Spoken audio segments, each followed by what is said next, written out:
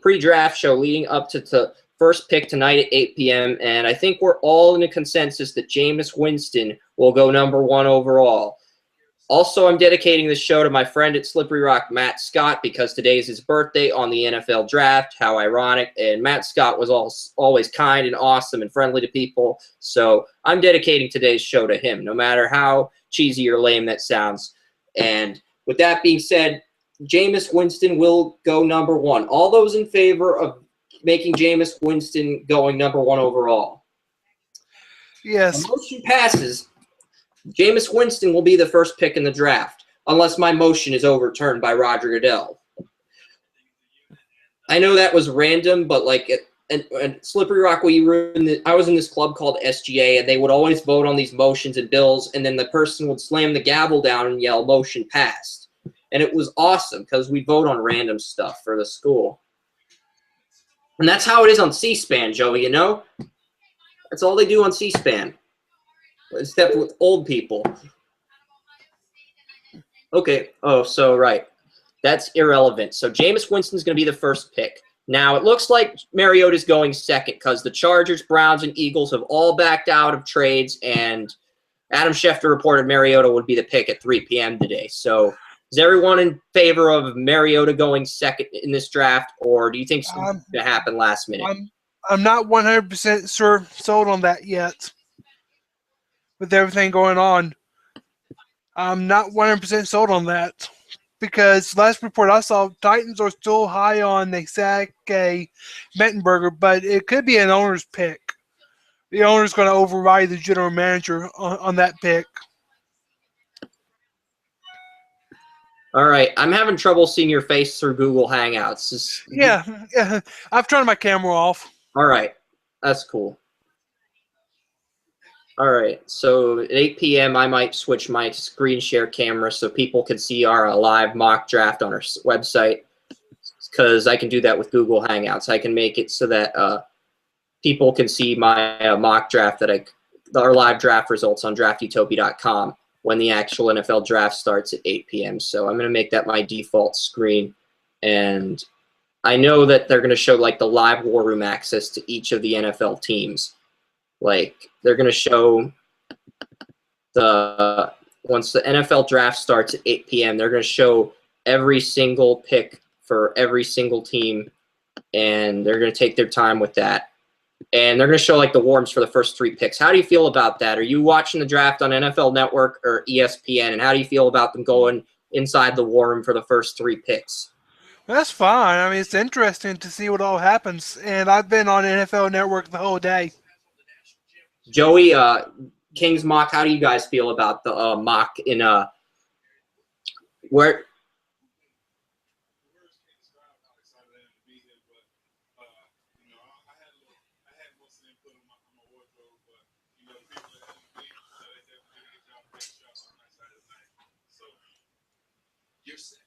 Have you talked to James at all today?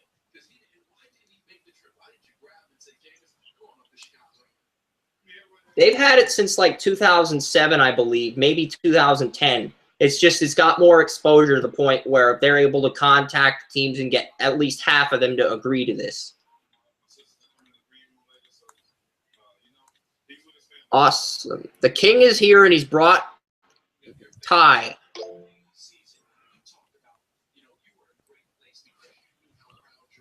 Ty is the king. So you're the prince, and he's the king, and King Tyler has arrived. Awesome. Tyler, how do you feel about the first 3 picks in this year's draft with the Titans, Buccaneers, and Colts?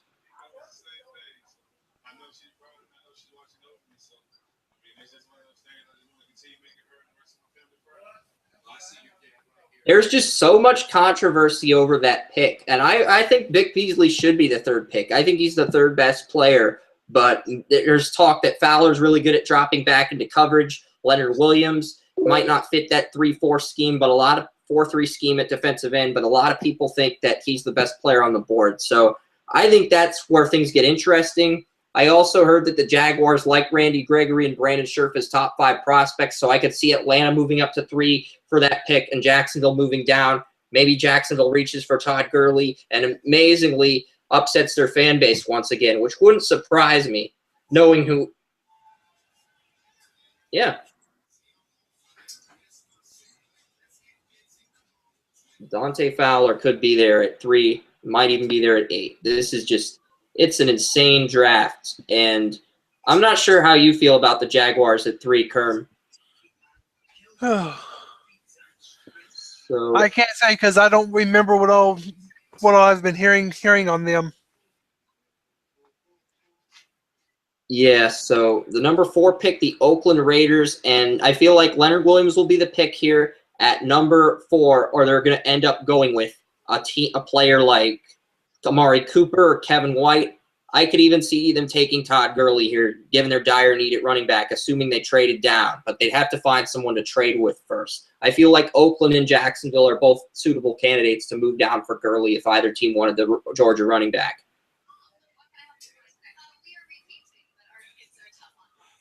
Here's a new report that just came out. Eagles might be trying to get to number 1 in the draft. Okay, that's not happening. The Buccaneers are going to get Winston. I don't think the Eagles are going to get to Mariota unless they pony up. They have to. What do they have to pony up? They have to.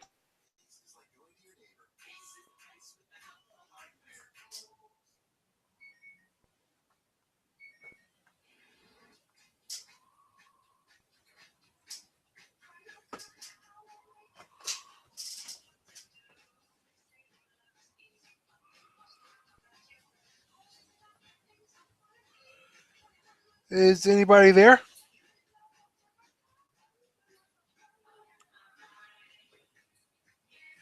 Pony up.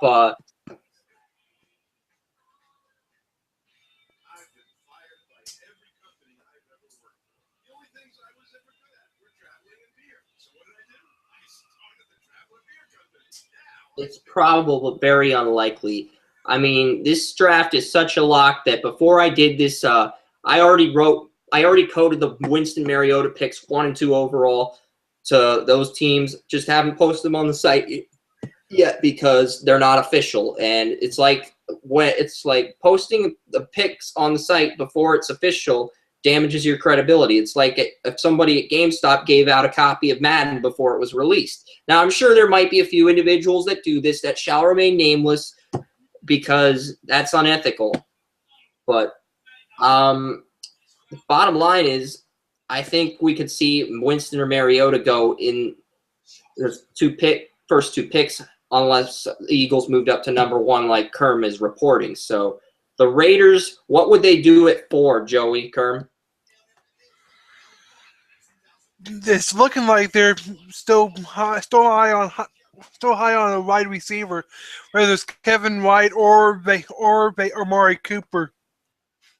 Yeah, I'm starting to think that wide receiver. I mocked Leonard Williams here at 4, but I'm starting to think they will go with Kevin White because they haven't spoken to Amari Cooper, and they've spoken to Brashad Perriman twice. So I think they'd either go Cooper, Kevin White, or they'd try to trade down for Brashad Perriman, maybe Gurley, see what's on the board. So I'm thinking they'll either go Kevin White, they'll trade down, or they'll take Leonard Williams. It's really going to depend on what's there at 4. I could see them going any of those routes. You guys?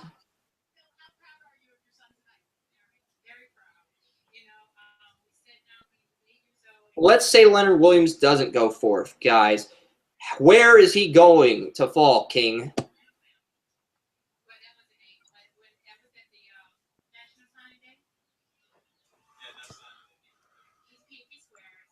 Ryan, how do you feel about that?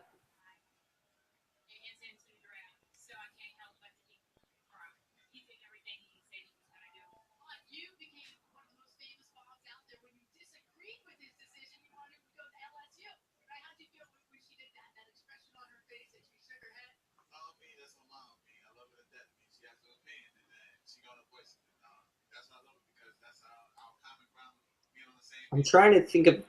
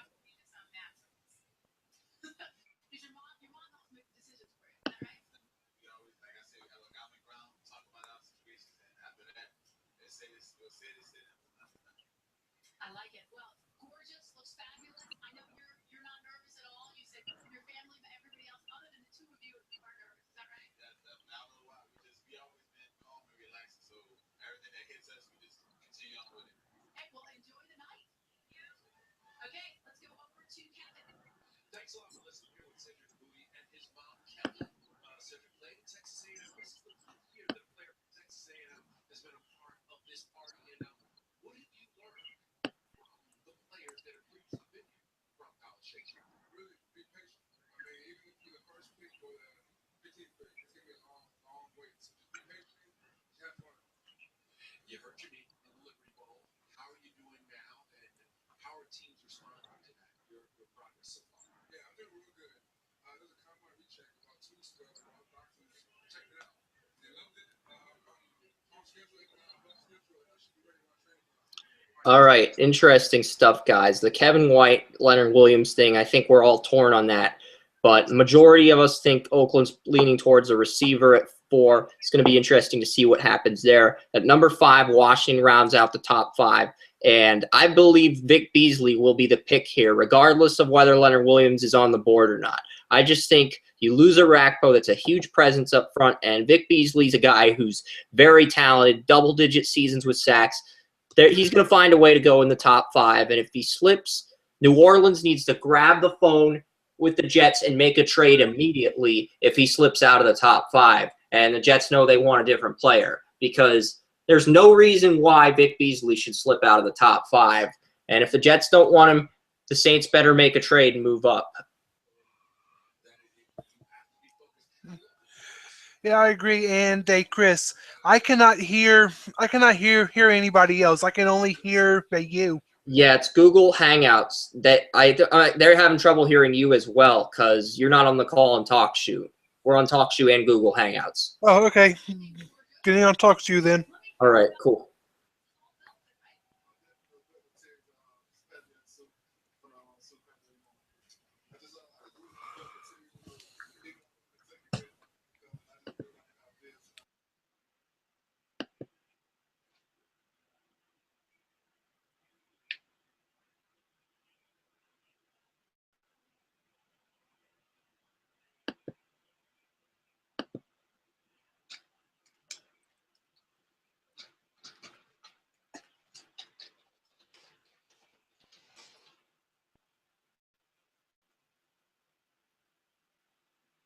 How do you guys, King, Prince, Ryan, Draft King's mock draft? How do you brothers feel about Vic Beasley, where he's going to go? You told me he was going to go at 3, King. Where do you feel about Beasley at 5, and what does Washington do here? I think you said Leonard Williams.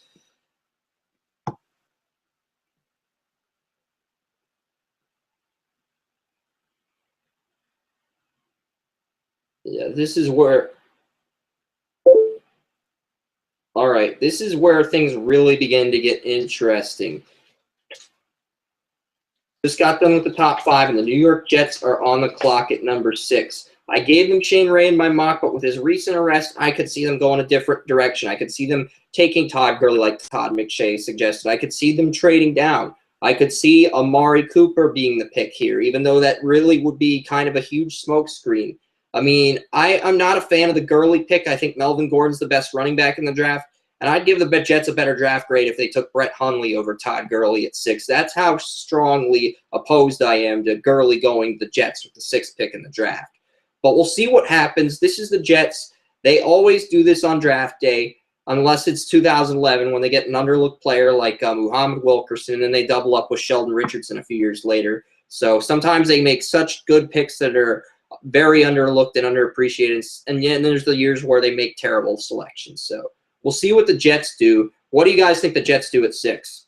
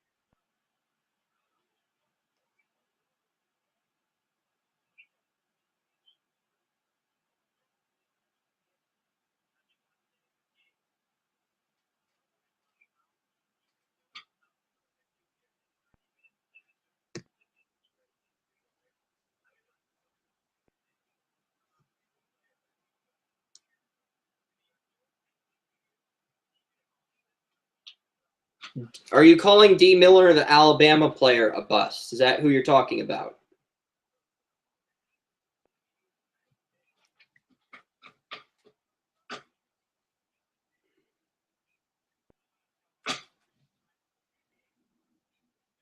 I really feel like durability issues have been the biggest thing holding him back. And because the Jets want Revis so badly, they're able to pony up money for Cromartie and burn cap space on cornerbacks. I think it's a matter of him being in the wrong situation at the wrong time early in his career. He could end up going to a different team like Pac-Man Jones and turning the corner and having a solid career at a different point in the future. And I think that's what's going to end up happening with Milliner.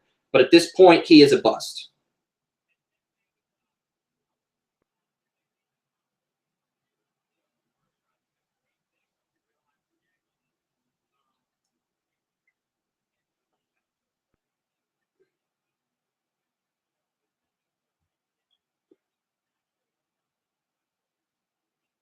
Yeah, that's funny. Kyle Wilson was the projected number 2 consensus corner in that draft behind Kareem Jackson. And people were surprised that he fell as low as he did. Some of the other I think there was another corner, too, that went ahead of him. And then the Jets were surprised they got him at that pick. And they thought they got a steal, and it didn't turn out that way. So things aren't always as they appear. Joey, how do you feel about the Jets at 6? I feel like they need a pass rusher, regardless of whether it's Fowler or whoever's there. Even if it's Alvin Dupree, you get a pass rusher at 6 or you trade the pick.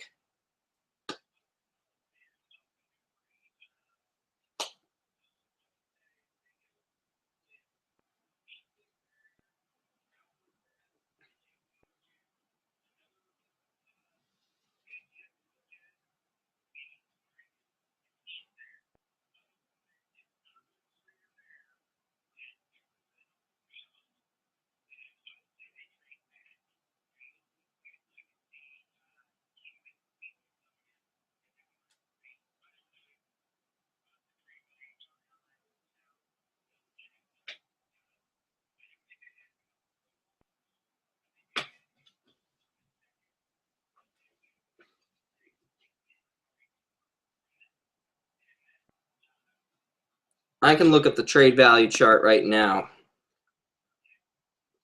because I believe that pick is worth 1,500 points or something, because I know this Falcons 1,600, maybe because yeah, I'll do the trade value chart. I'll look that up. You keep talking about this pick and lead us with the Bears pick at 7, Joey.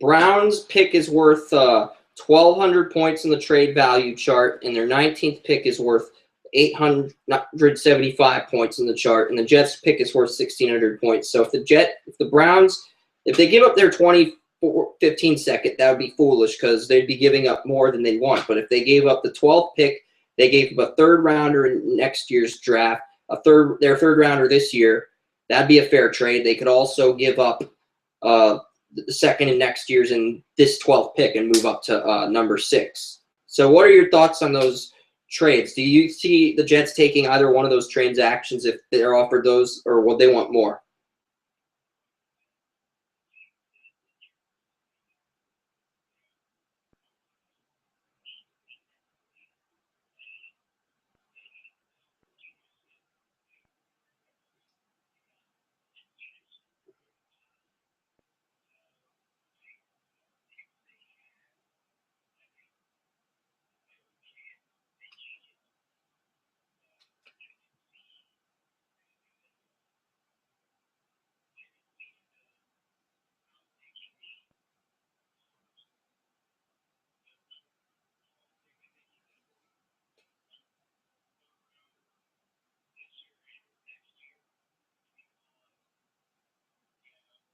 Yeah, because if you look at the 2016 first-round picks, the Super Bowl runner-up is 600 points in the trade value chart, and the Super Bowl winner is 590 points. So every year heading into the draft, I assume that I give every team 600 points in the trade value chart at that time, but those points can move up or down depending on how bad you do in the season or depending on your record. So everybody for the 2016 NFL draft, their 2016 picks are worth 600 points in the trade value chart because the 31st team in the draft, their pick is worth 600 points on the trade value chart. So everybody's picks for next year are worth 600 points at this time, but they could go up or down.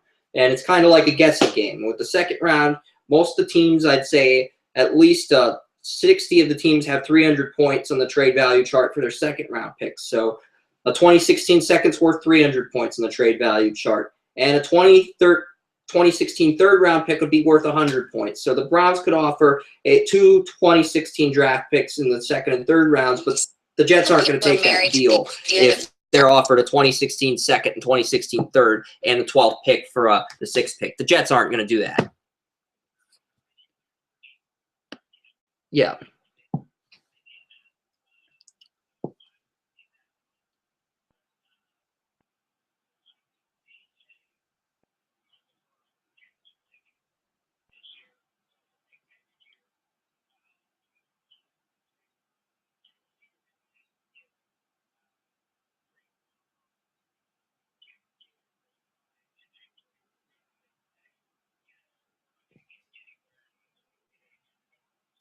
The Browns pick at 43 in the second round, Joey, or is it 44?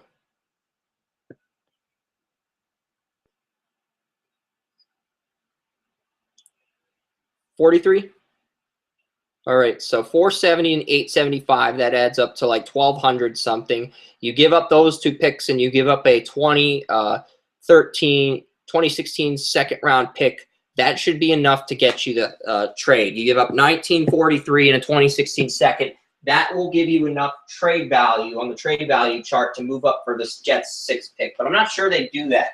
2 seconds, one this year, one next year, and the 19th pick for the 6th pick. Would you make that trade?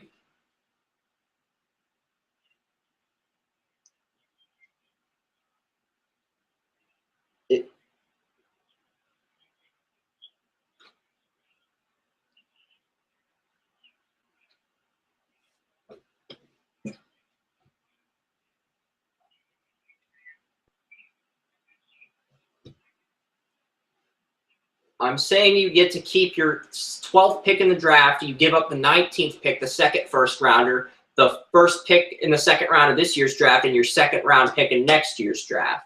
Those are the picks you give up, and you keep the 12th pick. So should the Jets take that deal if they're offered that trade?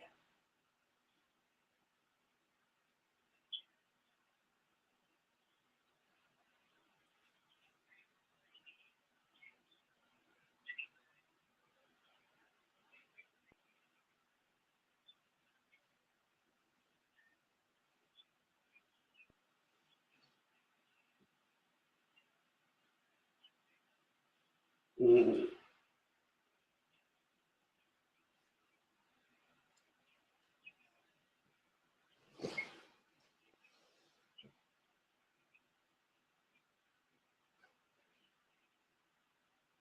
And that's the problem because the Browns pick at 12, they pick at 19, and they have to throw in the 12 in the second in this year and the second in next year to guarantee that pick.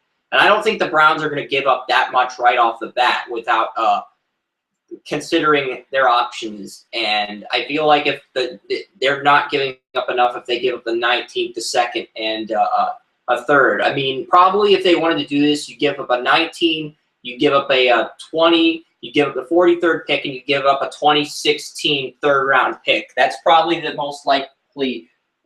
You'd have to give up the 12th pick, you'd have to give up the 43rd, or you'd have to give up, you'd have to give up a 2016 second and then a third rounder in this year's draft. So you give up the 12th pick, you give up the third round pick in this year's draft, and you give up a 2016 second. That's the best offer the Jets can get from Cleveland, realistically. So I don't think they'd take that either. So if the Jets will keep this pick, we can go on and on about this, but either trade the pick or get Fowler or Vic Beasley. I think that's where the consensus stands. Let's go to Chicago, and the Bears pick 7th.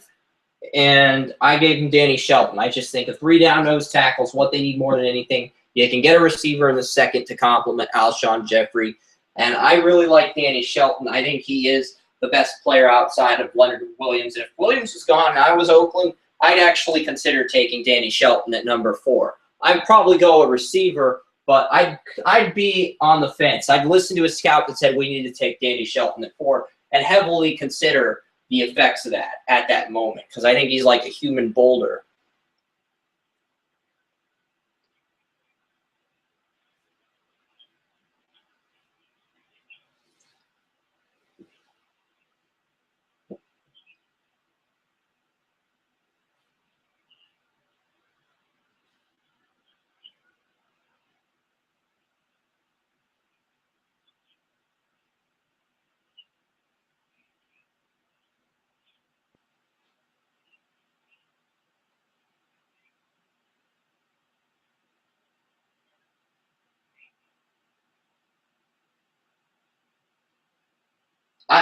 Jason Bantle, who made a mock draft yesterday on our site, said that the Browns take Shelton at 12, and his assessment was, well, Danny Shelton is the 3-down nose tackle Phil Taylor was supposed to be coming out of Baylor, but injuries have really limited what Taylor could do.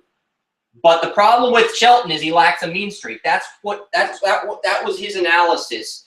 But if you put Shelton and Taylor together and have them complement each other, they can both play like Pro Bowl caliber nose tackles, but they have to complement each other. How do you feel about that assessment?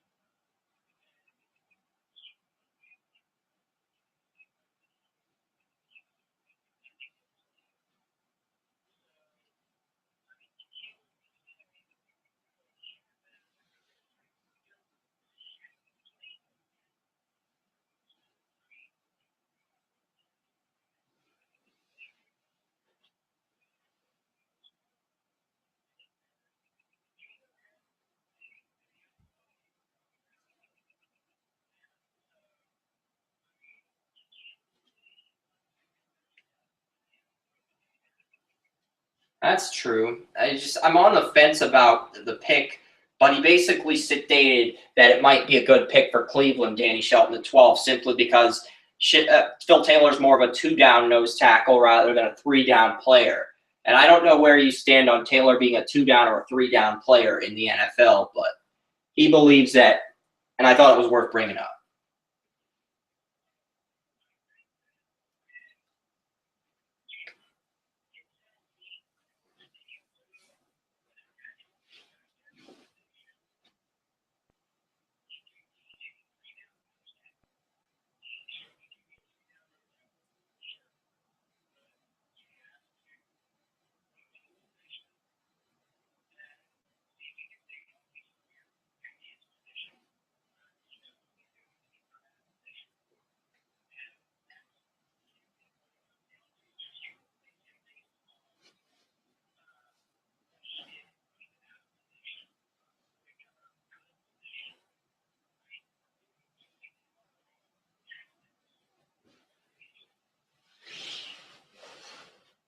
Absolutely. What King Ryan, how do you guys feel about the Chicago Bears at 7? I'm guessing you're going to lean towards a receiver.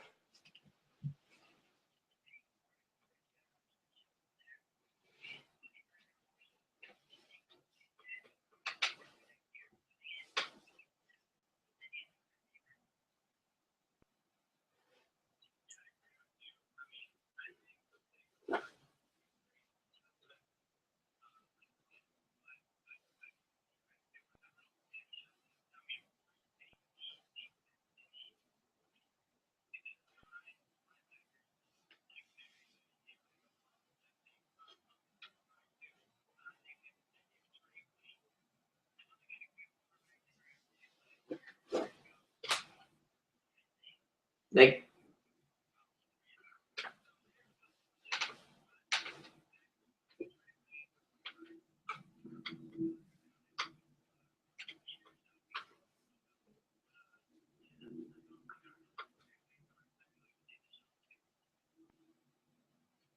absolutely.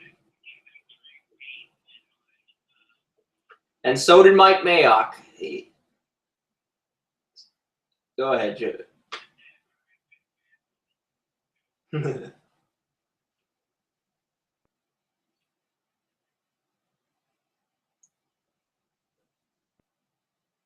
You can continue, Joey. You can continue, Joey. Oh, so the Trail Waynes to Chicago thing could happen. I don't think it will happen. I think they'll either go Shelton or Cooper there because the Chicago Bears are definitely an interesting team because I looked up their contracts for 2016 and I found out that Alshon Jeffrey and Matt Forte both have expiring deals next year in 2016. So they spoke with Todd Gurley at his pro day. So if they took Todd Gurley at 7, I'm going to LOL so hard that I'm literally going to be speechless. Might have to post one of those Leonardo DiCaprio Great Gatsby memes, applauding and devaluing such a horrible selection. But in all seriousness, I think Cooper or Shelton would be the right pick at that spot because if Jeffrey's in a contract year and he wants to go elsewhere, you're going to have to worry about that next year. So that's another reason to take Cooper. And with cornerback, Tim Jennings is there, but he's undersized. Kyle Fuller's a nickel corner because he has the versatility to play free safety. And really, they need a true number 1 corner. And while Jennings has been that number 1 guy for years, he's undersized, and he's going to get overmatched against guys like Jordy Nelson and Calvin Johnson and whoever the Vikings get, whether it's a Mike Wallace or a Greg Jennings, even if he plays effective against Detroit, against Green Bay and Minnesota. I think Detroit, the fact that Calvin's got all that size definitely works against Tim Jennings, and I'd take Trail Waynes as a number 1 corner. You move Jennings to the boundary, and you put Kyle Fuller back in the nickel position where he thrived at during his rookie season. Thoughts on that, guys?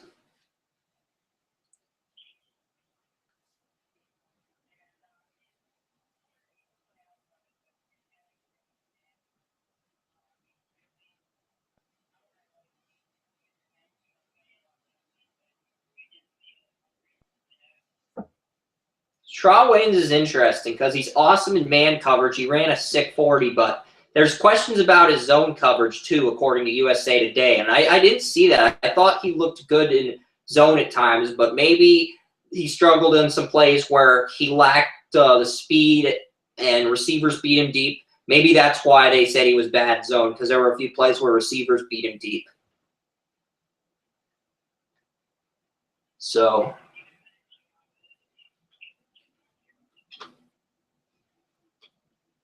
yep. So we'll see what happens.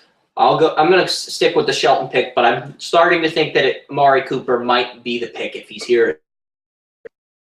Number 8, the Atlanta Falcons. I'm going Alvin Dupree. I think he's the best player on the board, and I have him here at 8. So if he's available at 8, it's going to be Alvin Dupree. Otherwise, it'll be Todd Gurley, a trade, or something out of a J.J. Abrams novel. J.J. Abrams will come up with a plot twist to surprise us when Atlanta's on the clock.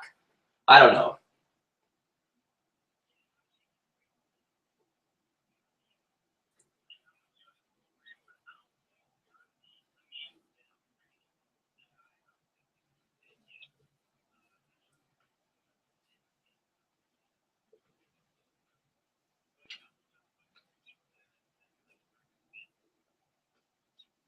The only reason I think that do it is if Shane Ray and Randy Gregory are there and Atlanta didn't want one of those guys because of character issues, they might consider a Gurley or they might consider trading down. So Atlanta's one of those teams like Jacksonville, like Oakland, that has a history of trading on draft day. And I'm examining that very closely. I think if Dupree's there, he's the consensus pick.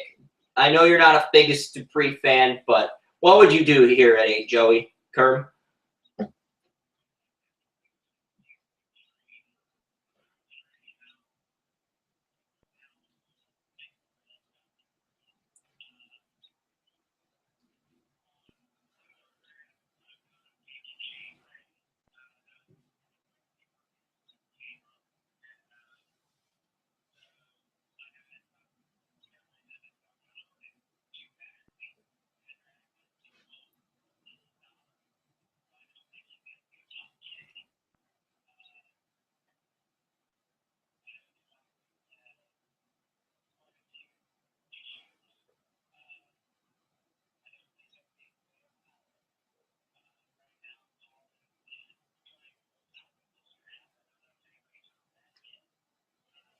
Supplemental draft. I read it on Twitter this morning. Brandon Scherf could be an option because Justin Blaylock's no longer the left guard in the Falcons, and they could use a right tackle. And I think if they're going to take an offensive lineman, it's going to be a guy with versatility who can play guard and offensive tackle. I see Scherf as a guy that can play offensive tackle and guard. I think Lael Collins is more of a guard-only type player. And with these questions about the police at the last minute, him wanting to go to the supplemental draft, those are major red flags.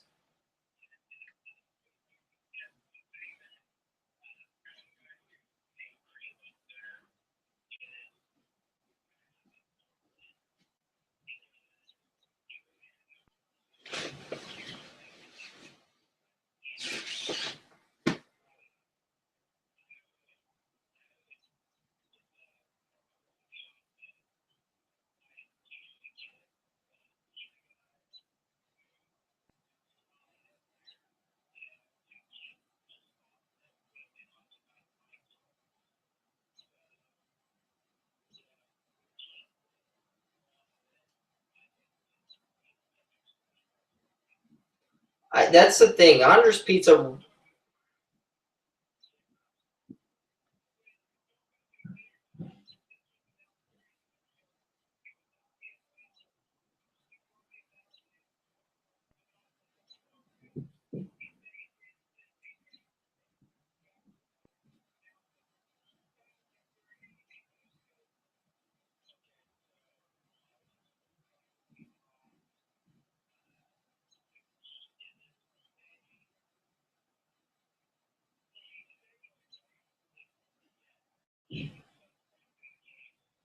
He's going to end up dropping to Denver or New Orleans in the back half of the first round, and they're going to get a steal. That's what's going to happen.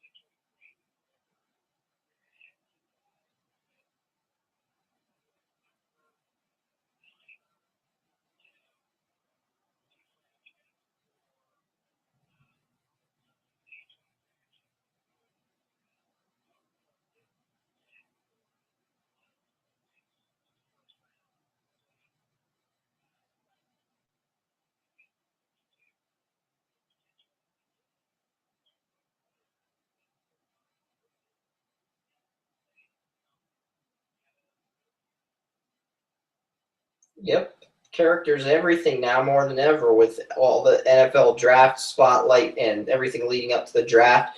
And I think it's going to be interesting. And you mentioned Andres Pete. This is a guy that when the Giants made their draft, the Giants had like a little draft board for a Amari Toomer to break down, and they gave like 3 offensive tackles. They gave him 3 offensive tackles to choose between Lael Collins, their first choice, Andres Pete, their second choice, and Cedric Ogbuhe of Texas A&M, their third choice.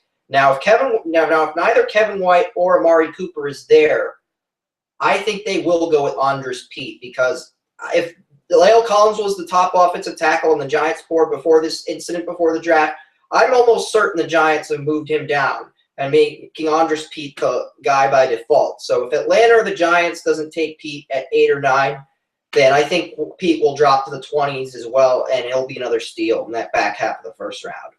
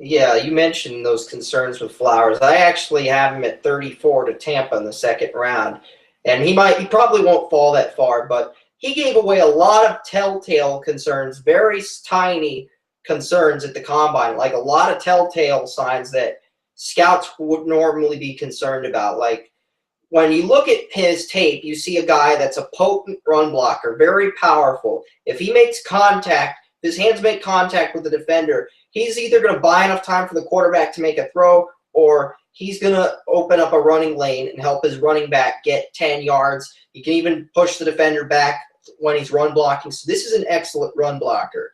His pass blocking footwork looked lackluster at the combine. He was tripping. His hand movement was questionable. I think he's a very suspect pass blocker, and I always tend to lean toward pass blockers over run blockers. So that's why I could see this guy falling. But at the same time, if you're looking for just a gritty run blocker that's going to bolster your offensive line and do more for the running game, this is a guy you take at 9 or 8.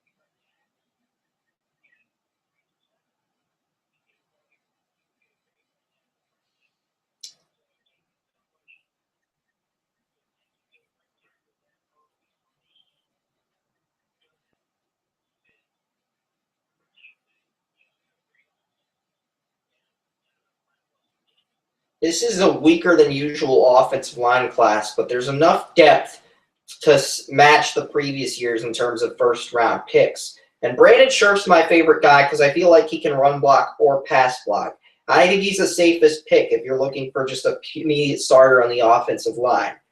But at the same time, I could see a guy like Eric Flowers going ahead of him, or Pete. It really depends if you want a pass blocker or a run blocker at 9. And I think on TJ Clemmings is a great pass blocking right tackle. He showed the versatility to move over to left tackle at the Senior Bowl, and I like that.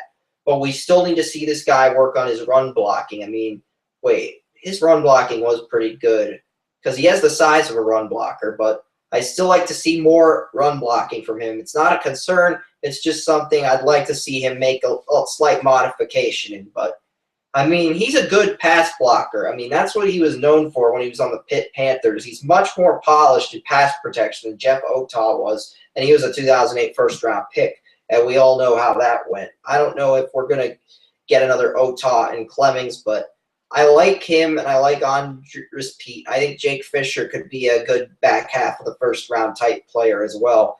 And those are the pass blockers I'm sold on. And I think every other offensive tackle, DJ Humphries was a guy that rose up the boards the last minute too. So those 5 players are the first-round offensive tackles. And I'd say everyone else, Flowers and everybody else projected to go in that first round. I think they're a second-round talent, but I don't know. Cedric Ogbue's talented, but there's the injury concerns. We could go on and on about the offensive tackles and debate forever, but Kerm, you be the voice of reason here before we move on to the 10th pick. The Giants are on the clock. Do they go with Erect Flowers or do they take somebody else here?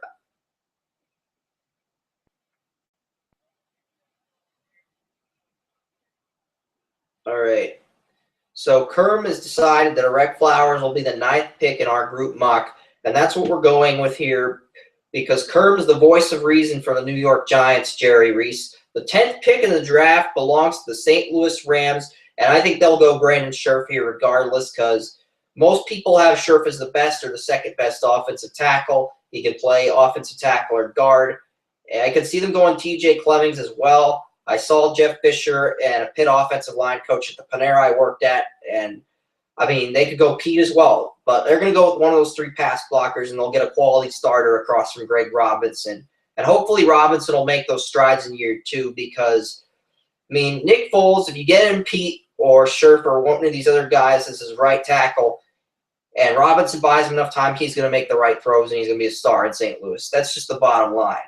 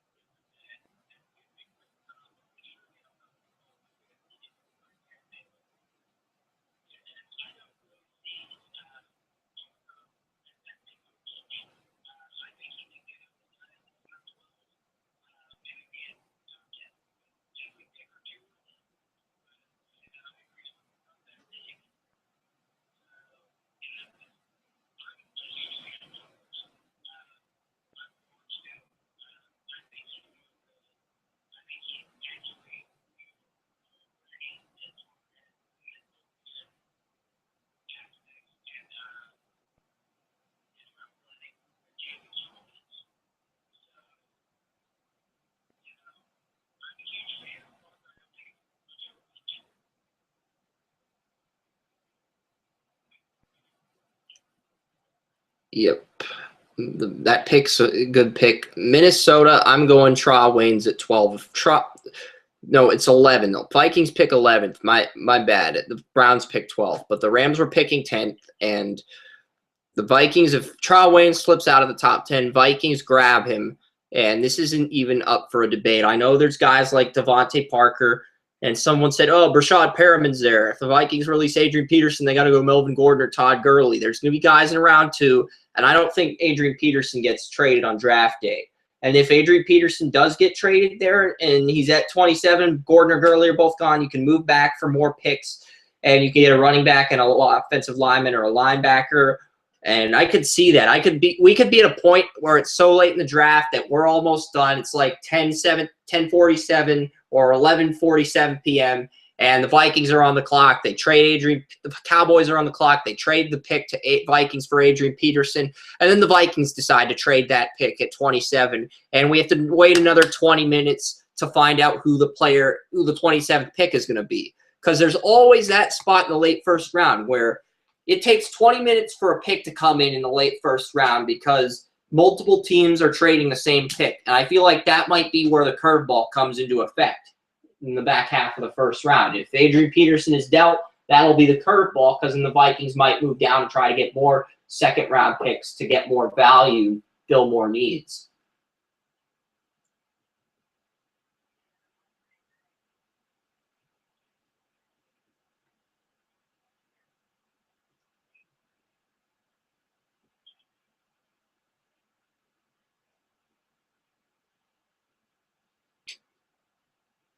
That could happen. If Byron Jones or Kevin Johnson is there at 26 or 27 or in a certain spot and a team wants to move down, then I could definitely see a transaction happening. Cowboys have a trade history. I'm looking at some of the other teams with history of trading their picks. I know the Ravens moved down, or I know in 2010, I don't think the Ravens had a first-round pick. I don't think the Ravens would move down, though, at that spot. The Patriots could move down. We saw the Vikings trade up to 32 when the Seahawks won the Super Bowl. So there are teams that would be open to dealing this pick for the right price. And I'm guessing that the Patriots or the Cowboys or somebody in this back half of the first round would probably be open to making this deal. Who do you think in the back half's most likely to trade?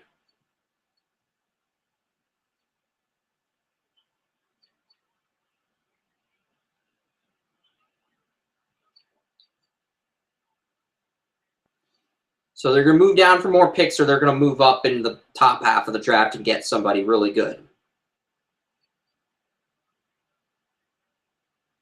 Yes, so I think they're more likely to move down because there's no guarantee the guy they want is going to be there. And if they moved up, they'd have to move up for a defensive tackle, whether it be a Malcolm Brown or an Eddie Goldman. That guy might be there at 27. And if he's not, Dallas will just play chicken. They'll go through a waiting game. They might try to move up if they get a good offer, but I feel like they're just going to kick back and just wait for the top 20 to unfold. And if all the guys they want are gone by that top 20, they're going to move down. And if there's a guy or two they want and there's there, like a Goldman or a Brown, and they're there at 20, or maybe Melvin Gordon slips out of the top 20, they make a trade. So I definitely think that they're just going to wait to see how the top 20 plays out, and then they're going to start calling teams as soon as we know who's going to be the 21st pick. As soon as we know who the top 20 picks are, they're going to call the Bengals, and they're going to start calling some other teams, figuring out where they can move up. Because I don't think they're going to move into the top 20 from 27 to wherever. When you consider corner and defensive tackle are their only needs, and they can get those players in outside the top 20.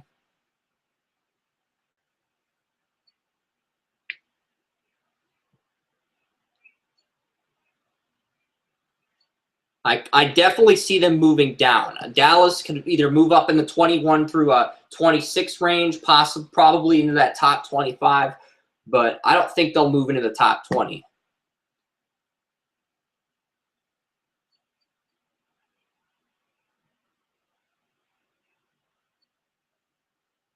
Pittsburgh never trades their picks, though, and I think they'd be more likely to get this deal done with Cincinnati. They'd either try to get something done with the Bengals or then they'd end up screwing themselves over and trading down. Maybe Detroit.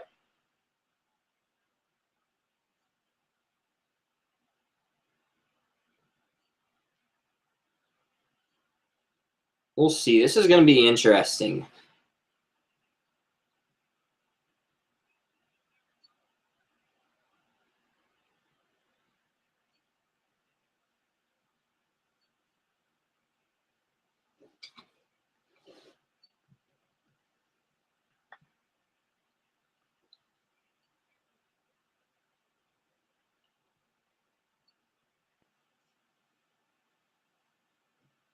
Yeah, I'm going to look up the trade value chart. Dallas picks 27th, meaning their picks were 680 points in the trade value chart.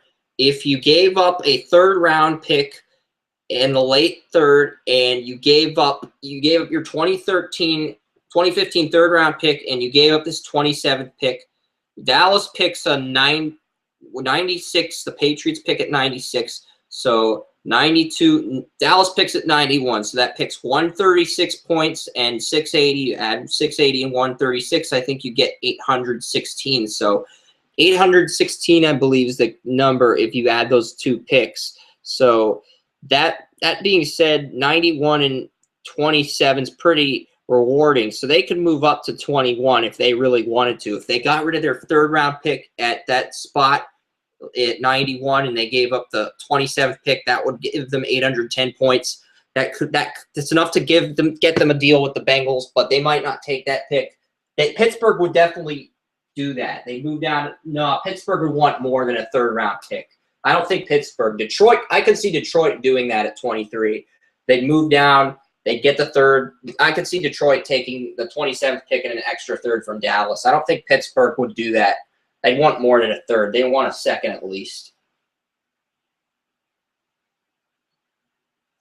So the trade with Detroit at 23, I think Dallas and Detroit could trade at 23 if Dallas really wanted to move up. But it's going to get to that point in the top 20 where teams are going to have to give up more than they want to if they really want a certain player, especially in the back half of the first round.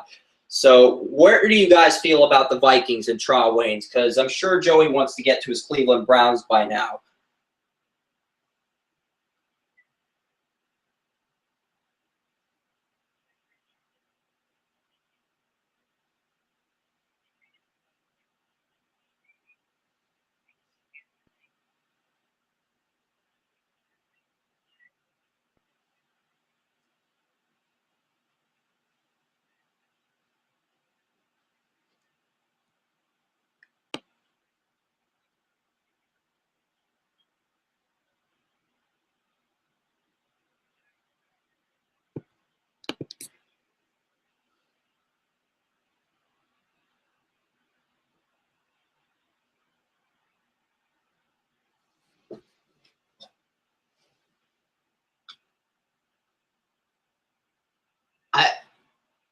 I feel like the Vikings might pull a Cleveland Browns 2009 NFL draft routine here. You move down from 11 to 13, you take one of the Saints' 2 third-round picks, and you keep using those picks as leverage to move down. And then at a certain point, when you know you want Trae Waynes, you move into that exact spot and get the pick.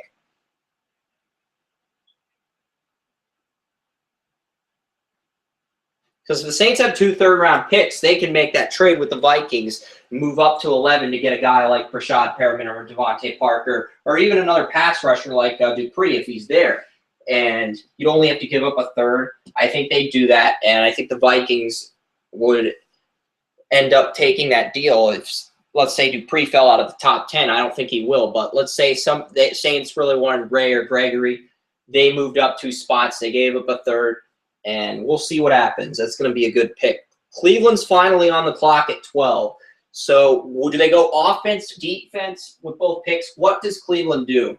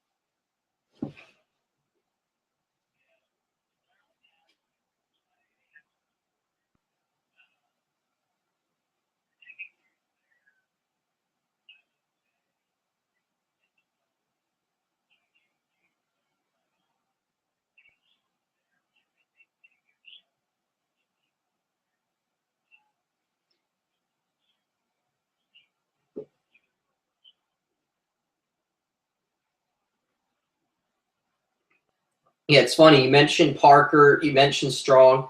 I just get this strange feeling that if Rashad Perriman or Jalen Strong makes it to 16 or 17, we're going to see the Ravens give up a second in next year's draft and the 26th pick, or maybe 2016 first and their second this year. Or they're going to make some kind of trade where they keep their 2016 second and or their 2015 second, and they move the pick up so that they get a guy like Rashad Perriman or Jalen Strong, and then they get to pick again at 26, depending on what they can do. I just feel like the Ravens are going to move up for one of those receivers if they slip in the back half of the first round, and they're going to try to figure out a way to keep their 26th pick or their 2016 first-round pick and rickroll the other team trading with them, because that's what Ozzie Newsome does every year.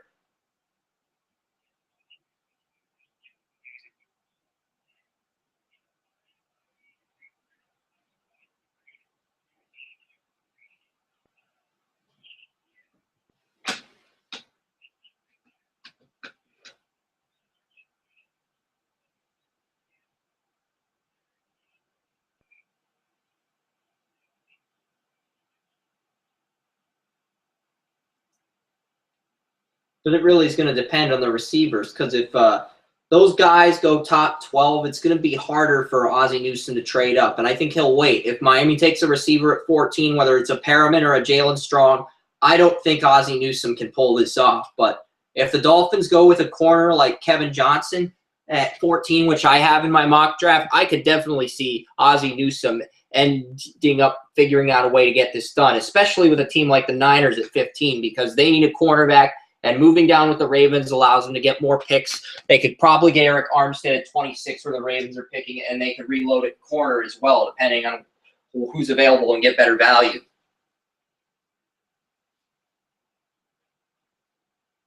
I definitely think the Niners might end up trading the 15th pick, but we'll see what's going to happen. How do you guys feel about the final 4 picks in the top half of the draft, each team? Because it's 7:26, and we want to talk about the back half, of course. Kings of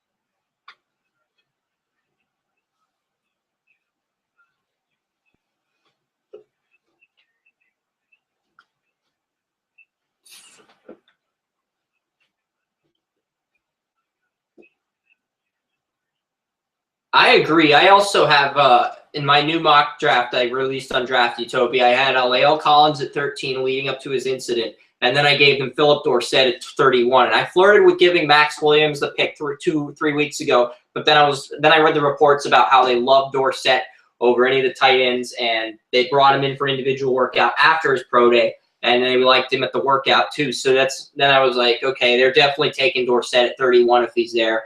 I don't think the Saints would move up for a receiver because they're that smitten with Dorsett, but I think they would definitely the Ravens. I could see the Ravens pulling up a trade, but at the same time, this draft is so loaded at receiver. Ozzie Newsome might just play it cool, and he might play it cool to the point where if Jalen Strong or Perriman slips out of the top 20, then he trades up or trades up with the Eagles at 20. If one of them slips to 20, he pulls off a trade there. Otherwise, he's just going to play it cool.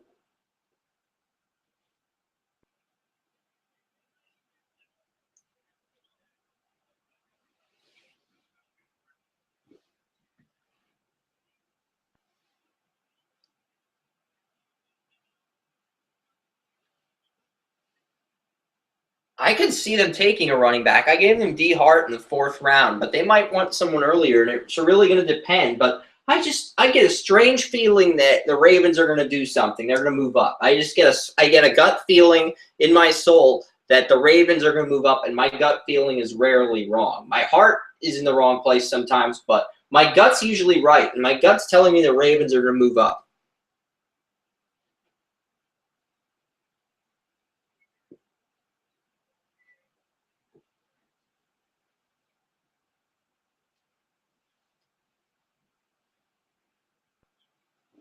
Yeah, like you can't really predict where a team is going to move up because there's no logic or science behind it until the transactions are reported. And a lot of people want to speculate about stuff, and that's great and all, but the bottom line is the Ravens, I think they're going to be one of those teams that moves up. And one of my other writers had Philip Dorsett going 20th to the Eagles overall. And I thought that was funny because it's like, that would be such a Chip Kelly move. Only because he's trying to lure Sebastian the Hurricane to Oregon. So let's take Philip Dorsett, use him as a negotiation tool, lure Sebastian the Hurricane to Oregon by drafting Dorsett and torturing him in Philadelphia. If he becomes a Pro Bowler, we'll trade him to the Chicago Bears because that's what the Eagles do under Chip Kelly. No, that's not funny, but yeah, that's how I feel about him getting rid of all those good players. Why don't you save face here, Kings? That was an epic fail on my end.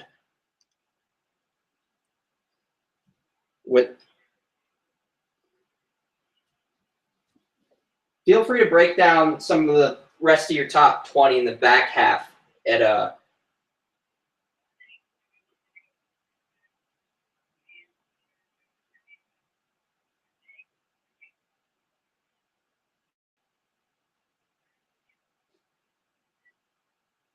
Collins has more versatility, and Belichick loves that. But there's something about his coverage that was shaky. I remember watching his tape heading into 2014, and he missed a lot of tackles. They lined him up at nickel corner, field, boundary, strong safety, free safety. In terms of versatility, he's a must-have guy. But in terms of coverage and executing tackles consistently, he's pedestrian. But I think New England will look past that because of the versatility. If he's there at 32, they might. I think they'll go Byron Jones. That's who I have him taking in my mock. But if he's gone and Collins is there, I think Collins probably will be the pick.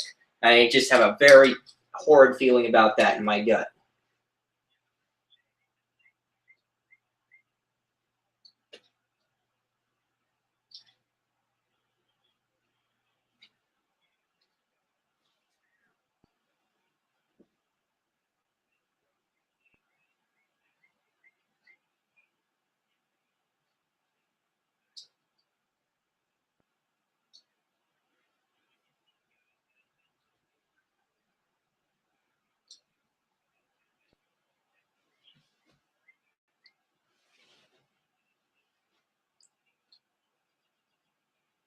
The Steelers usually dismiss guys with character issues, but they brought in guys like Traw Waynes, Shane Ray, Randy Gregory, Alvin Dupree, those guys in for individual workouts. One of them is going to fall to the Steelers, and Tomlin's going to end up getting the best of them because that's what the Steelers do each year. They make 20 GMs look stupid, but they don't make 25 GMs look foolish like Ozzie Newsome. But yeah, the Steelers will end up getting one of those guys with character issues, and he'll become a superstar in Pittsburgh.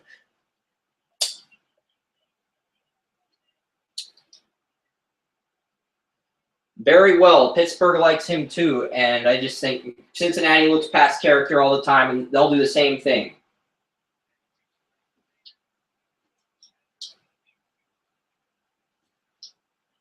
Yeah, I wouldn't be surprised. I know the Buccaneers are trying to move the 34th pick to move back into the first, and I could definitely see a trade with them in Dallas at 27. I'm going to go out on a limb and predict that actually happens. If the Dallas Cowboys ship the 27th pick to Tampa Bay for the 34th pick, I'm calling that right now on this podcast. Herm, how would you feel about that?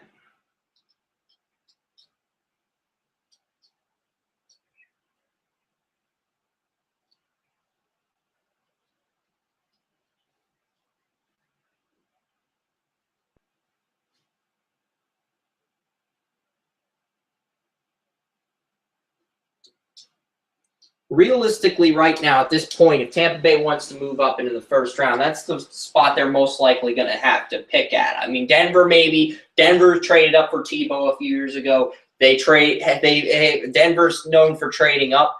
I think they'll wait it out and play it cool, and maybe they'll trade down and end up regretting it. But Tampa Bay, if they want to move into that back half of the first round, they have to make a deal with a team like Arizona or a team like Dallas at 24 or 30 27, because I don't think the Patriots or the Saints are going to move down at that point. So all the teams that are smart are picking in that back half. And the only team with a track record of trading the back half of the first round is the Dallas Cowboys. So if the Bucs want a first rounder, that's great, but they have to make a deal with Dallas.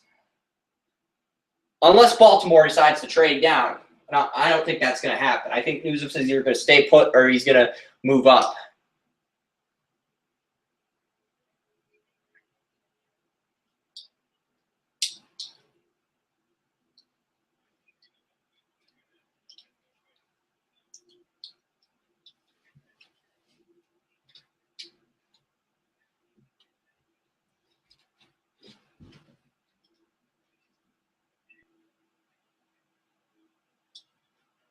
Green Bay gave Quentin Rollins out of Miami, Ohio, a first-round grade, and they could probably get him at 34. So if he's there, they're definitely. I think they might actually be a candidate to consider moving him down, even though Ted Thompson usually takes players early. I could actually see them because Rollins will be there at 34 in a second, and they could get something else.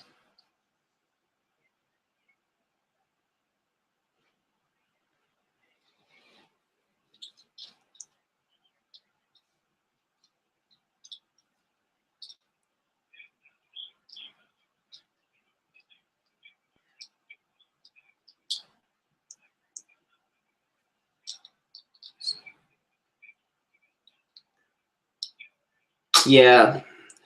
And this is the thing with Tampa Bay. After the third round, they really don't have any picks that are at the top of the draft. They still have some picks from the Rams and Lions in the supplemental back end, but those picks aren't going to be enough along with that second-round pick alone to move them up into the Packers. And the Packers will say, well, if you give us your third-rounder at the top and you give us the second, we'll give you the pick at 30. And Tampa Bay is stupid enough to make that trade. And Ted Thompson will look like a genius if he moves down and gets those two picks.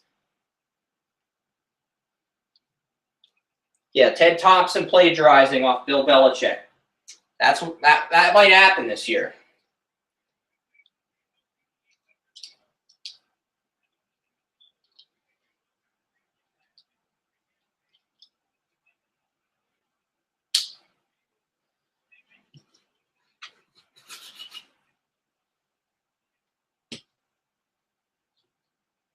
It's going to be interesting to see what happens in that back half. What team is dumb enough to give up a 2016 first-round pick on draft night tonight? I know there's always a team that gives up a future first-round pick on draft night. I'm just trying to think of who would be stupid enough to do that if they wanted to move up. I don't think Tampa Bay is that stupid. Oakland, no. But someone here is dumb enough to do this. Who would it be? For some reason, I feel like saying the 49ers, but they're not that desperate to move up for a good player. But I get this feeling that someone is stupid enough to give up a first-round pick, future first-round pick, to get a player they want.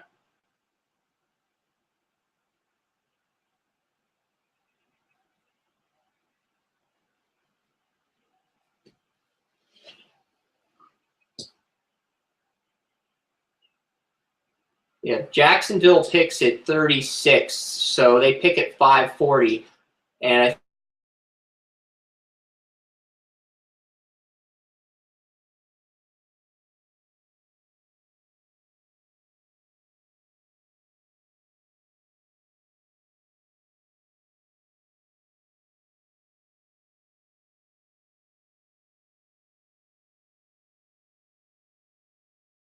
the Bears.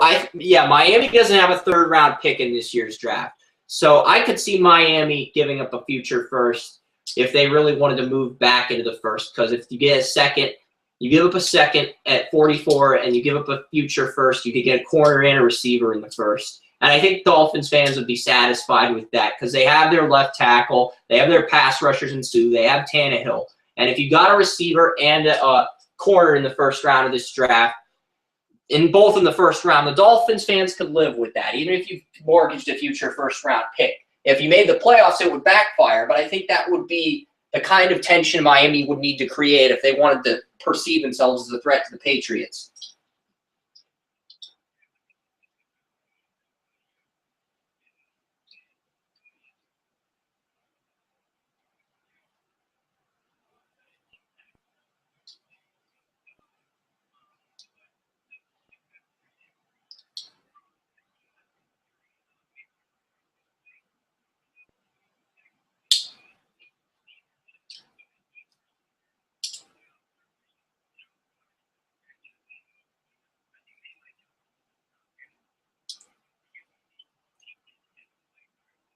especially if Kevin White and Amari Cooper are gone. Houston will panic, and they'll give up their first-round pick for Devontae Parker at 7, and the Bears will be like, Parker's not worth it at 7. Let's trade down, boys, and they'll make a deal. Yeah, like if the Browns and Jets trade at 6, the Houston Texans and the Bears will trade at 7. I just get this feeling the Texans and Bears will make a trade, and that's the perfect scenario. And 16 and 7 is not that far to move up for. Well, it's pretty far, but it's not impossible. The Raiders were able to move up from 19 to 3, so Houston can make it happen, and they can get an inside linebacker in the 2nd. They can get safety in the 3rd round because there's guys like Cody Pruitt that are good and stuff, but they provide much better value if you get them in the 3rd round instead of the 2nd. You could take them in the 2nd, but you get much better value if you took a guy like that in the 3rd round. You address those day 2 picks and you mortgage your future on a receiver like Devontae Parker. So it's a good pick. I'm looking through the back half.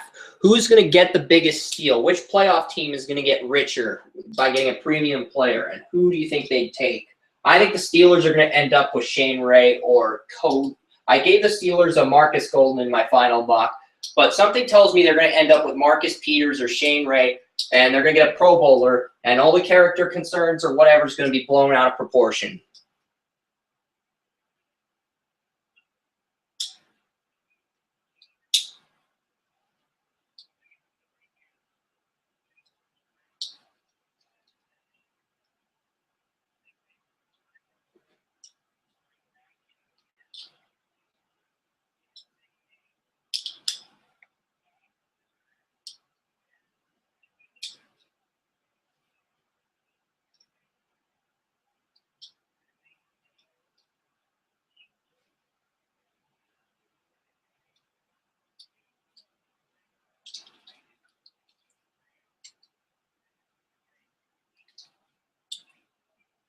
Absolutely, Joey. I agree 100%. And this is the thing. Jason did a mock draft. He gave the Saints Alvin Dupree at 13, Jalen Strong at 31, and Max Williams in their 2nd round. If they get all 3 of those players, they will win the division. And they might even make the Super Bowl right off the bat, just like that. Because if you get Strong and Max Williams with your last 2 first-round picks, I mean, that's the Saints team ready to make another Super Bowl run.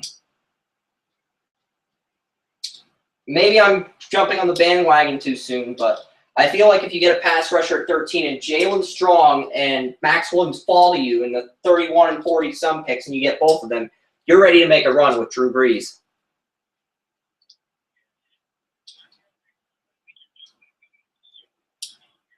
But you're definitely going to get to the NFC title game if you get two guys like Jalen Strong and Max Williams with those late 1st and 2nd round picks and you get a pass rusher. I don't know if they beat Seattle or Green Bay on the road, but I definitely think they win the division. They get at least 1 playoff win. And depending on where they finish in the regular season, if they get a first-round bye or home field, then they'll get to the NFC title game. But it really depends on where they finish because they're not a good road team.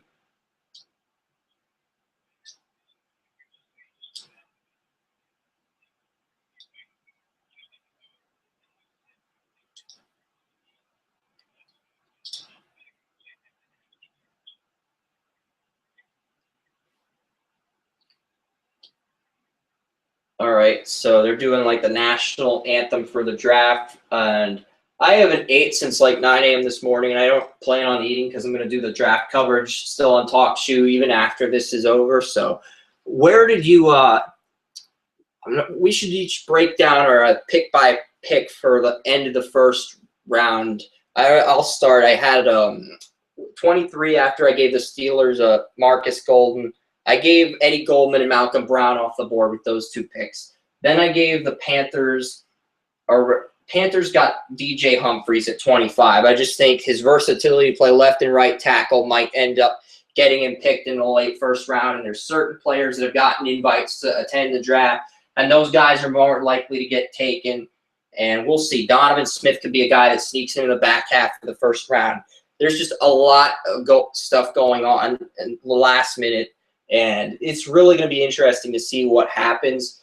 At 27, I gave the Cowboys Todd Gurley. That's not going to happen. I already know that's not going to happen. But he was number 2 in my running back rankings behind Melvin Gordon. and he was there at 27, so I just felt like giving Todd Gurley to the Cowboys at 27. But I guarantee you Todd Gurley will probably be gone before the 17th pick.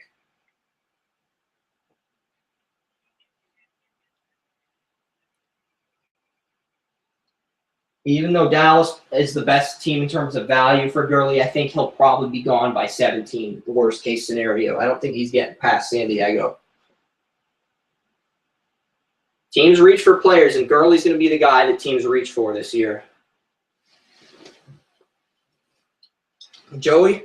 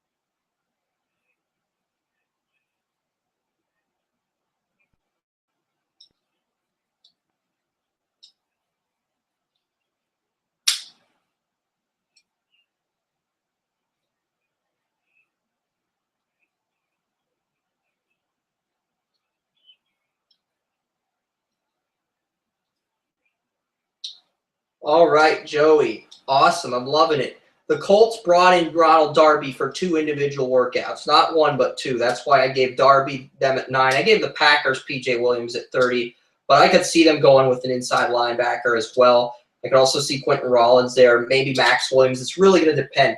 Ted Thompson's going to have a boatload of options, and I really hope they show us the Packers War Room on NFL Network tonight because I want to see how Ted Thompson improvises Kevin Costner when the Packers are on the clock. I'm going to be upset if I don't get to see that.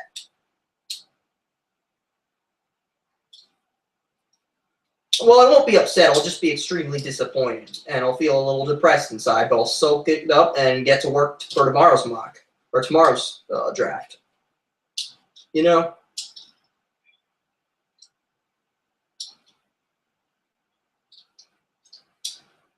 So how do you guys feel about the back half?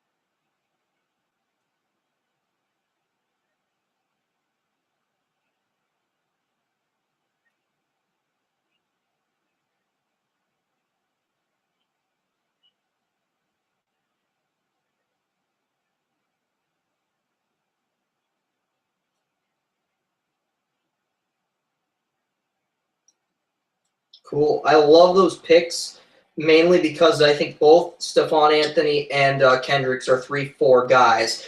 And I've just, when it comes to McKinney and Denzel Perriman, I've seen tape of them where they're 4-3 only. I haven't seen either player in a 34 scheme. I've seen Kendricks in the 34, and I've seen Anthony in the 43 and the 34, and I've heard he can play outside as well in the 43. So I've heard good things about Anthony, and the guy had 10 quarterback hurries as well. Even though he didn't generate that many sacks, the fact that he got 10 quarterback hurries makes him a disruptive threat to get to the quarterback, and he can stop the run. Is very imposing. So I think Stephon Anthony's pretty underrated. He's going to be a steal if he falls the second round.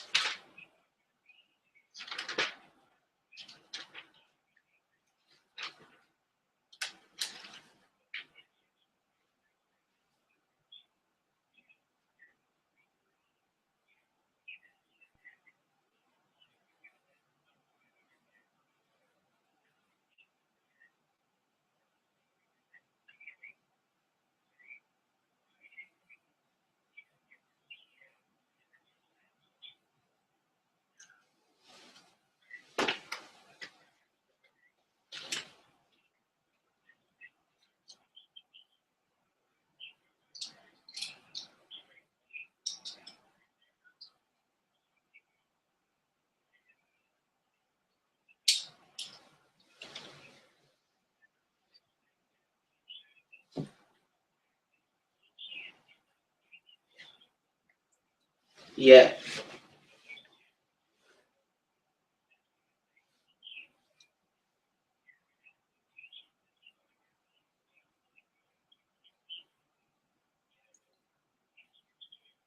You are going to have to be patient, and I might be panicking here, but he had 102 tackles his freshman year, and he was lined up as outside linebacker during that freshman campaign. Then they moved him to the inside. He had 70 tackles his sophomore year, in his first year as inside linebacker, and that number dropped to 56 this season. But he finally recorded his first career interception, and he had 8 tackles for a loss. And I'm reading this report. It says he's athletically gifted. He's functionally strong in short areas. Incredible wingspan. Reaches tacklers. He wraps up his target. But he's a better athlete than he's a football player. Lacks the quick reactions. Awareness needs improvement. His body language is good, but it's not great. Delayed reads off the snap in traffic. Doesn't keep his head on a swivel, and he's a gut linebacker that can be easily manipulated when a quarterback calls play action passes, and there's too many false steps and early movements with McKinney. And I can see why people will think that way. It's just the numbers and production aren't there. I watched his tape. I saw versatile linebacker, but I didn't see a guy that was generating tackles consistently. And when I saw his highlights, he was generating tackles, but he wasn't generating enough to the point where I know I can trust this guy as a tackling machine.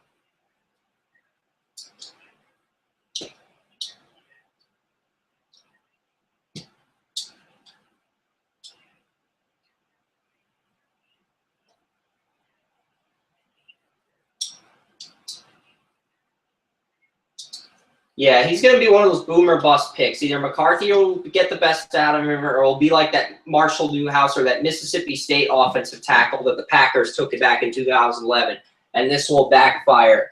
And I'm not sold on McKinney. I like Denzel Perriman, but the biggest issue with him is that he's undersized. McKinney is 6'5", 249, and that size is going to be – people are going to talk about that size. People are going to say, well, McKinney's bigger, and he has the ideal body that you look for in a linebacker in terms of size. If we can develop the rest of his game, then we might get a Pro Bowler. And that'll be the selling point if the Packers decide to go that route.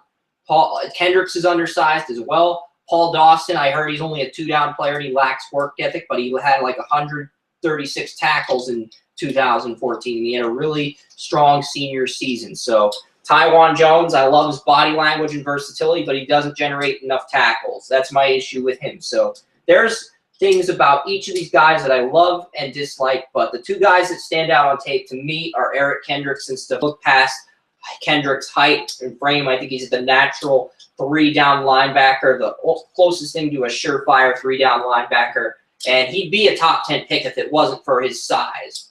I honestly believe that.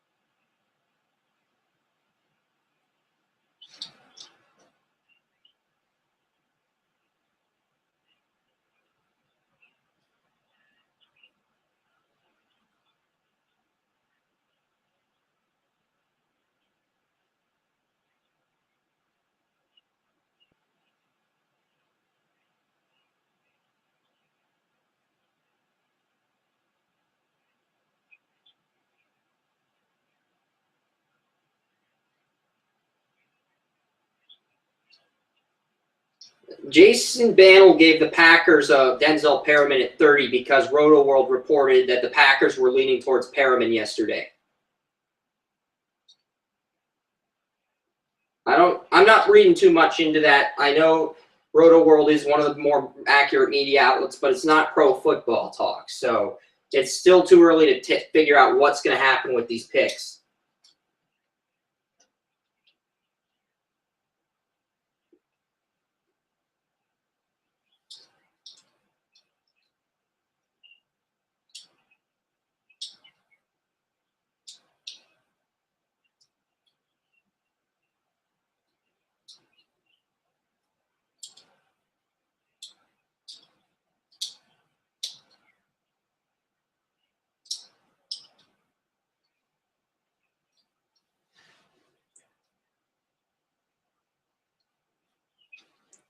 Exactly, Joey, and that's the thing. I have a one strike, zero tolerance policy with sources. If they report something, like some guy that worked for Pewter Report said the Buccaneers were going to release their left tackle, their right end, Michael Johnson, and they were going to release the Deshaun Goldson.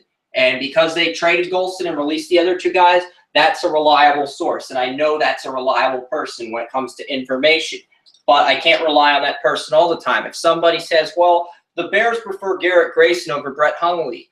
Well, if Grayson goes in the second, or if most teams don't feel that way, that's probably a troll. And if 16 different teams have sent us different draft boards, we're going to know who the trolls are and which people are reliable sources. And it's going to be like a lie detector test. Which people sending us their boards from certain NFL teams are just sending smoke screens? Which teams actually legitimately are sending legitimate reports about stuff? Because it's going to be like a lie detector test. And I'm going to weigh that heavily into account, because if certain teams don't feel those ways, then we'll know what teams are lying on the NFL draft lie detector test. And I'm definitely going to say those teams are planting smoke screens. It's not always that way, and nobody's ever right. Nobody gets all 32 picks right. And if you get like 12 out of 32 right in your group mock draft, you're probably going to win the whole thing. It's not a science.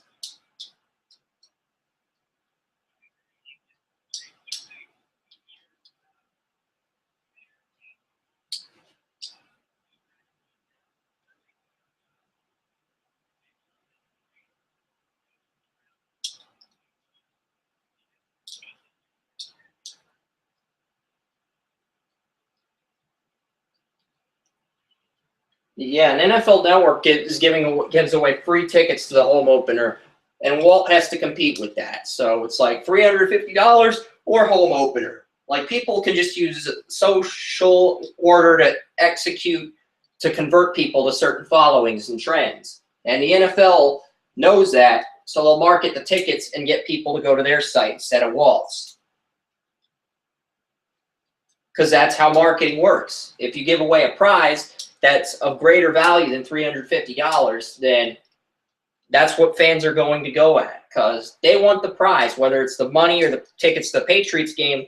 They're going to, against the Steelers at Gillette Stadium, they're going to weigh that into account when making their mock drafts. And I think some more people would actually want the pick than the latter. And guys, thank you so much for coming on. I'm going to remain on the line and break down the draft, but Kings, if you have any final thoughts on what you want to say, the draft is about to start. I saw the gold shield. Roger Goodell flipped the gold shield. The NFL Network crew flipped the gold shield. I know, it's just different. It's different than the usual red, white, and blue shield. And it's kind of awesome. So we'll see what happens.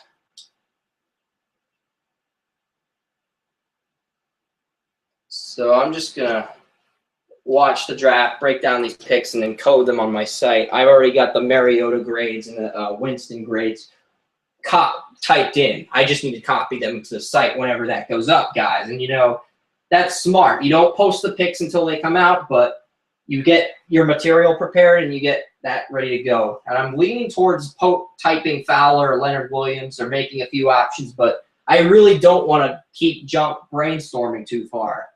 But at the same time, I don't want to fall behind either. And that's why it's not just the draft itself, is what draftniks are going to fall behind on their picks.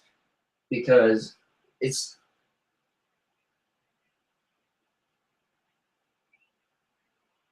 I've already got the draft order typed up. Copied it to a separate Word document. I just need to type the picks in and then give my write-up. I already did that part. So, yep. Thanks for the suggestion, though. So we're at the draft here. NFL Network's continuing to tease us. We know Chicago is draft town, but it's so quiet. The intro is so quiet. Leonard Williams' hair, Marcus Mariota, Jameis Winston, Kevin White, Todd Gurley's hands.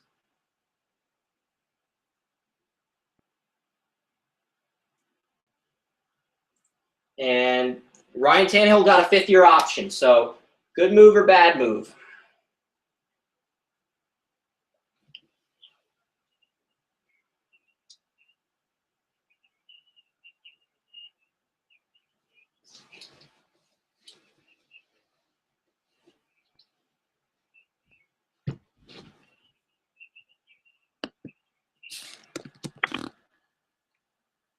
Yeah.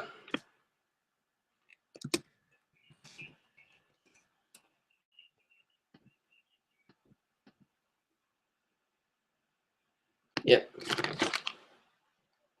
I'll turn the volume down, but I do want to hear what they're saying in the draft, but I also want to code. I'm kind of going to multitask and talk to Joey. But if you guys want to stay on and talk some picks, that's cool. And if you don't, I understand and enjoy the draft.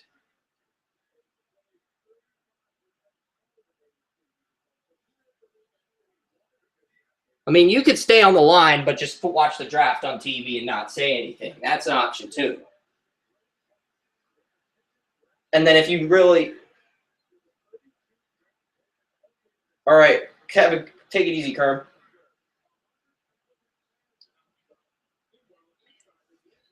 I'm going to watch the War Room. And the only reason I have Google Hangouts on is to code the picks and post them up live as the picks are in. I'm probably going to watch the draft on TV. And if you guys want to watch the draft on TV, and then we could just reschedule.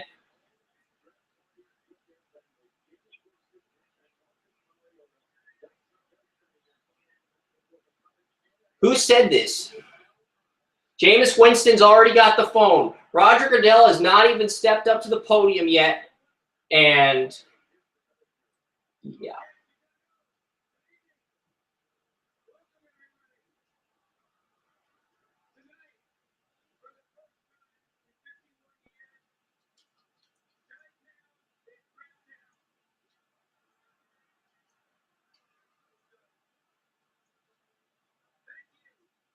You want to? Yeah, I think someone might be on the line, and I'm just waiting for the phone. All right, so Roger Goodell, the draft's in Chicago, and Jameis Winston was already on the phone before Roger Goodell stepped to the podium. That means Winston's going to be the #1 pick. I'm going to copy that right now to our site, but I'm not going to paste anything in yet. I'm not going to publish it, but I am going to copy it.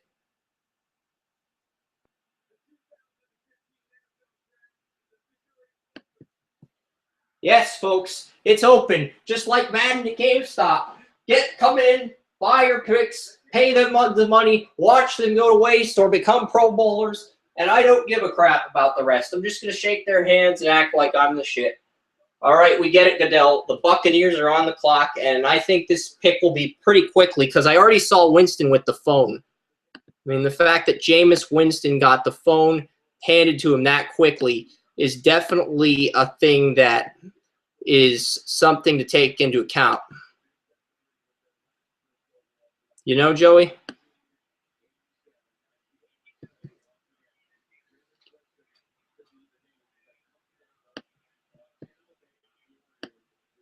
And it looked like Winston was grinning. It was hard to tell, but it looked like Winston was grinning.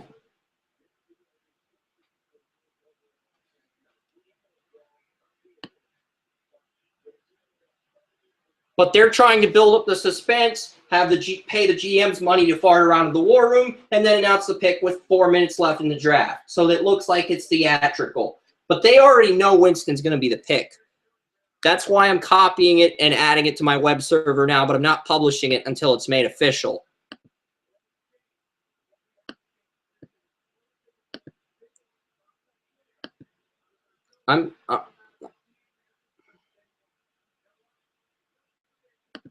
Because I have like a Tinka or Text Wrangler document with all the picks up as they're going in. But at the same time, I also have like a list of the picks. I'm going to check what document this is. Public NFL draft results, page 1. Good. It's not R1. It's just the regular NFL draft results. So I'm going to copy that Jameis Winston pick in, and I'm going to add that to the web server right now. And, yep. It's a little bit of a long reach, but I've got that pick. I've got the grade. I've got the font color for the grade. All that typed in right now, the image. And you're so beautiful, Chris. I can't imagine. And I'm just waiting for Tampa Bay to make the pick. You see me now? The draft really starts when Jacksonville's on the clock.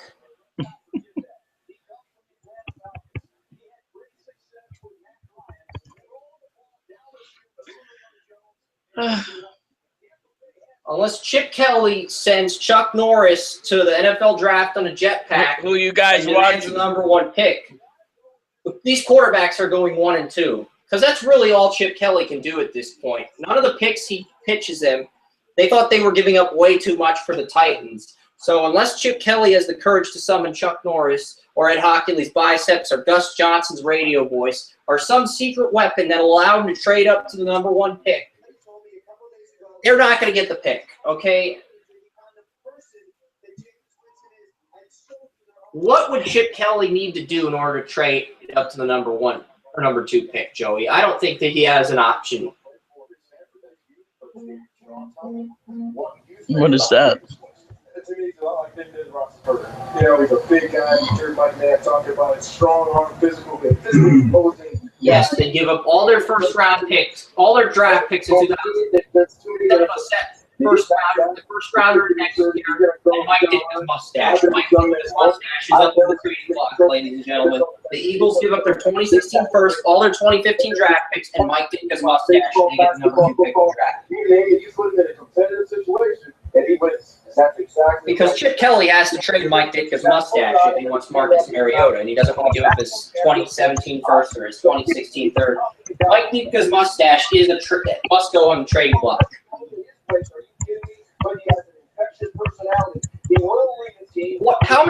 What's the earliest you trade? When you trade a 5th round pick for Mike Ditka's mustache, what's the most you got for Mike Ditka's mustache? I'm just moving around here because I know the Titans are going to take Mariota, but I'm trying to make this entertaining. Choose Jameis Winston, somebody else, or trade out. A supplemental pick? When you give up a supplemental pick, we're going to All right, we'll start the draft, and I'll shut up now.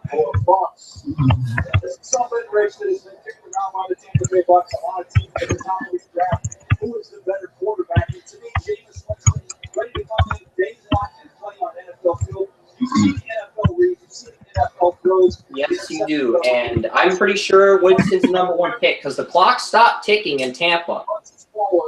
And that means the pick's in.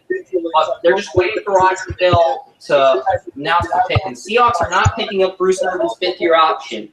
And they're probably doing this to save cap space because Russell Wilson and Bobby Wagner are both going to be free agents along with left tackle Russell Wilson. That does not come as a surprise. The surprise is which of those 2-3 players, whether it be Wagner, O'Toole, or Russell Wilson, they bring back. That's the real plot twist. Yes. The pick is in. The Tampa Bay Buccaneers pick is in. The red ticker is showing up on NFL draft in Chicago. I understand. This is not graphics have shown up. Call. Can you try to call around 8 o'clock? I'm sorry. This is something I would do. Wait for the whole year. I'm sorry, Joel. The Tampa Bay Buccaneers. I think Jason Light. It's either Jason Light or one of the other GMs or one of the assistant scouts actually graduated from my alma mater. Jameson Winston, everybody! School for our sport management class to give a presentation. I know it was someone on the Buccaneers, and I think it was Jason Licht. Who can find out Jason Licht's alma mater during the commercial? I mean, I had some stuff in the basement. I can check tomorrow to see what public speaker from Slippery Rock ended up joining the Buccaneers. There's a TV there, but I don't know if that's a GM. I think it was one of the GM's assistants. I'm pretty sure it's not Jason Licht, but we'll find out tomorrow whether the guy who drafted Marcus Mariota or Jameis Winston attended my alma mater, because I think that's kind of cool. But it's irrelevant for tonight. Hello, everybody. I muted him. Ha ha ha. Is he watching this right now? No, he's pissing me off. And Charlie. How do I get? Now I fucked this up.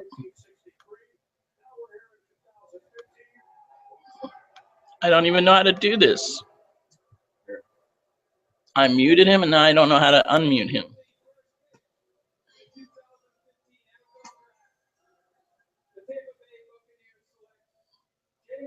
Oh my goodness! Look at the Bucks fucking smile. The Bucks fans go crazy. You know that ticker noise goes crazy like in the 5th round, every minute. Yeah, less. 4th round does it. Are you surprised that's the pick? No, come on, dude. Are you serious? Dude, I can't get unmute. I can't unmute this shit.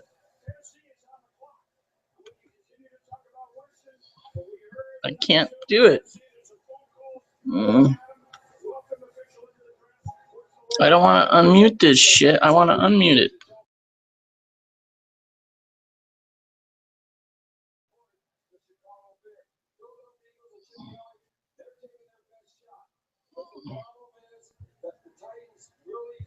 No. Shit.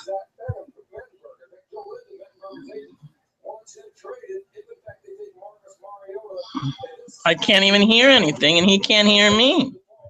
This is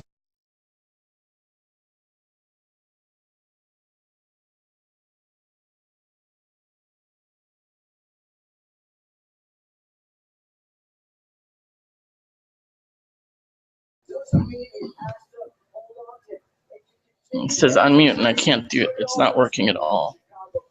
They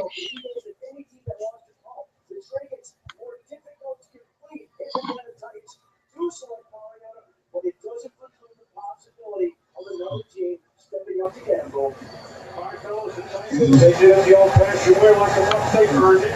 Then 2 and 14 years, 2 of Ken Wisdom. Jake Walker, he's retired. So Vettenberger is the only quarterback. All on the way, kick the ball away to help him. But this is a team that needs an identity, just like Tampa does. It's even more so.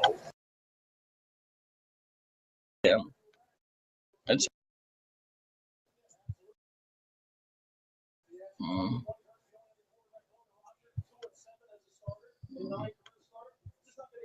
It's just showing me the fucking code.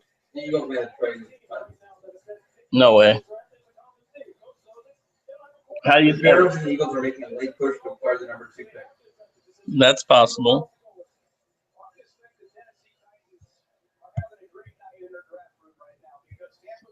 That would be insane. God damn it! I pressed the button and it doesn't do anything.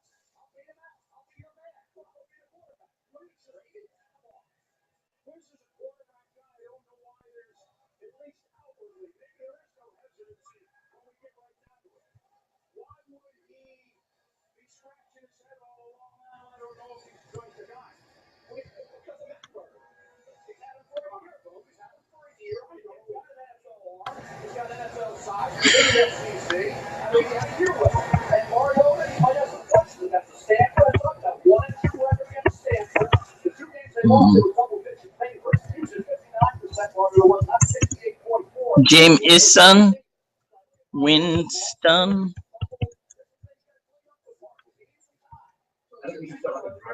Hold on. You got to remember this is part of my work.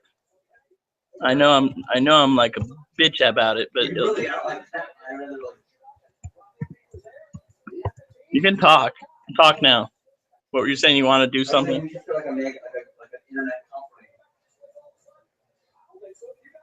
Is Jamison Jamison? Jamison? Oh, EIF. Fuck. Damn it.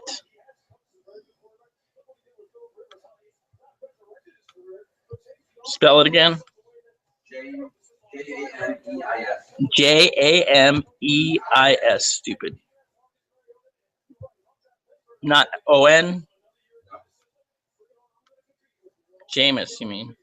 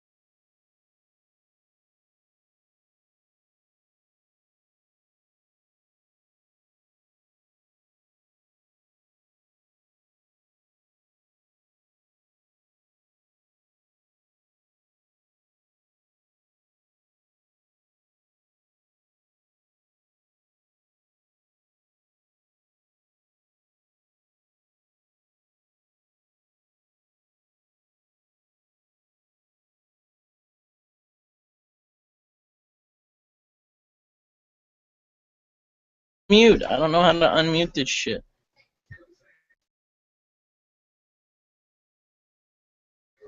We are the premier West Side oriented.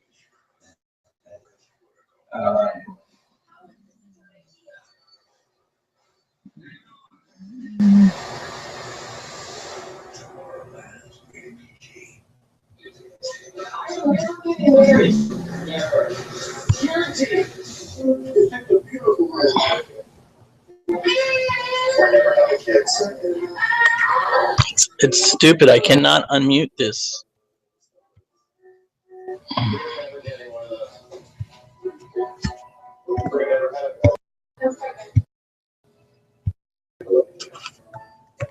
For all the members in line for State Farm was there.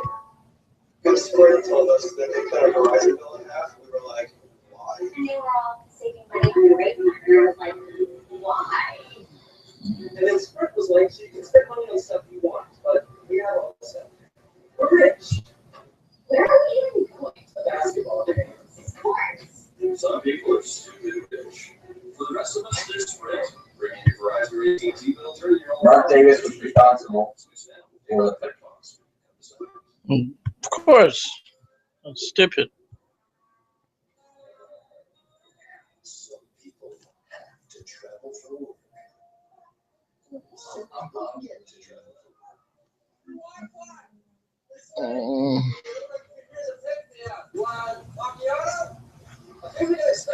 Sometimes it's the little things that make a big difference.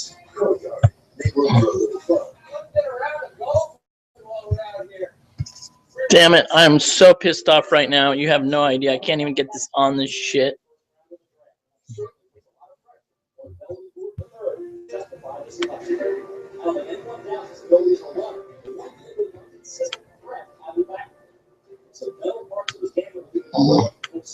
Come on. My computer's just fucking stupid.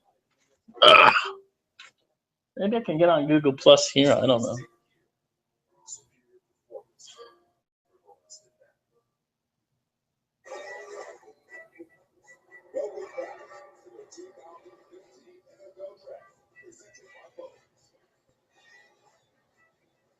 Get B for picking Amari Cooper, not an A. Thought everybody wanted them to pick fucking. Why not William Lamb? Computer. Yeah, Leonard Williams going to be a better player, I guarantee it. Dumbass fucking Raiders. Typical.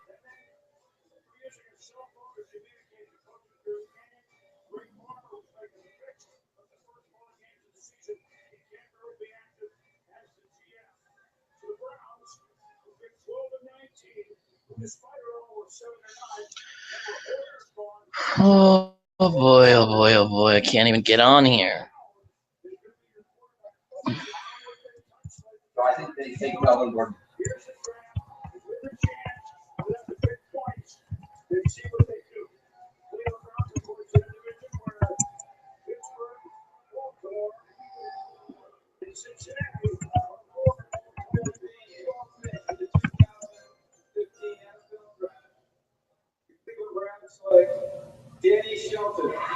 Obviously.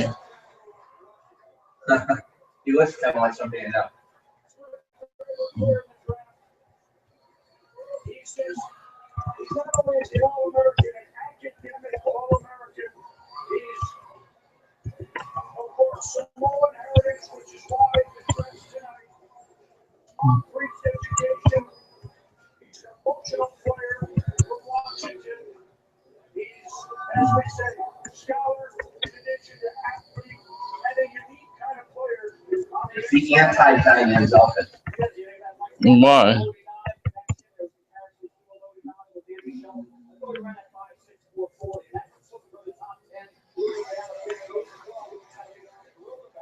Okay, here's New Orleans. I'd be pretty bad. Or Devontae Parker. No, not thinking of running back. I'll receiver. Melvin Gordon. Not thinking of running back.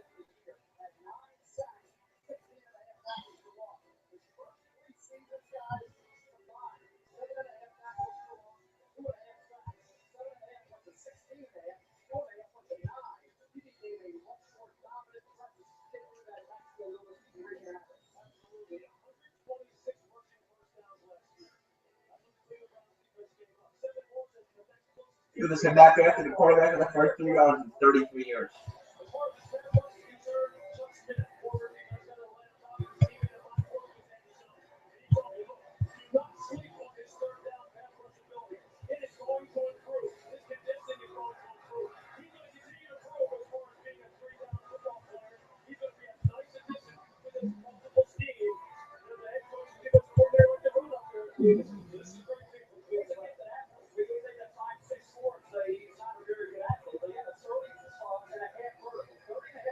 I heard he's also a little guy.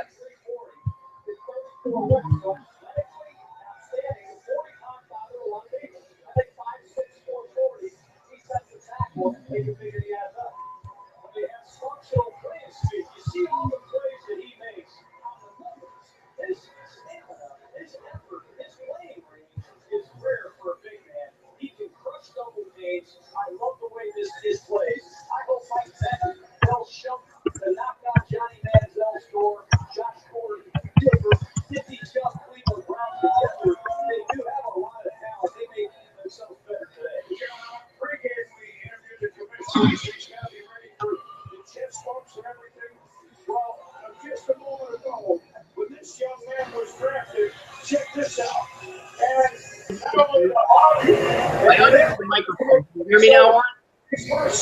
Yeah, I can hear you. Can you hear me? Yeah, I can hear you. All right, that was the problem. Okay, that's on me. God, I'm such an idiot. So It's what did you okay. think of that so far? It's okay. You didn't get my when they picked Amari Cooper. I was I was a little bit crazy because I was pissed. I mean, I kind of felt that way about the Rams taking Todd Gurley. Well, you like that pick, but you know what? He'll turn out to be one of the best running backs in a long time. Take it like that. If he stays healthy, he's going to be one of the top best. I had a feeling he would kind of go in the top 10. He would, but I didn't think he'd go to the Rams. I thought either the Falcons, maybe the Giants, perhaps the Chicago, since Forte's in a contract year. I didn't see the Rams as a team that would take him in the top 10. That's probably the least likely landing spot among the teams in the top 10. Yeah, I want to ask. I'm going to ask. I have a guy who's from Chicago. We're going to ask him what he thinks about Kevin White's pick. Absolutely, go ahead. Hi, how are you? Good. So, no, I think the Kevin White pick's a solid pick. You know, the Bears need a receiver since they traded Brandon Marshall, and I think Kevin White is the best receiver in the draft. Oh, you think? What about Amari Cooper? Is that better? I think. Because what would you take if you had a number 3 pick instead of the number 7 pick? Would you tell us take White? I think White is a bigger receiver, a little faster, but not as polished as Amari Cooper is in this stage of his career. So I think both are solid players. I just think that Kevin White fits more what the Bears want to do. So who do you guys have up for next pick? I know. Is Rob on? The clock and the pick is in. No trades have happened yet. Yeah, it's amazing. No trades happened.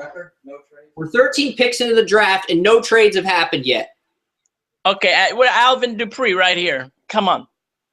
If the Saints don't pick Alvin Dupree, they are stupid. And Jason Bale's mock draft, where he had Dupree going to the Saints, Jalen Strong going to the Saints, and Max Williams in the second round of the Saints, looks pretty damn good right now. So much for all the trolls laughing at him this afternoon, telling him his picks were terrible. Yeah, I hear that. Yeah, Danny Shelton going to the Browns, too. Danny Shelton to the Browns. I think he had Waynes at 11. They had Parker 11. He better be happy. He better be happy. We picked that.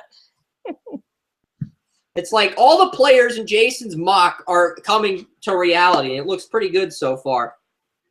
Kevin Johnson going here. What? I'm telling you, they need a wide receiver. They could take Devontae Parker or Brashard Perriman right here. They took Brandon Cooks last year. Devontae Parker's still on the board, Joey. Would you take Parker or Perriman, or what would you do with the Saints pick here? I'd go Dupree. Or would you take Parker? You being a pass rusher, their defense was shit last year, to tell you the truth. Excuse my language on air, but All right, Joey, you still there? Joey, you still here? Yeah, he's coding. He's coding for Draft Evolution, his website. He's focused on that too. All right, we're just trying to have some fun. Well, I said linebacker, offensive linebacker. Who's the next guy on the board for linebacker? Dupree's still on the board at 13. Yeah, so they have to go with Dupree. Shane Ray and Jerry are still available too. Let's hear what this John Gruden.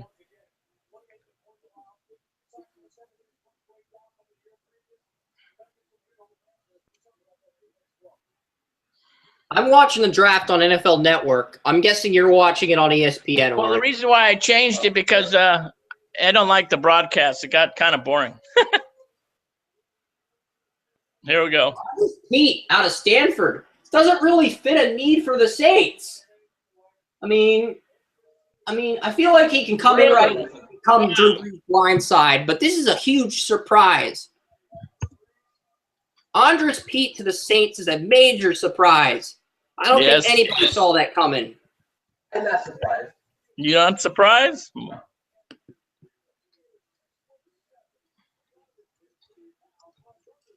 Who is your current left tackle?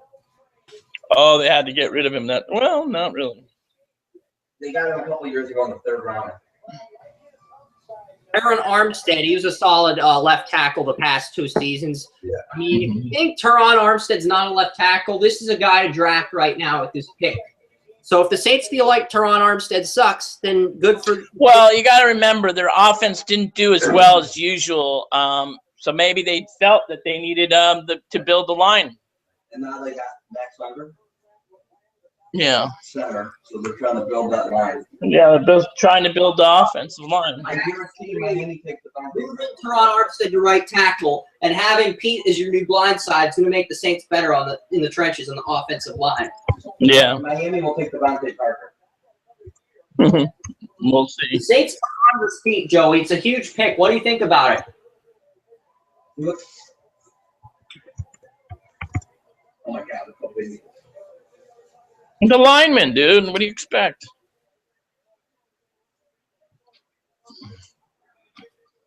You think they take Melvin Gordon here?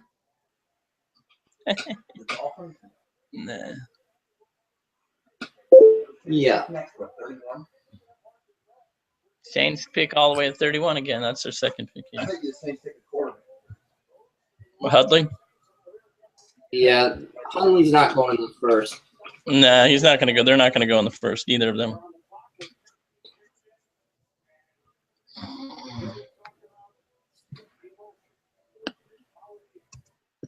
Yep, I agree with you completely 100% there, Joey. Unless the Browns decide to follow tradition and reach for a quarterback with that second draft pick. Guys, near Boston. Oh, yeah. And I've seen some NFL teams have Garrett Grayson. Like 12 of the 16 NFL teams that sent us their draft boards have Grayson going ahead of Hunley. Grayson going ahead of Hunley, but he had Bryce Petty to do a quarterback take. He's an asshole. He really is an asshole. We'll get in an argument if we bring him up. You shouldn't even be talking to him, by the way. I know. Me or, you know what? Never mind. It's not my business, Oren. No. I'm talking to my friend. He said something about somebody we know, and I told him you should don't talk about him.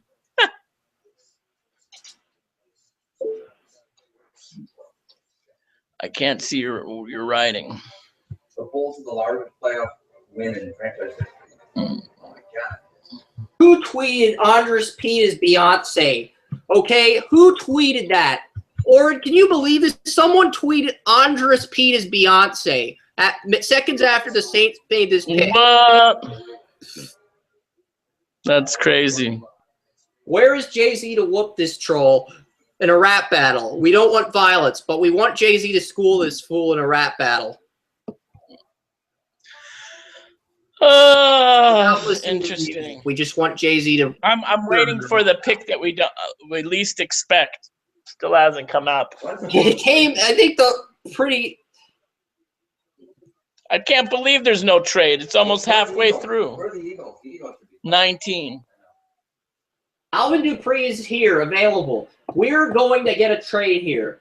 I guarantee you the Cleveland Browns are thinking, let's give up our first rounder next year and get Alvin Dupree, and then we can get a receiver in the second, and then we can get a tight end in the third. And Well, I'm surprised. The funny thing is, yeah, and that's going to piss Joey off if the Browns give him a first rounder next year's draft for Alvin Dupree, because then he'll end up busting like Barty. well, they can get Malcolm Brown here. That would be when they have their pick. He'll still be available. There's going to be a trade here because there's 50 seconds left on the clock and they haven't made a pick yet.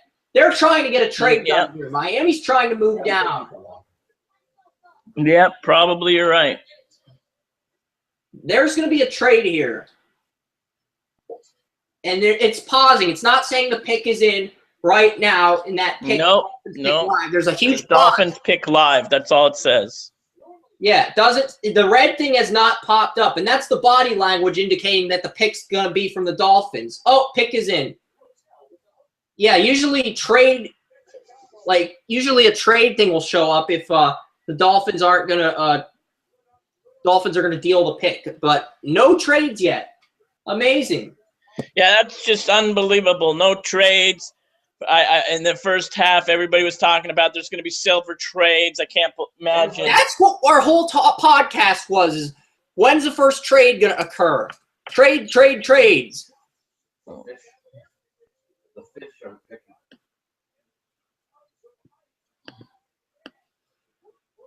There have been 0 trades so far, and nothing for Mel Kiper Jr. to bitch about. Oh, for sure. I mean, this draft has been so dull that Mel Kiper Jr. may have a seizure from not talking about a trade. I bet you it's Devontae Parker. Well, it's probably, but you never know. And then I bet you Houston takes Perryman.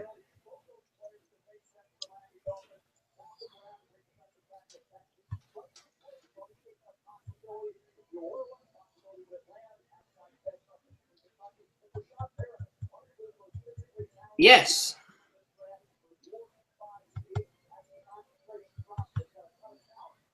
Joey, instead of going to karaoke, can you just try to get the top half of your 32-team grade done and then go to karaoke? You don't have to get all the 32 picks in, but just get that top half done, go to karaoke, or even get the first round done like me and be mentally prepared. These 2 nights are the next biggest nights of Draft Evolution's career if you want to focus and succeed. You guys are great. God, now it's like stuck for some reason. Oh yeah, I'm at 13 here. I'm at B grade. Yeah, I know you're at. You haven't got to. You just finished the Saints, right? Yeah. But you said on this cap, you do put the Jameis Winston's coming out. It's kind of slow, but it's coming out. Now I see the ticker. It's working pretty good.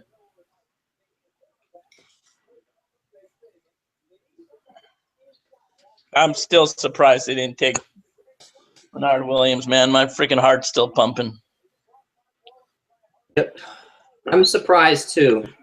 Hey, dude, I really like what you wrote though on it because it's the truth though. They'll be kicking themselves in the foot if Amari Cooper is a dud. Yeah, I mean, that's the only problem. But Leonard Williams is to the Jets. It's like that's the one place why would the Jets take this guy, Leonard Williams?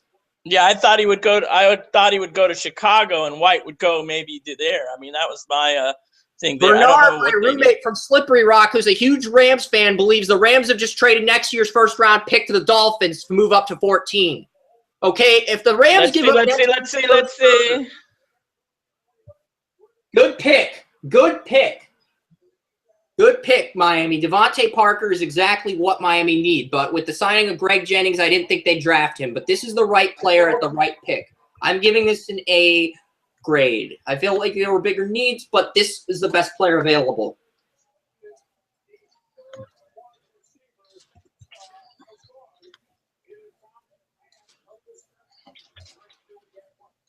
Miami Dolphins selected on the Butker.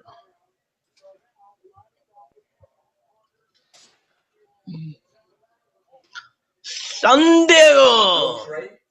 Houston's on the clock or San Diego? Yeah. Houston, right? No, San Francisco is on the clock at 15.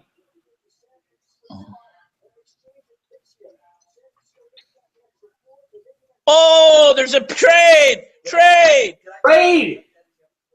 Here, ESPN's reporting a trade. The Niners are going to trade this pick. Oh, shit. Now I told you guys in the podcast I got to type all this traded shit. the 49ers at 15. I told you this would happen, that the Ravens would move up to 15 with the 49ers. Let's see if they actually do it. That means they're getting Melvin Gordon.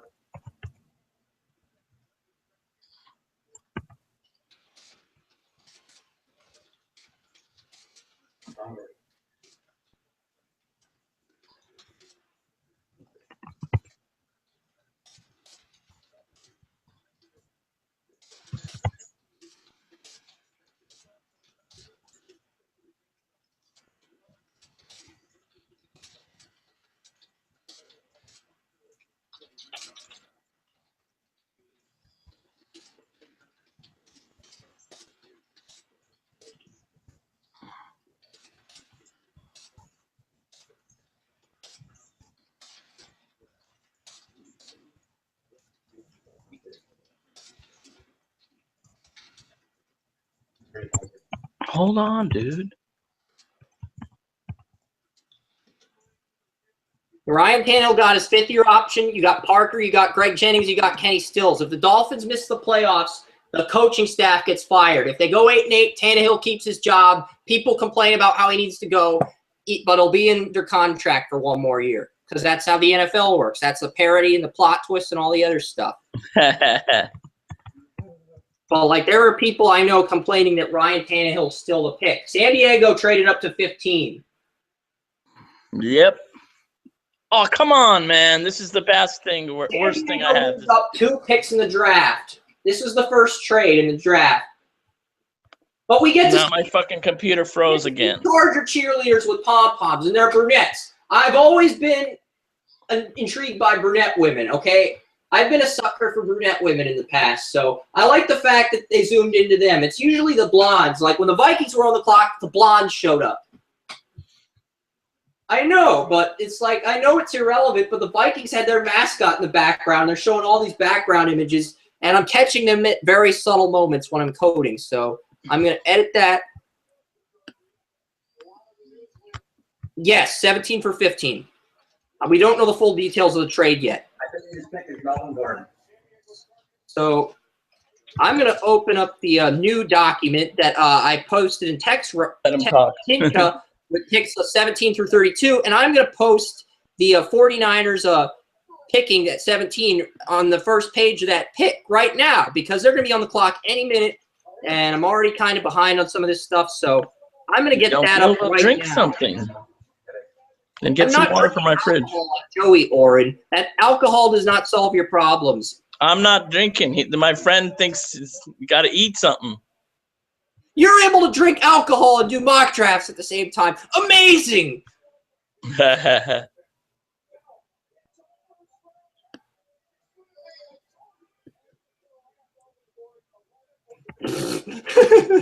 That's great. You also made a joke about how you bagged Johnny Manziel's mom in last year's draft on Walter Football's comment page that he added. Nice, Joey. He does have a hot mom. So does AJ McCarron, but you have to be professional. You're right. You have to be professional, Joey. That's all there is to it. Melvin Gordon, smart move. They could have waited Why did they move up 2 picks for Melvin Gordon? That's why I'm giving this a A- grade. It's a good pick. It's just they freaking couldn't wait. A- grade because you moved up 2 spots for Melvin Gordon. But it's not as bad. Maybe they thought the Niners would take him because Gore's getting old. The Niners have Reggie Bush and Carlos Hyde. Why would they take Melvin Gordon at 15? I think they want La'el Collins, and La'el Collins' character concerns are causing to fall in the draft, so the Niners can get La'el Collins will not be selected in the draft. Why? The agent told him to pull out. Eligible for the supplemental draft. So the Niners are going to move back, get as many picks as possible, and get La'el Collins and a corner. That's their draft strategy. That's the 49ers draft plan. So they're going to trade the pick again at 17. I bet you they trade it again at 17. And then once they get to the 20s, they're going to draft La'el Collins in a corner. They're going to keep getting draft picks. That's what the Niners are going to do. Who wants to take me up on that offer? I take you up on that offer. It's the 49ers way of doing it. So I'm going to save that and update that. I'm also going to update the 49ers. They're picking. How much each can take? Great. I don't know, man. I'm kind of glad we didn't have any trades because it meant I was able to cruise through my mock draft and I didn't have to update or change anything. But now I have to change some stuff. But look it up and we're already trade and we'll update our draft board. We're going to tweet the draft board update after the trade now because I know I'm behind on the Charger pick and you know what? Yeah. Let's just take a look at the board. Calm down. You're overreacting. You're being a little too dramatic. You don't have to tweet it right now. Just look at the board, double check it, and see where you're at. Who's this? His mother.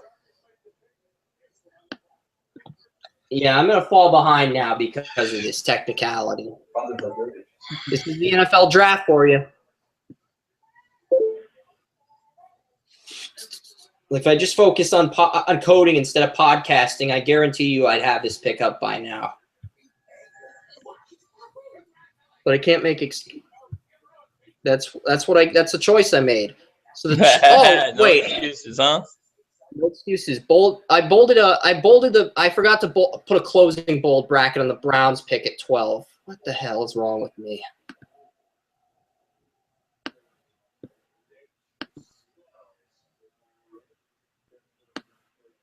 All right, so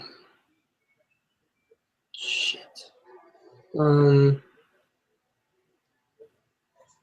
Bold grade.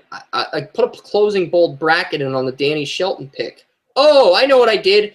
I forgot to put a closing font bracket in. That's what I did wrong. That's huge because if I preset the font color as red and I don't close that bracket, guess what? All the font is red for picks 13 through 16, and blood pours over the reins of the windy city of Chicago at the NFL draft. Blood pours as prospects are reached for, trades galore, and too much other random bullshit for us to keep track of. All because I coded red for the Browns pick after 12. That's why these picks have been so messed up the past few minutes. And now we'll start seeing more realistic selections here. And yeah, I'm coding, so I'm not gonna. No, I don't care. It's gonna be like this for 2 more nights. I'll do tomorrow and yeah. So.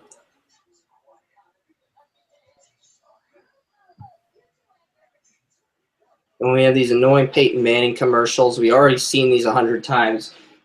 You could keep Peyton Manning as a spokesperson, but make a new commercial. Have Where's some your Peyton Manning? Oh, the fucking car smells shit.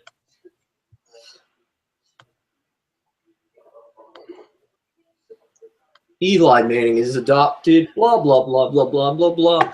All this other bullshit in the ads. It's the same stuff each year, Oren. Yes. It's the same ad.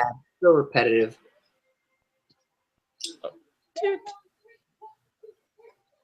So the Leonard Williams, I'm looking at the draft ticker after the San Diego-San Francisco trade, and that's the only reason I haven't typed the Melvin Gordon pickup. I want to see if the pick's working. The draft ticker is I at don't San get Diego. that they gave them 2 picks for 2 spots up. Big deal. Yeah, they were This is what the Browns did when they moved up for Trent Richardson. And the Vikings got like an extra 4th or 3rd or something. I can't remember what they got, but they got extra picks because of the Browns. Because they did business with the Browns. And Joey's a Browns fan, so I'm kind of being a butthole for reminding him of this traumatic experience when they moved up 1 pick for Trent Richardson. Freddie Mac thing in LA.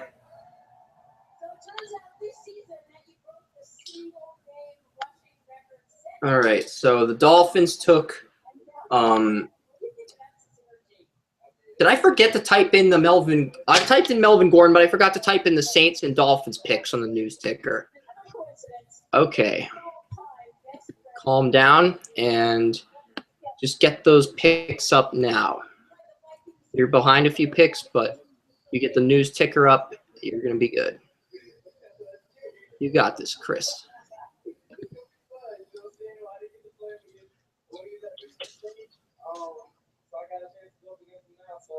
Who's the oldest one? Oldest? I don't know. So Andres Pete goes there. At number 14, the Miami Dolphins took Devontae Parker, wide receiver, Louisville. I hope I spelled this right. I know I can type real fast at times. Yes, I did. Thank you. I spell check that. The picks are up properly. The top 15 pick is in.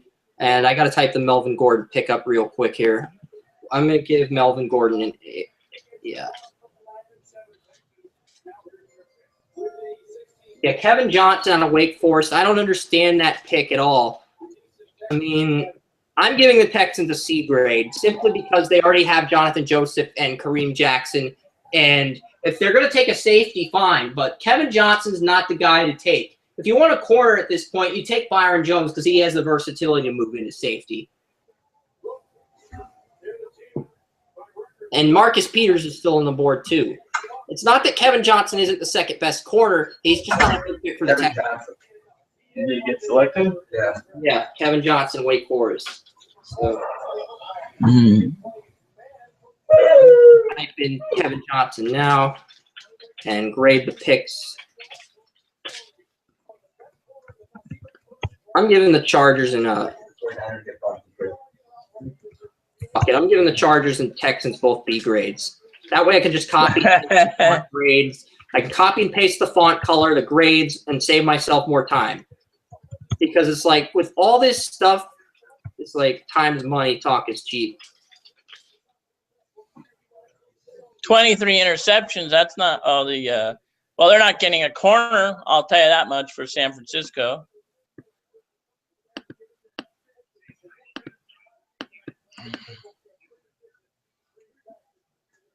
So Joey's giving it a C+ grade. You know what? I'm giving the Melvin Rashard Perriman right here. I'm giving the Chargers and 49ers both C grades. Fuck it. I just want to get the Wake Forest pick. Why would you give the Chargers because they traded?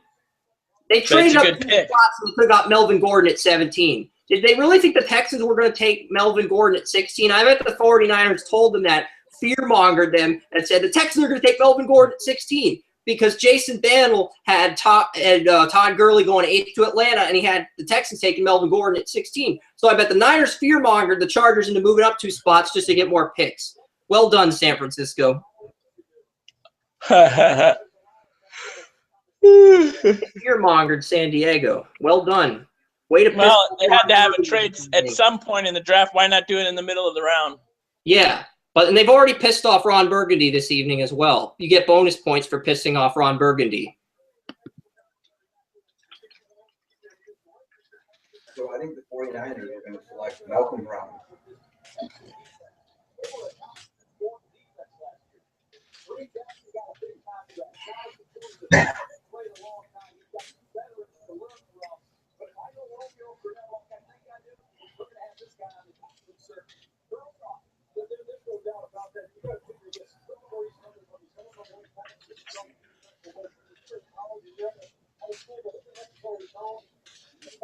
23 interception.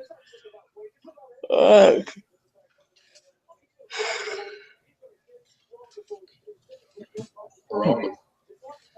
can call.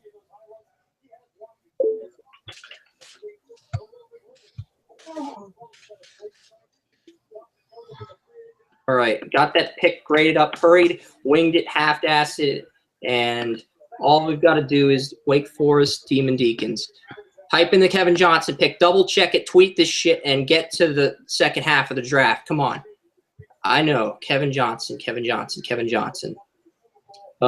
here we go. Kevin Johnson, cornerback, Wake Forest. Yeah, I take my Adderall and I avoid taking my night medication. It's my secret to staying potent and awake and focused.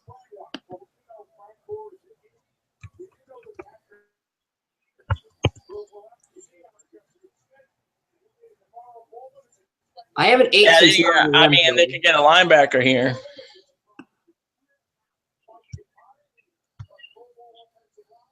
So the Chargers get a 4th-round pick, 117th overall, and a 2016 5th-round pick for that, just to move up 2 spots. Yeah, that's what I'm saying. A little bit too much. Got lucky, San Francisco.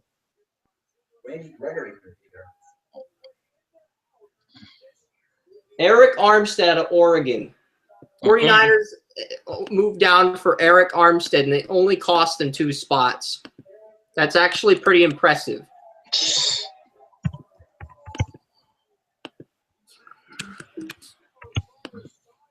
Yep. And they moved down 2 spots to get him in gate. Got a 4th and a 2016 5th-round pick. I believe it's the 117th pick that the Chargers. Why isn't Tinka letting me copy and say copy?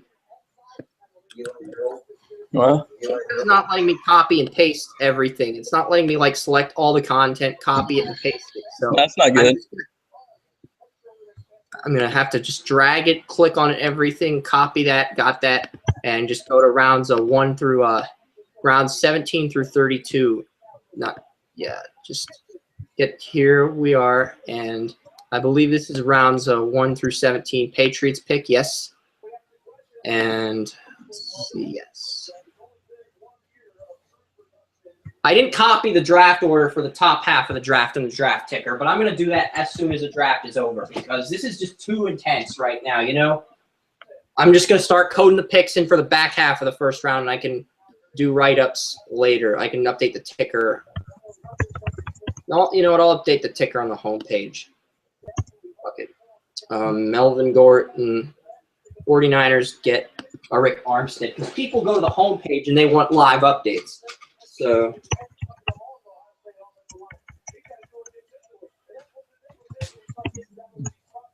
I think Armstead will be a 3-4 left end in San Francisco because they brought in Darnell Dockett, but I'm not sure he'll be a 3-4 right end with Justin Smith gone. But I'll list Armstead as a 3-4 left end for San Francisco. Wow, I got Dizzy Austin.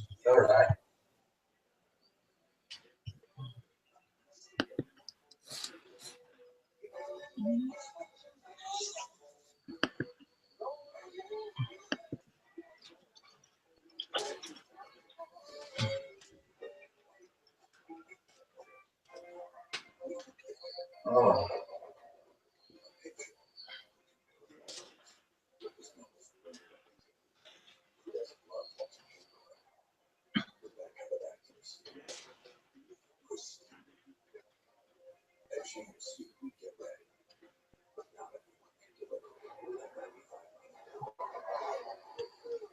All right, thank you for the commercial, God. Thank you. I really needed that to buy me some time.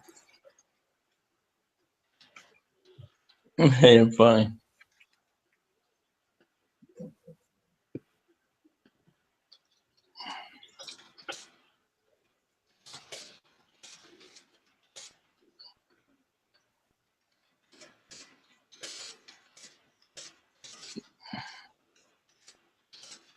CBS is giving the Rams a C for picking. I gave the Rams an F for Todd Gurley, and Joey Potter gave him a D grade for Todd Gurley. CBS is being too generous with Todd Gurley because they believe doing the politically correct thing is the law. Why did you put that?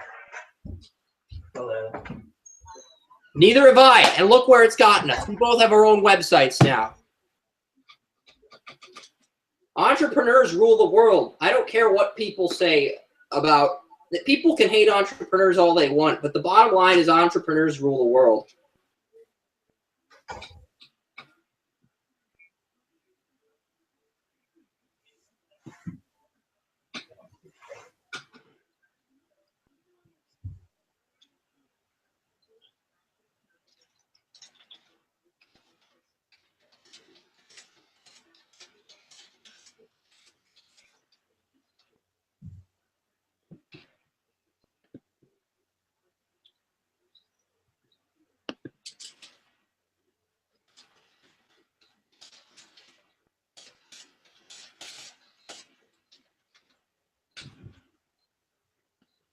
Yeah, it's funny. Whenever I don't post an article on my LinkedIn page, I always get somebody viewing my profile. It's almost like they're waiting for me to fail so they can recruit me and use me to build their business.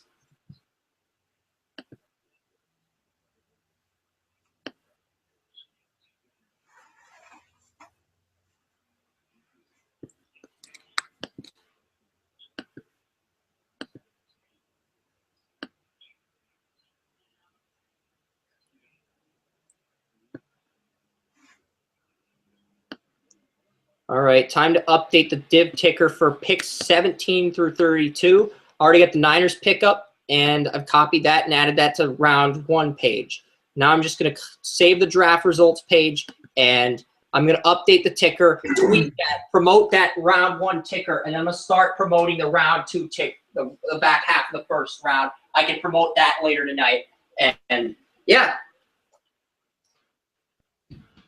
Unless the Chiefs screw me over and I fall behind again, and it's like a Tom and Jerry cartoon where I have to keep up with the NFL draft, and I'm Tom, the cat that never wins.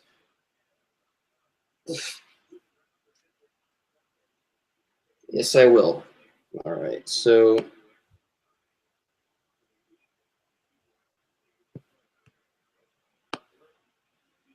all right, yes, I got all the picks up for picks 1 through 16. Promote this. Don't hesitate to promote it, and let's get this up.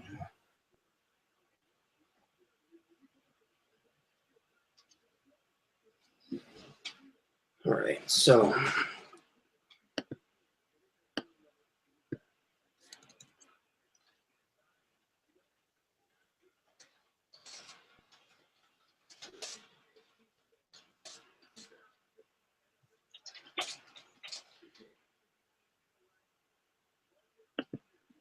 Marcus Peters out of Washington goes to the Kansas City Chiefs. I like this pick. They needed to replace Brandon Flowers. Awesome pick. I know it's not the offensive tackle or the extra receiver, but to all those Chiefs homers that say you need another wide receiver, we need an offensive tackle. Fuck you. You never got a replacement for Brandon Flowers, and this is an awesome selection.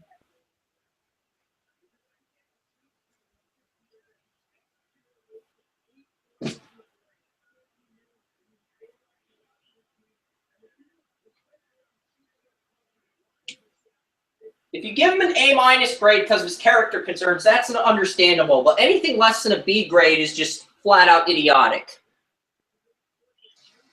This is an A. This is an A- grade. A- grade at the worst. I'd give it an A grade in terms of value and potential, but I can understand why someone would give it an A- grade because of his character.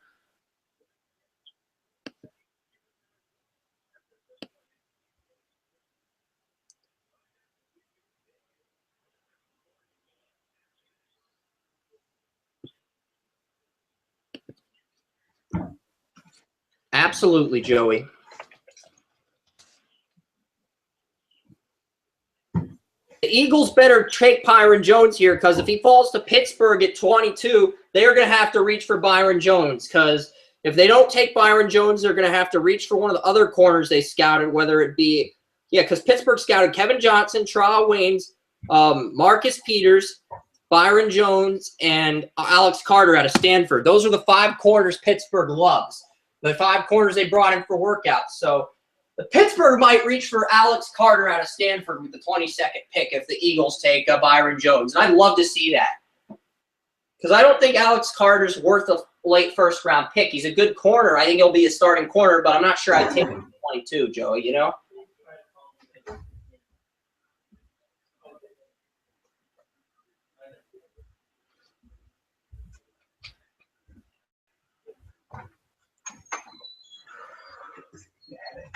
What? I think he's a good late first in like pick 25 through 32, but I wouldn't take him in 22 where Pittsburgh's picking. That's too early. Like if the Colts took Alex Carter, I'd be fine with that because it's much better value, and I'm taking that into consideration. 22 and 29 are 7 picks apart. That's understandable, you know? Of course.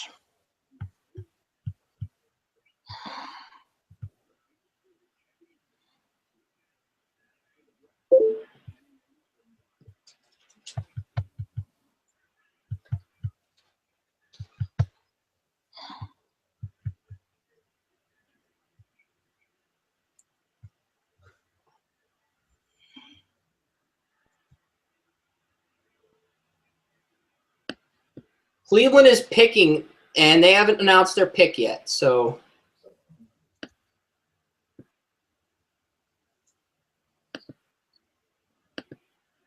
My property management company quit. Why? Because she's nuts. Now I may have to talk to Joel anyway. Because we may never get her rent. Have to take Miami took Devontae Parker. Cleveland's going to get either Brashad Perriman, who I think is terrible, or they're going to trade down. And I'm hoping they trade down because I think they'd actually be better off trading down than taking Brashad Perriman. I like Jalen Strong. Okay, if the Browns take Jalen Strong, this is easily an A+ grade for me. If they take Perriman, it's a B grade because I think Perriman. Didn't they take a receiver already? Mediocre compared to Strong. Who I did know Chiefs select? Strong graded. And there's people that have Perriman graded higher, but I like Strong better. So that's what's going to separate this pick from an A grade to a B grade. The Browns want an A grade. They have to take Jalen Strong here.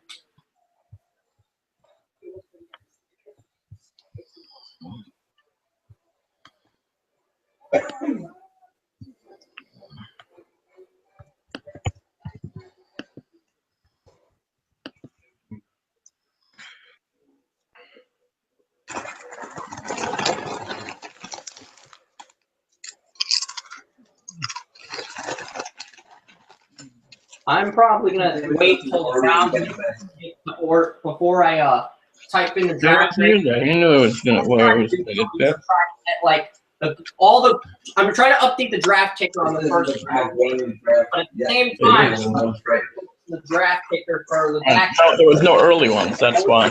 Draft. It's like I'm just gonna have the first round at the back half, and then when day 2 begins, I'll have the second round on our round 2 page, and then the first round. Brett Hundley right here. And then for the third round, I'll do the same thing. I'll copy the second round, get the first round up, and I'll be a bit behind, but. You know, if you do that, you get the fundamentals down. It becomes Brashad Perriman. They could take. Who did they? They could take Bud Dupree. No, they did. They took out Dan. Not yeah. They could take Bud. Dan Shinton. Yeah, that's true. They'll take Bud Dupree here, I guess. That'd be a good pick for them. They give him our keeper. Oh yeah, who? Yeah. So did we. All right, Chris, you gave him an A+. Who's picking Marcus Peters? I gave Marcus Peters an A grade. I mean, I'll give him an A grade. I was gonna give him an A- grade, but Oren saying that I give him an A+ grade. You say an A-. A- is my original instinct. I honestly think the character is what knocks him down to an A-, but this is an awesome pick in terms of value.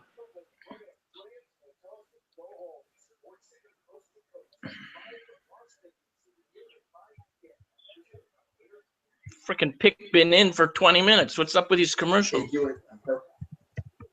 Of course, the Browns are somehow going to screw this up.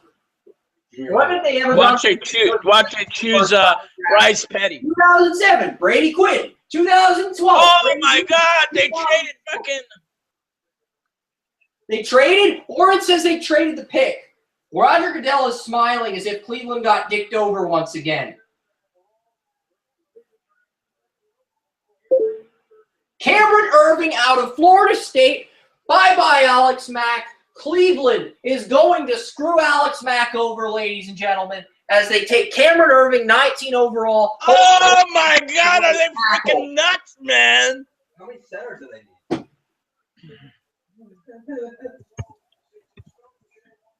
The Browns would screw this up. We knew they'd screw this up.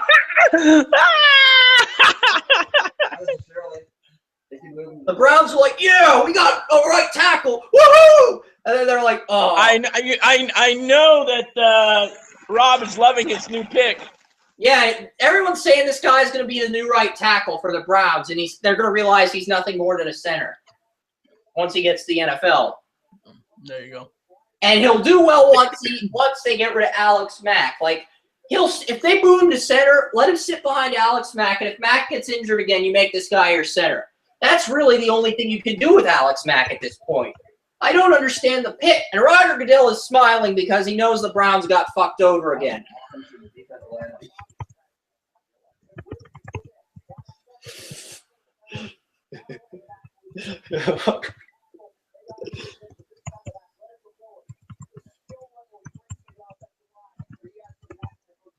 Oh, Charles Bentley? That's who this guy reminds me of.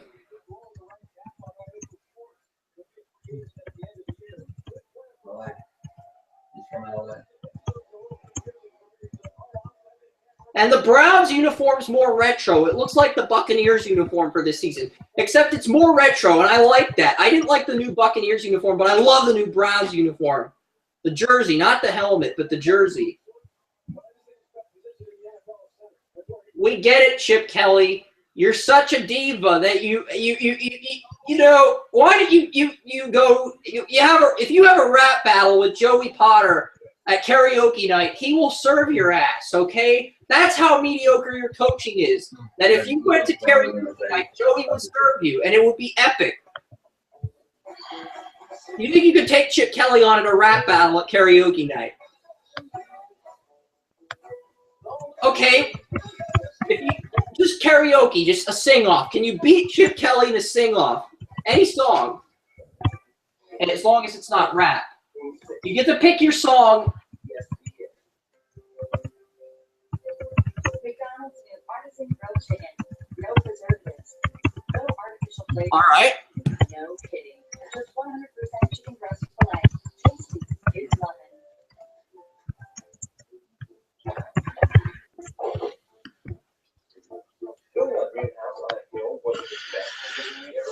I'm not sure whether to project Cameron Irving as a right tackle or a center because he played offensive tackle at Florida State. And he's got the versatility to adapt to any position, but this is a very questionable pick. I'm not going to give it an F grade, though. I'm going to give it a C- grade.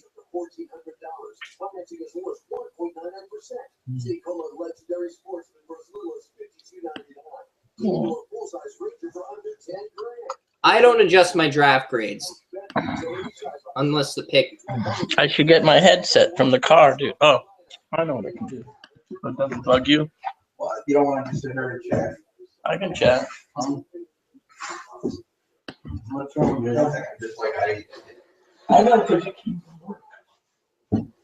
You ordered pizza, dude. Oh, Let's check. stupid.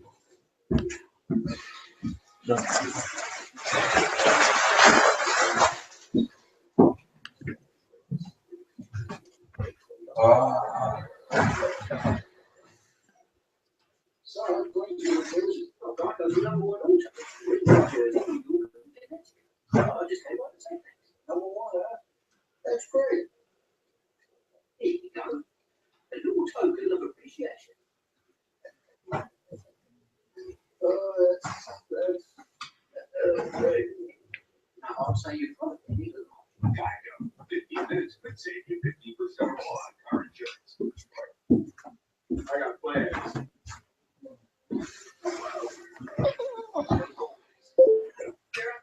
So how many people are in my Google Plus chat room? Historian. All right, cool. The Chiefs, Eagles. I cannot wait to see how Chip Kelly one-ups Cleveland after making such a terrible selection. In Well, I'm gonna go. Really? You're that tired? Man, at this point, Chip What the Kelly. heck? What would you like to do? Than Cleveland. I'm going to copy the A- grade and just make that a C- for the Cleveland Browns because I'm at the tipping point where I just don't. I'm behind and I've lost the ability to give a fuck. Don't go. There's only like 10 more picks, man. You can go eat regardless afterwards. It's still early. That's why I feel sorry the draft is one round one night. You know why?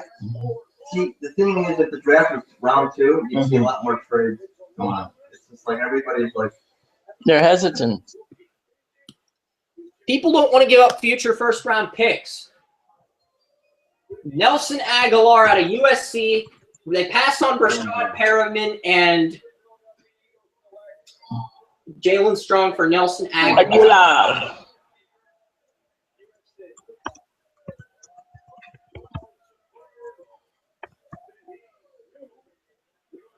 I mean, I don't think he's as good of a route runner as Jalen Strong. And I don't think he resembles Jeremy Maclin one bit. But his production is through the roof. 104 receptions, 1,313 receiving yards, 12. That's the fourth wide receiver. So his production is there. In LA. Eagles on their school. Solid pick, but I think they'll regret passing on secondary and Lael Collins.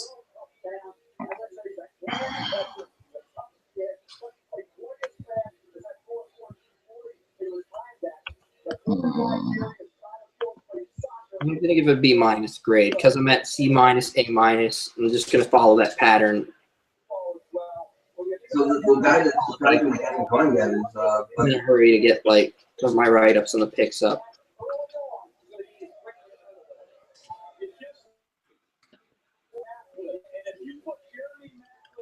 So just give them a B-. Wait, I can just give them a B grade and adjust that. Doesn't take too long. All right, perfect. Grades are up.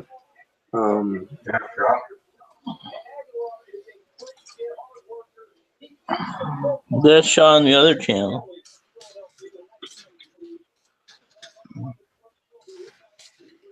He was born in Nigeria and went to Tampa Bay, Florida. The Philadelphia Eagles took Nelson Aguilar from Nigeria. He goes from U.S. to Nigeria at age 5. He lives in Tampa Bay.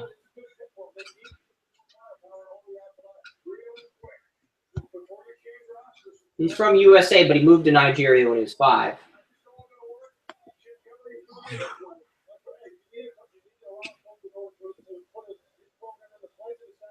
The Bengals are going to take Shane Ray or Randy Gregory here, and the other guy's going to go to the Steelers. Because all the teams at the top of the draft they shied away from the guys with character issues. What do you want to bet, that Randy Gregory or Shane Ray is one of these next 2 picks? Bengals might go Shane Ray and let Gregory It's got to set a new record for the least amount of trades. I've got the pick up, the Nelson Ag. Is it H-O-H-O-L-O-R USC? Is it? But yeah, look earlier. Sometimes, usually early in the. Yeah, Lego by Ago.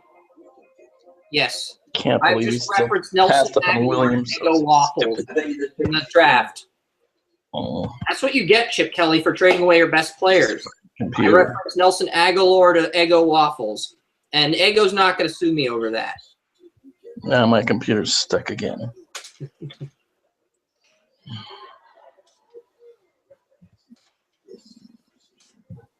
You know what I'm surprised? You don't see teams trading back into the first round from other rounds.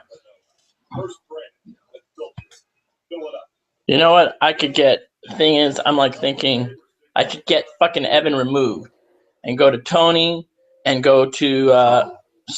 Solace. I don't know what she's gonna do, but I should go to fucking those other guys that are older than Tony, You know, like Izzy and shit like that.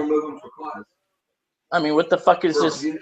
He's abusing my fucking ass. For what is he doing? You know what I'm doing? I'm doing nothing to affect the Guardians in any way. The meeting on Tuesday, you can, in good welfare, you can raise those issues.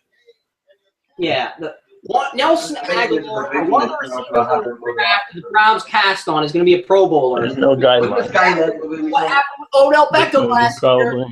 One of the receivers that gets drafted in the first round is going to make the Pro Bowler, and the Browns are going to look like idiots once again because it happens every single year. The Browns look like idiots every single year.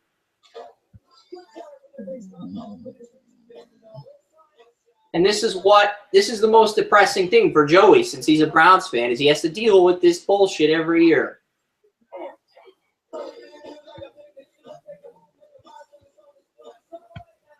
It's gone from disappointed to expected.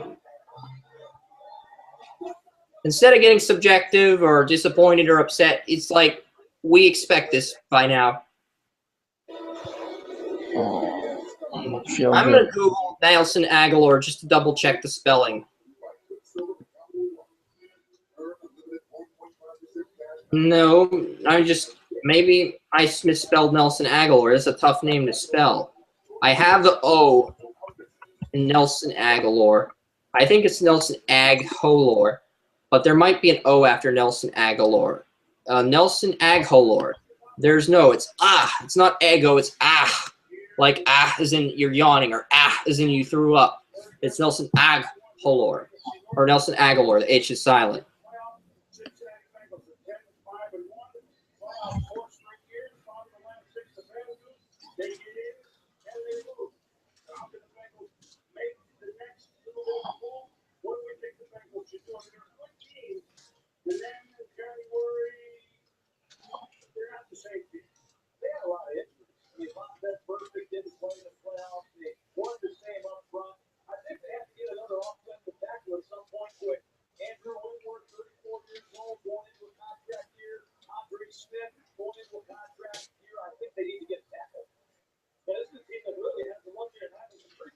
That's Nelson Aguilar. Matt Barkley got it.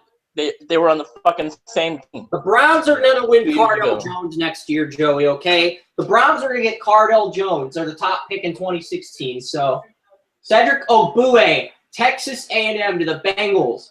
I mean, I'm kind of surprised they went this route. That's a tackle. At the same time, Andrew Whitworth and Andre Smith are in contract years, along with A.J. Green and Mohamed Sanu, and the Bengals are planning for the future. They know this guy is not going to start this year, but they want him to recover safely, and when they're probably going to let Andres Pete walk next year in free agency, and then this guy will step in at right tackle. That's probably what they're doing. They're going to let him recover from his injury and start him next year. They could have done that with their second round. I've never been this hurt in my life from this fucker. I can't believe he does this for me. I'm not that bad of a person. Just loves to fucking overrule. It's just a fucking jersey. It's not like, you know, Adam, last year when we were there, how many people went to watch our games? Not many. So who the fuck cares how the goddamn fucking thing looks? Right? What does it have to do with anything? Yes. And I thought activities were just activities. It's like fun. Yes. Taking the fun out of the word fun. Yes. It's not has nothing to do with making money and pay and pa. I feel like calling Ira and Brandon on this shit. They're at least my allies on this fucking shit. This is bullshit. This is ridiculous. Well, Brandon's Yeah. I mean, the Steelers are going to have Byron Jones on the board. They're going to have the defensive. They're going to have a pass rusher. They can get Shane Ray or a Randy Gregory. I mean, the Steelers are in a very good position. They can even get Lael Collins. So the Steelers are going to end up getting a really good player regardless of which position they go. And the Bengals took Cedric Ogbuehi. I'm not saying it's a bad pick, but they could have gotten a defensive end, and they usually look past character concerns. So it's not a terrible selection, but it's a why did they go this route selection more than it was a terrible selection. This is going to get a B- grade. I'm going to give this a B- grade. for Texas A&M. It's not a C Oh, grade. I didn't tell you. Alan, Probably give this had a a conversation A grade, Joey, but after the meeting yesterday tackle's a good plug. with, Let him recover. It's learned behind Andre Smith and Whitworth. it was very boring. One of them screws up, you make a Very boo. boring. Oh, they still do that introduction too. Solidify a need. Can you believe that? You know? Yeah. Stupid. What they Okay, so the young women's did their spiel about the fair, the carnival, or whatever you want to call it. Then Evan did his golf, and then Jake and Tony, just Jake was there. Spoke a little bit, both of them, and what's his name? The other two old people. What's their fucking name? Shit. Oh, I'm tired. Marilyn. Oh, I know. And the other guy, Harvey, yeah. Yeah, and spoke a little bit. Yeah. And then this other guy, I forgot his fucking name. And then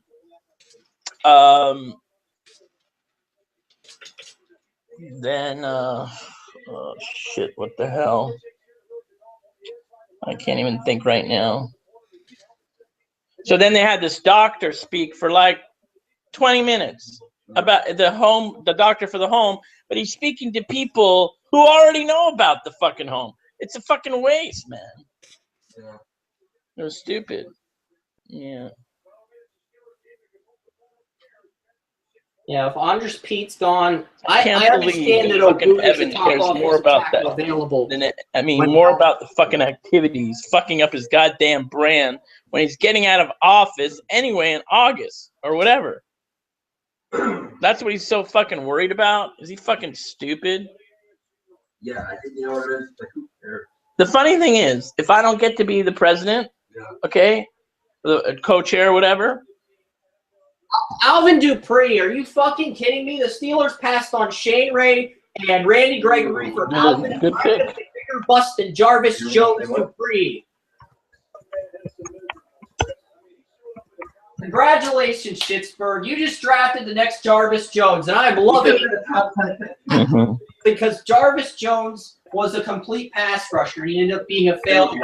But because Alvin Dupree, a guy who's not a double-digit sack artist, falls to Pittsburgh, he'll end up going there, and if he ends up becoming really good and I'm wrong, I'm going to look like an idiot. And if I do, whatever. But I think this is a terrible pick, and he's not a double-digit sack guy. He's more of a 4-3 defensive end.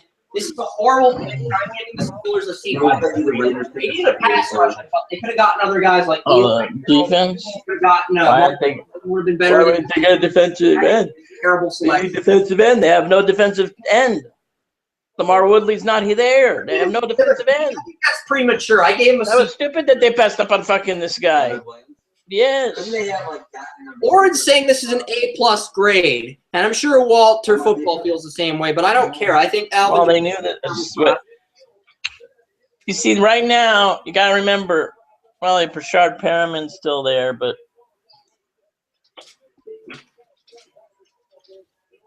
got to remember, Brashard Perriman and Jalen Strong may be off the board by the 20th. They're both going to fall in the second round and be Pro Bowlers, and some team's going to get lucky. And not that. They won't trade the pick. But he's not going to be spectacular, or he's going to be a big bust. I don't like the Alvin Dupree pick. He's not a drop back into coverage guy. He can't get 3 sacks. NFL draft bust. That's called logic. But he's got good character. Denver. Benefit of the doubt. Hey, let's see what these fuckers have to say. Benefit of the doubt over Shane Ray and Randy Gregory because of the character.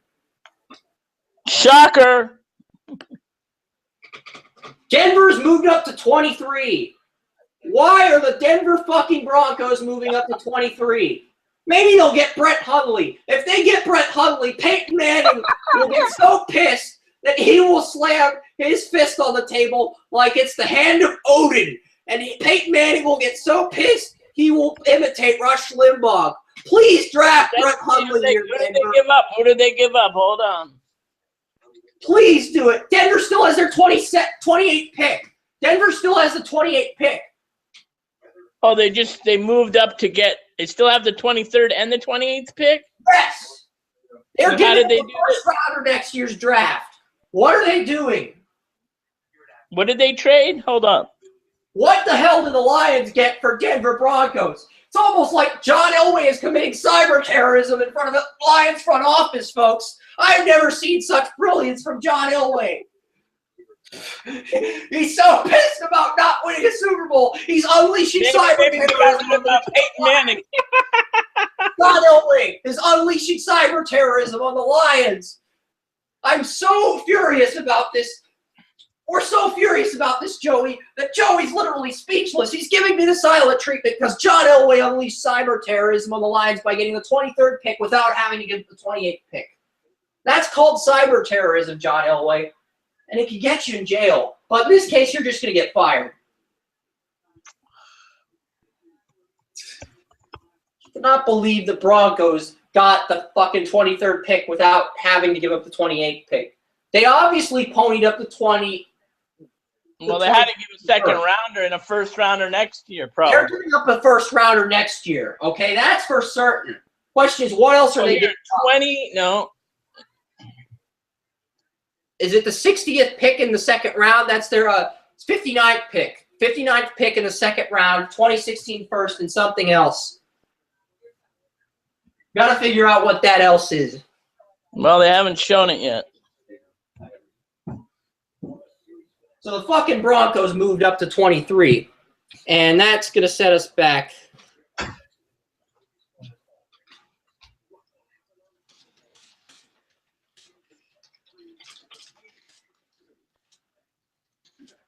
What did they give up? Denver Broncos swap picks with Detroit. So Manny Ramirez, their star center, is returning to the Lions along with a 5th and 7th round pick pending a physical. So Denver doesn't give up a 2nd or 3rd. They give up a 5th round pick and Manny Ramirez just to move up 5 spots. Are you fucking kidding me? The Lions took this deal. God, this is something Matt Millen would do. So the Broncos gave up a 5th round pick and Manny Ramirez, their starting center to the Lions, to move up 5 spots. And the Lions accepted that. Can you believe that, Oren? The Lions got Manny Ramirez and a 5th round pick in return just to move down 5 spots. Sickening. It's almost like Matt Millen has committed cyber terrorism and framed John Elway for the crime he didn't commit. That's what happened, folks. Matt Millen is framing John Elway for cyber terrorism. Cyber terrorism. That's your new word. Cyber terrorism draft day trades. Oh my God. Shane Ray, are they fucking out of their mind, man? Why is Denver taking Shane Ray? Obviously, Peyton Manning can legally deal Shane Ray marijuana. It's legal to smoke marijuana in Denver. So Shane Ray will go to Denver where he's legally allowed to smoke marijuana. Brilliant. What did they give up for that? They get Manny Ramirez and 2 5th round picks. Manny Ramirez. Center, not the fucking baseball player. The Broncos get Shane Ray at 23. No, yes, they have another pick in 28. No, they don't. The Detroit's getting that pick. Oh, Detroit is getting that pick. But they haven't updated it yet on their draft ticker, on NFL's draft ticker. Their draft ticker's behind, too. So much shit's going down. So it's time to stick it to NFL Network, like the butthole I am. So. I'll go select. All right. You know what's interesting? The teams that made trades are always the teams that make trades. Denver only traded their center, Manny Ramirez, and a 5th round pick, and they swapped picks, okay? I don't consider that ridiculous. They kept their day 2 picks, Joey. This is a good deal for Denver. And Shane Ray will be a Pro Bowler next to Von Miller, while Alvin Dupree is a bust, sucking on Mike Tomlin's pinky in 3 years after Tomlin gets fired. That's what's going to happen, folks. Shane Ray will be a Pro Bowler next to Von Miller and DeMarcus Ware. Wait, he'll be sitting behind both of them. So this is obviously... So they did swap picks? So Shane Ray is going to be, I forgot, DeMarcus. They're just going to develop him behind DeMarcus Ware. I mean, is there really a starting spot for Shane Ray in the lineup? You have DeMarcus Ware and Von Miller already. Broncos are switching to a 3-4. This would be an awesome pick if the Broncos kept the 4-3 defense. But this is a horrible pick because they're switching to a 3-4.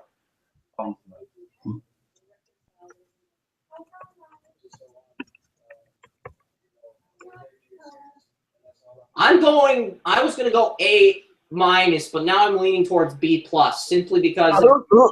Okay, I'm so confused. So Manny Ramirez, so the Lions get Manny Ramirez in the 2 second rounds and the 28th pick? No, they get Manny Ramirez. The Lions do not get a second or third round pick. They get a 5th round pick, and they get a 7th, and they get Manny Ramirez. And Denver gets to keep their 2nd and 3rd round picks. I know, that's what I'm saying. I'm saying they get their but the Lions get the 28th pick, right? Yes. Okay. They've updated it now.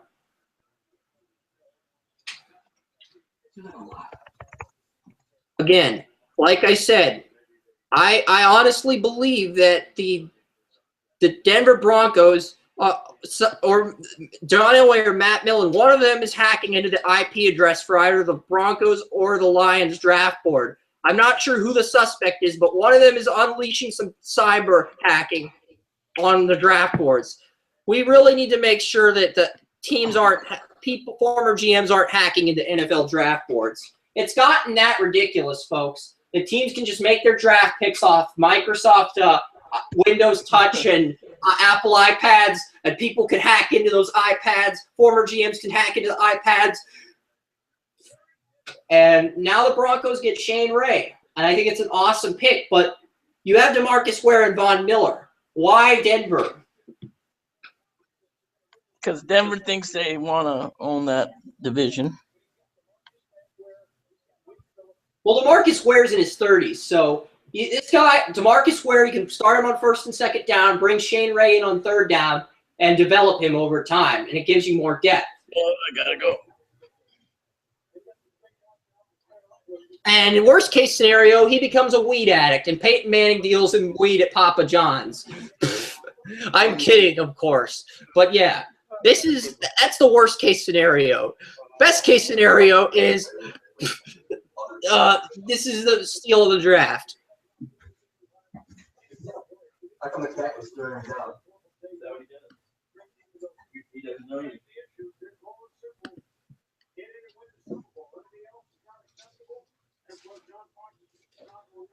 You have to walk cats with it. You don't walk. Not for exercise. They don't. They do their own.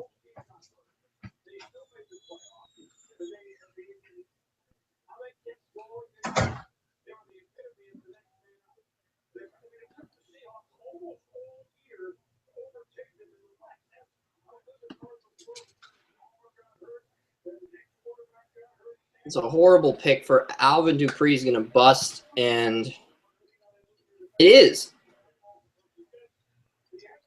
It's worse than the Jarvis Jones pick. I know Jarvis Jones had injury issues, but he was a double-digit sack artist in his 2 years at Georgia. So that pick at least provided some promise and excitement. And then my parents are going to read the newspaper and say, Chris, you don't know anything. Like a bunch of gay Wall Street liberals that think they know what's in our best interest. And that's why I vote for the Republicans, because the Republicans believe entrepreneurs are better than everyone else. But they have to, my problem with the Republicans is they have to act like such homophobes about it. That's why I don't like politics.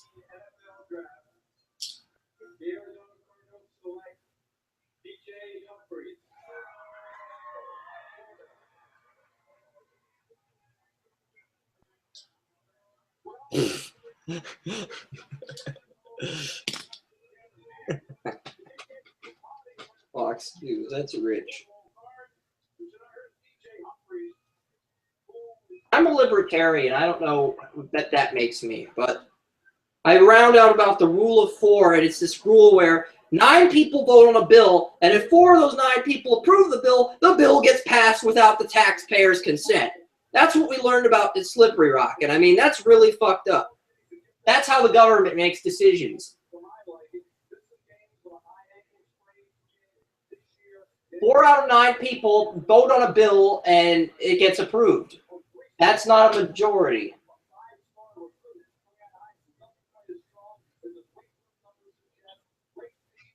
I don't like politics at all. I vote because I don't want to come across as a communist for not voting. So I just vote for the candidate that I think is going to do the best and win.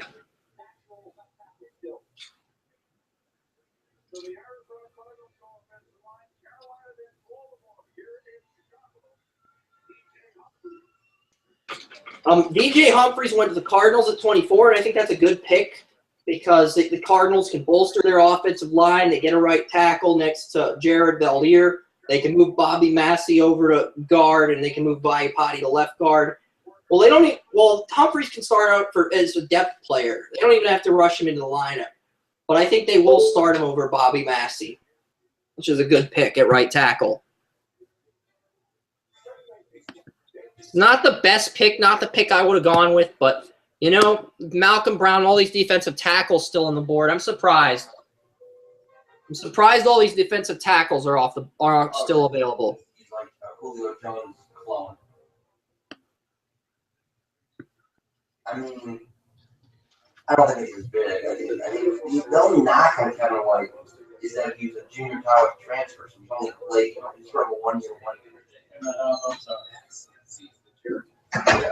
I mean, the fact is, you know, it sort of makes Alshon Jeffrey, it puts less pressure on Alshon Jeffrey. Because you imagine going into the season with Eddie Royale as your starter.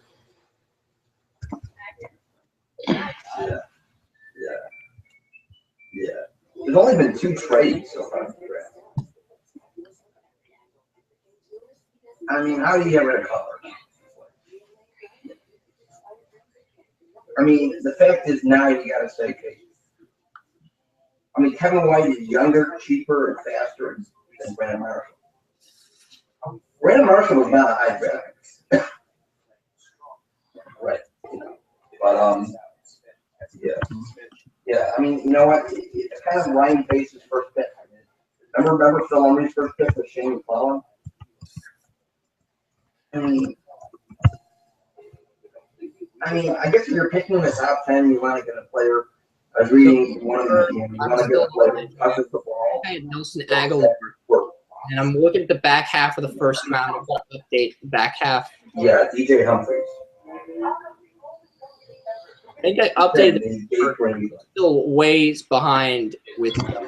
Would you give like a taste for the card? In the trade, there was the whole Dupree pick, which caught me off guard. And I kept copying the picks down to the first document, hoping to copy and paste. I have 295. Vegetarian. No, I mean,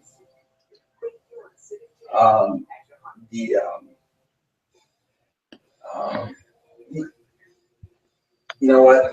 I mean, how about the Nebraska guy still out there? Gregory. Gregory out of Nebraska. Ask your dad about Gregory. Randy Gregory. Yeah, but he had like a marijuana issue, so that's why he was that guy. Tested positive for marijuana at the combine. Like, oh my God, that's an amazing thing. So I'm moving on Sunday, so I already got my keys for my new apartment. Yeah, I already got my keys for my new apartment. Welcome back to Chicago. Yeah. I already found a sports bar with close to where I live. You know, longer miles, but a shorter time to get to work. No. You know, I got back to, I think I probably asked for too much money, but I got back to them. You know, I emailed them back. You know what? It's like they want to hire somebody for the least amount of money. That's, I mean, why are they going to hire you for? Picks in. Hold on, 1 second.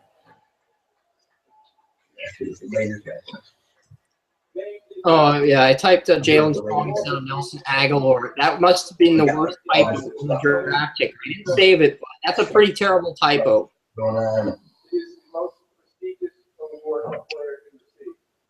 1 second. Let's see the ticket.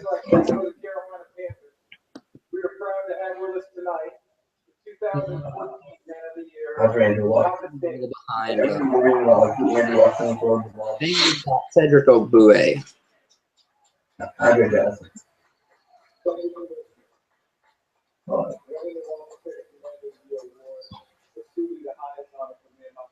what are the Bears for another this year? What it did, it gave me an opportunity with my foundation, so much support from I'm a running the back. commissioner, from the Carolina Panthers, and from nationwide. Hold on 1 second. And with their support, we've been able to excel and take my foundation. Yeah, And Carolina. Commissioner, I thank you guys for it.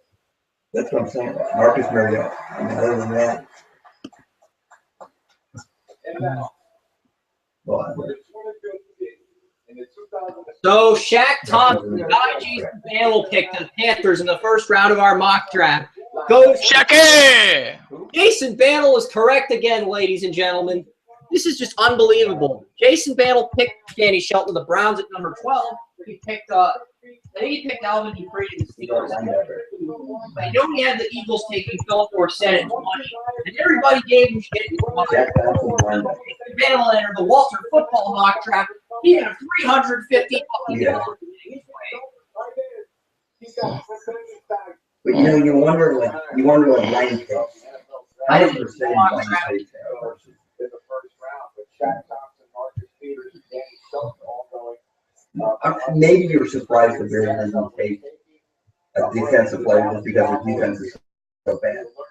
One thing came out of their war room for the Dallas Cowboys, and then of course the Baltimore Right. Ravens. Better than Amari Cooper. Amari Cooper's only 6 feet. It's the hardest one. We know what, right. You know who would have taken, I always like to see what would Phil Emery have taken. I bet Phil Emery would have taken. Excuse my computer. Laggy as shit. Did I Cleveland Browns, so Andres Pete Stanford. I am so, I didn't update my draft ticker at all since the camera. I was reading about something the Bears. I'm just I'm at 50 points. I'm on behind on my draft ticker. In Chicago and Podcast the NFL draft next year. I just want to do my draft ticker and do that and try to keep up because it's difficult multitasking. Really? I know that might make me a little bitch, but honestly, that's kind of how I feel on the inside. Other people who do the podcast, they can just use the code or commentate and break down the ticker. Because I don't care. I mean, I want to. What I'm do? We get 100 downloads during the draft because that's how greedy I am. We get 100 downloads this week for all the hard work. Joey and I will do another one next year. And if we don't, we're just going to code our mock drafts because it really comes down to you guys.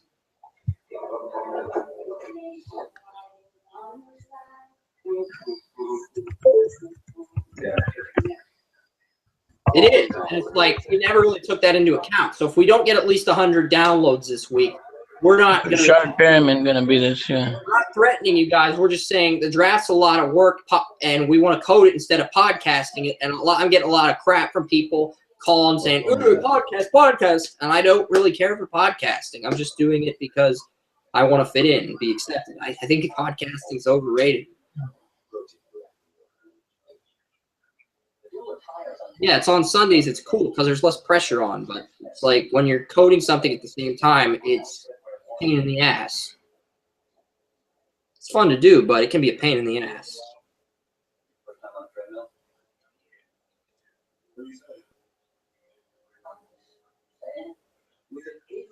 Running a website is fun. I don't consider it a pain in the ass. I just consider having a podcast and code at the same time be a pain in the ass. Because I'm an introvert. Like I do better when I'm in my own comfort zone. Yeah. And I think most people feel like that natural leaders have to be extroverts and they have to be able to step outside their own comfort zone and all this other stuff. And I can see why society thinks that way. Everybody's different. And unless you're doing what you love, I honestly don't think you're going to succeed in life, regardless of how rich you are, regardless about how much money you make, or regardless of who you're having relations with. I mean, you have to 40 hours because it's like yeah, it could be Charlie Sheen. Okay, what about the quarterback so far? I know it's been a while since we talked about him, but big picture, what do you think? Well, I mean, the two kind of expected things is that Jameis Winston, I think everybody felt that he was going to go number one, the most pro-ready. Mariota, still, I think there's a lot of questions about it, but Tennessee felt he was a franchise quarterback. On the pass, number two, can I get another quarterback to get aboard the first guy? Ravens are on the clock, and I'm just going to copy and paste this entire draft ticker up to the new round one because this is absolute bullshit. The picks are flying in so fast, and I want to start grading picks. I'm still on 23, so I'm just going to do that instead of being a bitch about it. Yeah.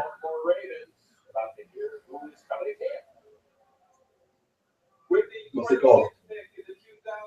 Maybe we should just do a pre-draft show tomorrow night since my best friend's coming over and just code the drafts and just watch it on TV and have fun. Because it's like if the second and third round's just going to fly by this quickly, it's not even going to be as fun, you know? It's going to be even more work for us. Yeah.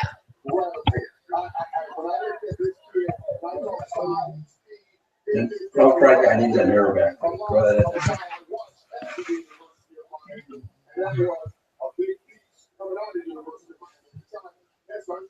Rashad Perriman goes to the Ravens. Unreal. The Ravens did it again.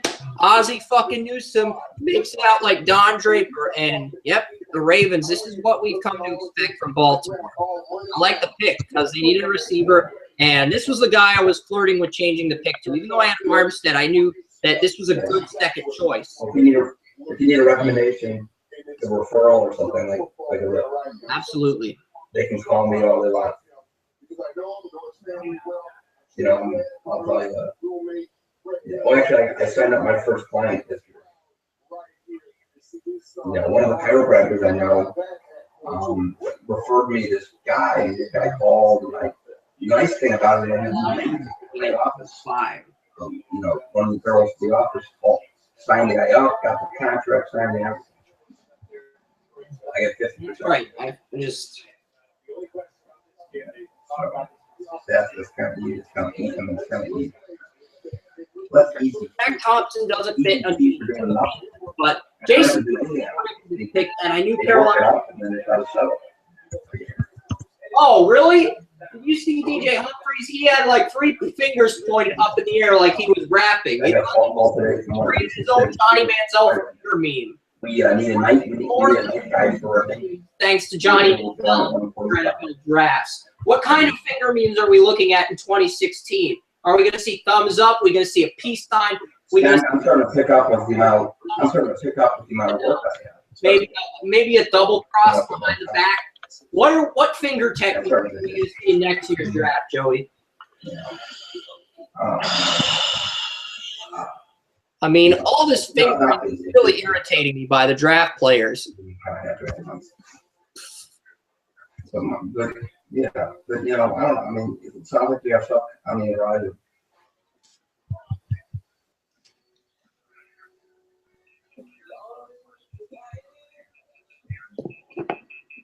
Yep. And I am calling right back into Talk Shoe right now. Don't worry, I'm calling right back into Talk Shoe. Yeah. Yeah, the Robert Half. Actually, my friend Brandon used to work for Robert Half. You know that. I mean, Robert, you know, you may have better success not going to Robert Half. You may have better success going outside of Robert Half. Also, Picture perfect. I got mine on Verizon. did they make you fill out? Did they make you fill out all that paperwork?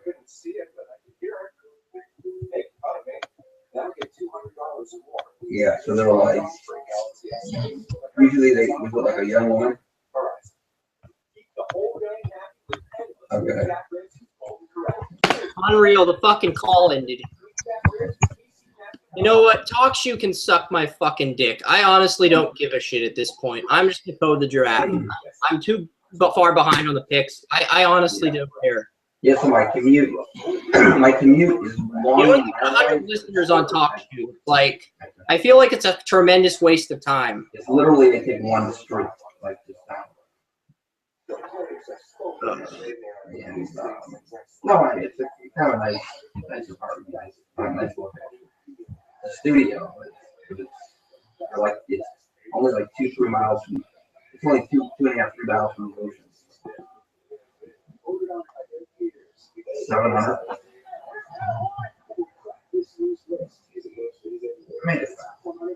No dishwashing. There's no dishwashing. You gotta wash your dishes.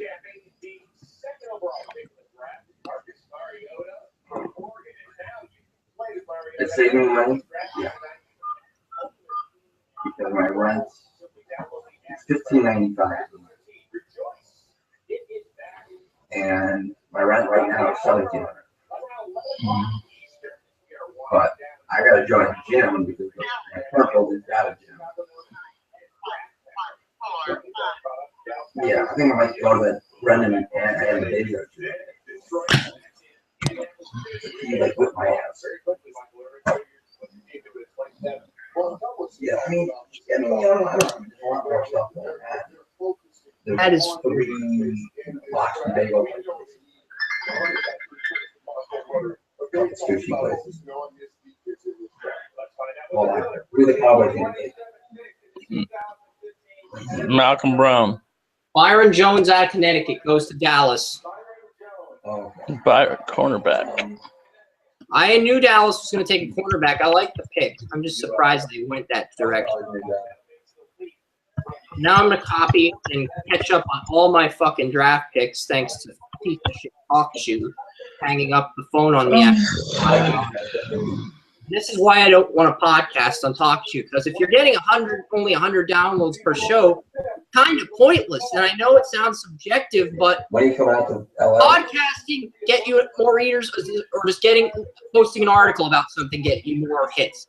Does an article or a podcast get you more hits when it comes to getting viewers? Clearly, articles get you more viewers because they have visuals. And it's all about getting the most numbers. Whoa!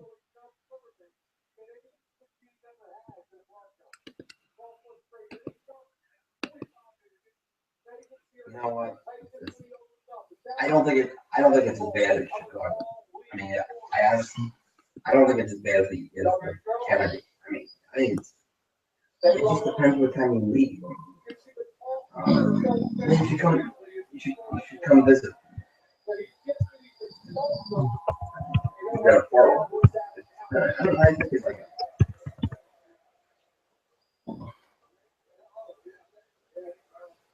Okay, I'll talk to you. Good luck with you. Bye. Not too much, bro. I know. Yes, there's only 5 picks left, dude. 5 picks. I think you can wait. Most an hour. Shouldn't be that long anyway. An hour. Shouldn't be an hour. So was Shaq Williams a surprise first round pick? Who? Shaq Thomas. He was the surprise pick in the first round. No, it's just early, but he's not a surprise. Still a top 50 pick. Yeah, but I'm saying like. Where's Randy Gregory? Not selected yet. I bet you the Saints take Randy Gregory. Who did the Saints take in the first round? Dum Dum. You want to go Tampa? Oh yeah, that's bad. Yeah, they'll go Saints. Tampa Bay wants to move back up into the first round, so I could see somebody trading down. I hope Detroit moves down twice. I think that'd be hilarious. Well, Tennessee picks first and second round. Yeah. See, it's so silly. They switched them around. Tampa Bay could have taken one and then get Price Petty. The bad thing about it, we could have taken. Oakland could have taken. we could. I mean, so far now we could take Dorell Green Beckham though, Or Philip Dorsett. or Philip Dorsett. That is So correct. you would have gotten the other ones, and like how much of a difference are they? Exactly. That's what's so stupid. That's what's stupid. Laken Tomlinson out of Duke is the 28th pick. Now that is a fucked up. The offensive guard. Is it? Langston Thompson. Guard is a really good player, had a good Senior Bowl. I think he's a late first-round talent. I like the fact that Detroit was able to move down 5 spots, get this guy. Malcolm Brown and Eddie Goldman are still on the board. I'm speechless. We're going to get a defensive tackle at 32. The Patriots are. We're going to get a They good just did. tackle. And It just got a center. I know. It's like no, a defensive tackle that can play up the middle and replace Vince Wilfork. We might get one at 32 here. I mean, we're 4 picks away from it happening. In a long time, I'm sure. looks like a smart guy. And Eddie Goldman and Malcolm Brown are still on the board. So there's a 50-50 chance we're going to get a defensive tackle to replace Vince Wilfork. I'm kind of relieved. I'm still pissed, but I'm kind of relieved. Not bad, it's just weird. Like when you get to the part of the draft, things get weird. Mm-hmm. Yeah, but Oakland could take probably Philip Dorsett in the second round. And I'm saying it's not like is he going to be that much different than our. They could take Randy Gregory if he's still available. They could. That would be even better I bet he will be available. because of the marijuana. Don't you think there's always guys like that still around? TJ Williams, both B- grades. I mean, Shane Ray would be an easy A+ You know grade what? I if bet Denver you rush. Philip And Dorsett then goes to New Orleans. New England will pick up. They'll go Malcolm Brown or Eddie Goldman. England will always pick up a defensive line. If I were Oakland, I would just get. I would jump up to New England's pick. They're not going to trade. Pick They're Randy not Gregory. trading down. They're taking the defensive tackle that's worth this shit, and they're going to make a good pick. Yeah. Now, Well, they get some. You have to change the color. Belichick is licking his chops after all the reaches that have been made right now. I mean, the Raiders have a I would, if I were Raiders, in the second. just to get a fucking guy who's sitting there, get a fucking jersey going up. You know what the fuck is this? I think the Colts might trade the pick to either Tampa. And remember, Tampa There's wants two to move tra- that to the that's first. not- pick. that's So also about not it. Why the is Usually. Shane Wright trade first? Why couldn't that just? Then we could have waited for that I was bullshit. doing a bet. They still would have to Shane Wright. Ugh. Who the fuck You know what? knows? I think they would have got. I don't understand those picks. Like,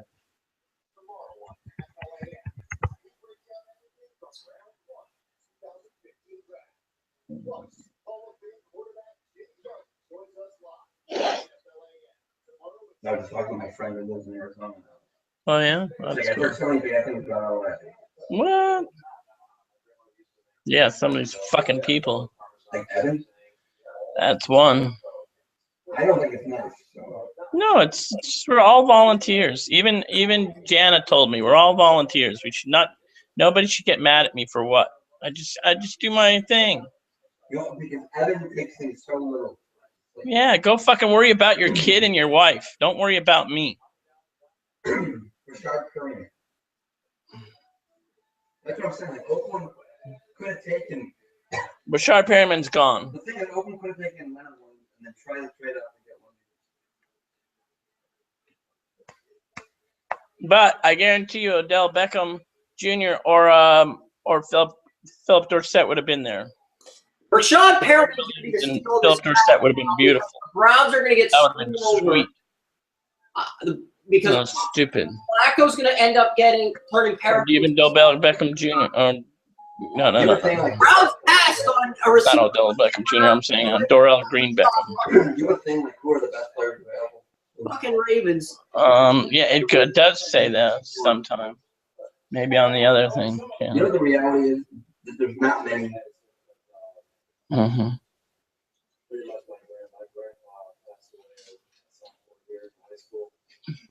Here, no. Someone's gonna tell them, okay.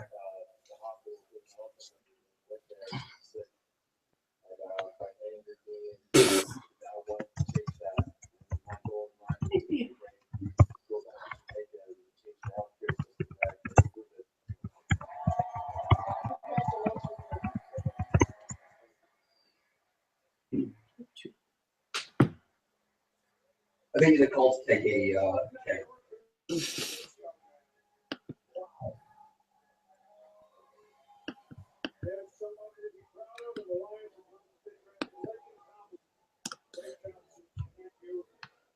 I'll do the draft grade write-ups later. Let's I'm get just trying to you catch up. another- I'm so far behind on picks. I'm just trying to catch up on the Landon Collins safety. Oh my God! Landon Collins is still available. Are you fucking out of your mind? Dude, he's probably one of the best. You want to bet the Raiders take Alabama again? You know what? People have forgotten about it. Is it true that Landon Collins is going to be a Colt? Best players available by the way. Yeah. So Jason did it again, Oren. Landon Collins is going to the Colts. Randy Gregory.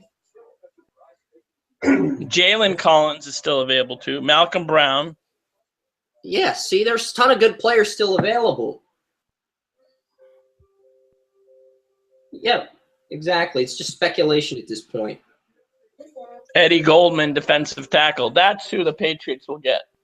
Yeah, we're going to get either Goldman or Malcolm Brown at 32, and we're going to look like gangbusters. Dorrell Green Beckham. That's what the Patriots do, Warren. Philip Dorsett. Eli Harold. Packers drafted Mario Fernando.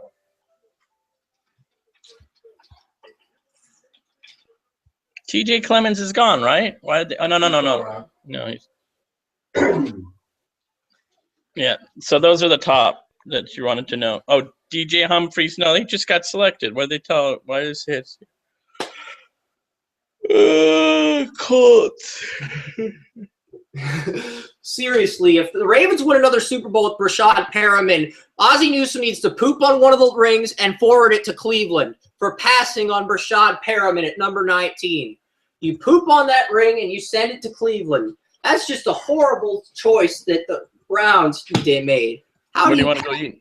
receive Perriman for a center?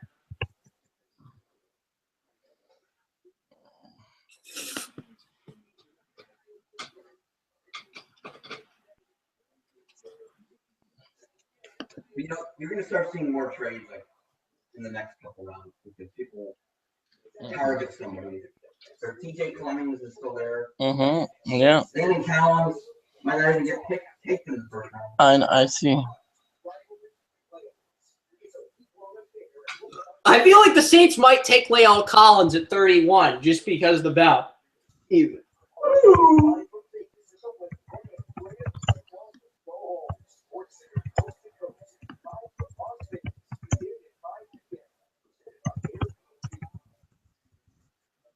Cowboys took a cornerback, I believe. Byron Jones out of Connecticut.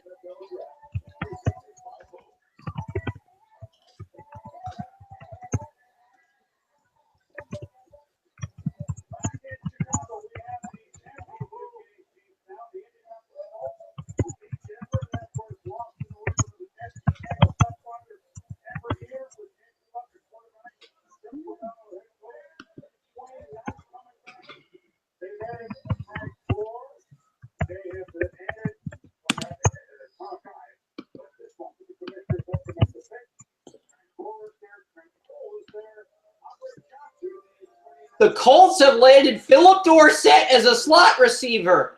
Wow. Randy T.Y. Gregory. Hilton's in a contract year. Maybe Oh, Philip Dorsett gone.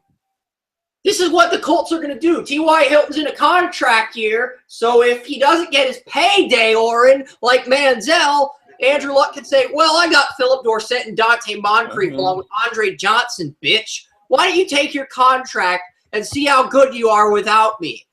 The Colts can do that. Andrew Luck can remain the franchise player, and T.Y. Hilton will become shit once he leaves Indy for a new deal. So there goes your Saints taking Dorsett. I mean, they have Dante Moncrief, Philip Dorsett, and Andre Johnson. So if T.Y. Hilton doesn't take the offer the Colts give him in the butt, guess what? They just took it. Oh, yeah, that's true. They can take him. They can just get rid of T.Y. fucking Hilton and make Dorsett their new slot receiver. But they got Green Bay here, so what is Green Bay going No, to I'm take? talking about all the cap issues. Anthony Costanzo's contract's up next year. Both the tight ends have expiring deals, and T.Y. Hilton's deal is up next year too. So the Colts are they're drafting for the future. They know Dorsett's going to sit out this year, but they're in next year. Inside linebacker, so they don't need that. They need a defensive end too. They could take Randy Greg, yeah, but that's far. You know, the only team that I can tell you. Here, best available: Malcolm Brown, Randy Gregory, Eric Rowe is still available. 3-down linebacker in this draft. If Green Bay doesn't take him, Eddie Goldman. they're stupid. Demarius Randall. I think the Raiders take Eddie Goldman. Why? They don't need a defensive tackle number 1. They need a defensive end. That's why they didn't take Danny Shelton, Bone. I bet they'd take one of the safeties.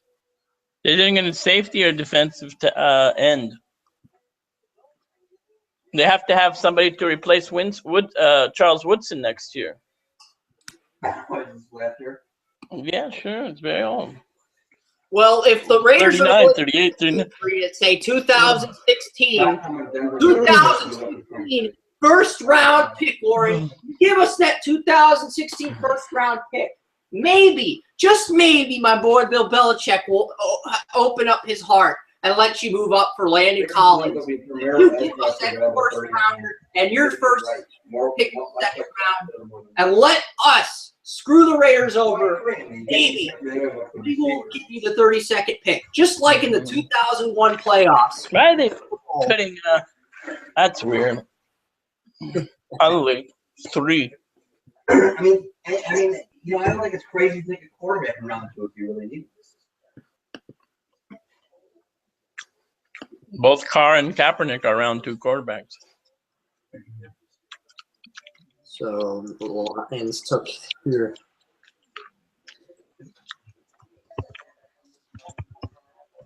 So the clean lady is all set to come on Tuesday? I'm gonna give a B.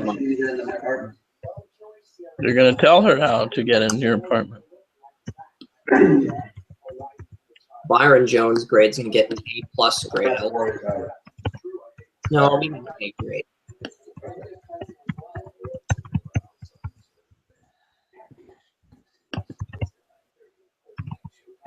Okay, so the Colts pick at 29. They went with Philip Dorsett. The Patriots trade that pick, and it's like Raiders are on the clock. That would be wonderful. Actually, it's not I bad. bet you that the 32nd pick is going to be. I'm gonna give a B grade. Gregory. Solid. I'm not gonna be like all iffy about it. I know Cal Pope give him a B grade.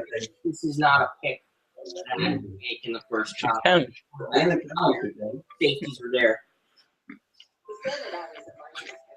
but there's 2 great dude safeties still on the board. Malcolm Brown, how come he is? did I accidentally forget to put in the team logo for Duke and Miami for the last few picks? Yeah, I forgot to do that. That's a no-no.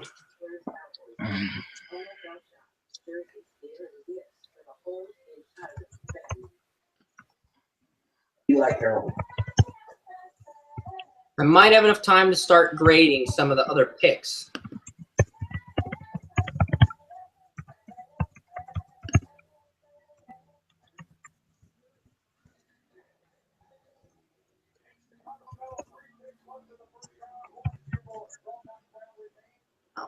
We're just going to focus on the draft. Demetrius Randall's the better safety? Huh. Yeah, Jason Bandel had Demetrius Randall out of Arizona going in the second round as his second best safety after Landon Collins. He's 5'11", 194, but he's got good tape. Like, I watched him tape his man zone press coverage, good football IQ. Demarius Randall's underrated. He's not getting enough credit. Is the first guy got selected, Leonard Williams. Danny Shelton. I hope the Packers And, have a really good what's pick his name? here. There's one more.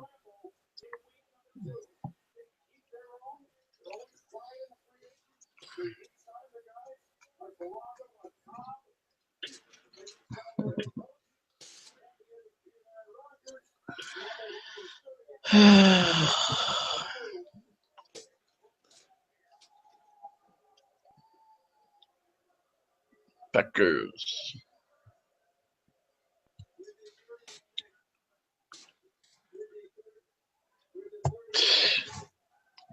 problem? Demarius Randall, is ESPN ahead of NFL Network? Because I think you guys heard the Demarius Randall thing. Safety. Free safety. They just drafted Clinton Dix last year in the first round, and they got Morgan Burnett. Why would they draft another safety? Okay, this isn't even a position of need. The Bears picking like I'm giving the Green Bay Packers the who got Oh, I know. It's so stupid, dude. Chicago draft grade because that's And how they go home and they got a fucking. What school did this fucker go to? Randall. he went to Arizona State. Arizona State Sun Devils. Arizona I State. go back and study.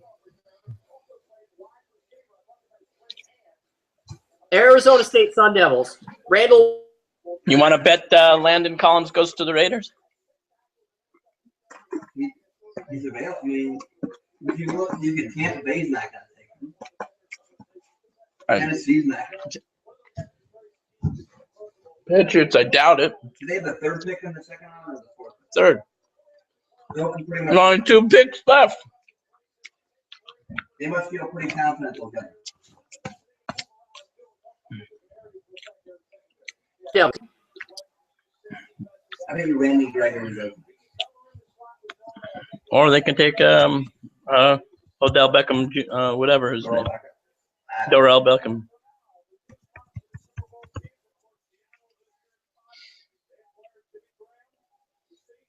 You could take a tight end right here. I bet they take a receiver.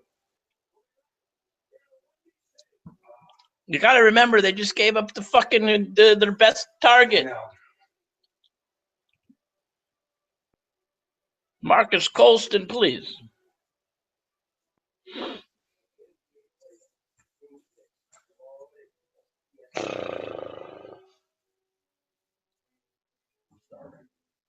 Dude, 2 more picks. Relax. I said you can have some nuts. I bought you popcorn. I'm not going to eat it. Shit. What?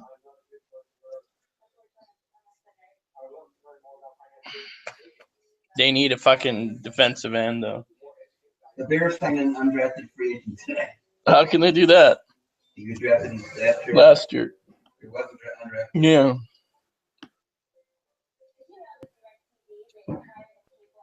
Where did I put the remote? Oh, shit. Okay. So my property management company quit. Wonderful. There I go. Now I got to call. The draft is over. They already said the picks. Who? Patriots selected at 32. Who? Randy Gregory? No, they didn't. They didn't say who they drafted. They just said the picks are in.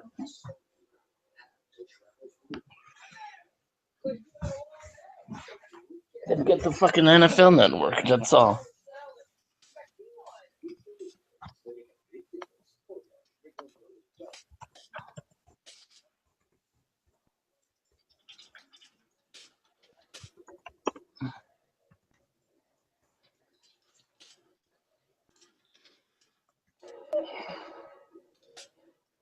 Doesn't say who they. Who would? Of course, I'm not going to tell you who they picked. To the whole thing, they can't announce that.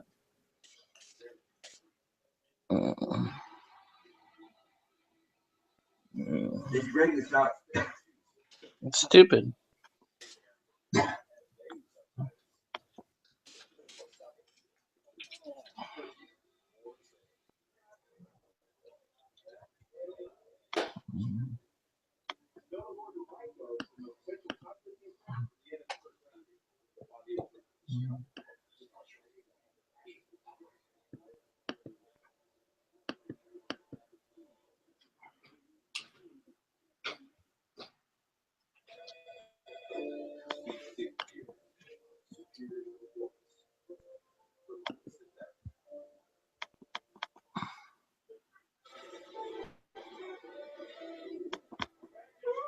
Come on, man. No, they didn't select anybody. I don't know where you got that from.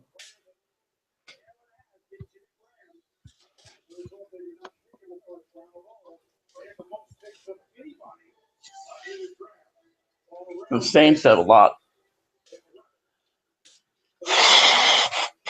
No, Seattle. Oh, Saints have Max Unger. Yeah, that's right. Why the fuck did they get another lineman in the first round? Protection.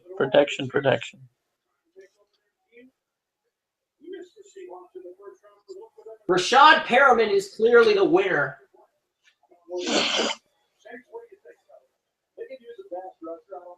Oh, yeah. Running back's the best pick. Come on. The Ravens got Rashad Perriman at 26. How is that even a debate? The Ravens are, once again, smart. The Ravens had the best draft of the night. How about a kicker? Yeah, not in the first round. Yeah, didn't Oakland pick a kicker in the first round? Yeah, he's still there.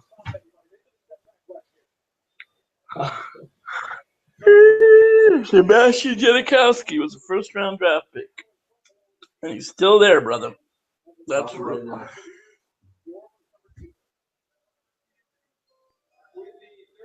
pick in the 2015 NFL Draft, the New Orleans Saints select Stephon Anthony.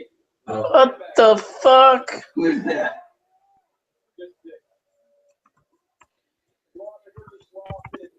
that's a good pick. Anthony's a 3-4 linebacker. This is a good pick for the Saints. I knew they were going to get a linebacker, middle linebacker, because he's the second best inside linebacker, actually.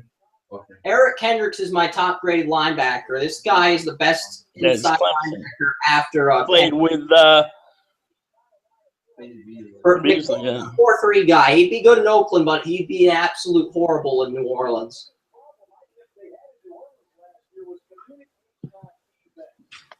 I like that pick, actually. And the Patriots get our pick of the litter between Eddie Goldman and Malcolm Brown at 30. For sure. Randy Gregory, Malcolm Brown is still there. Collins are still on I the board can't as see well. it. How can fucking Malcolm Brown slip all the way here? Nobody know how? Yeah, we get our pick of the litter between these guys. I mean, this is awesome for the Patriots. They take rounds from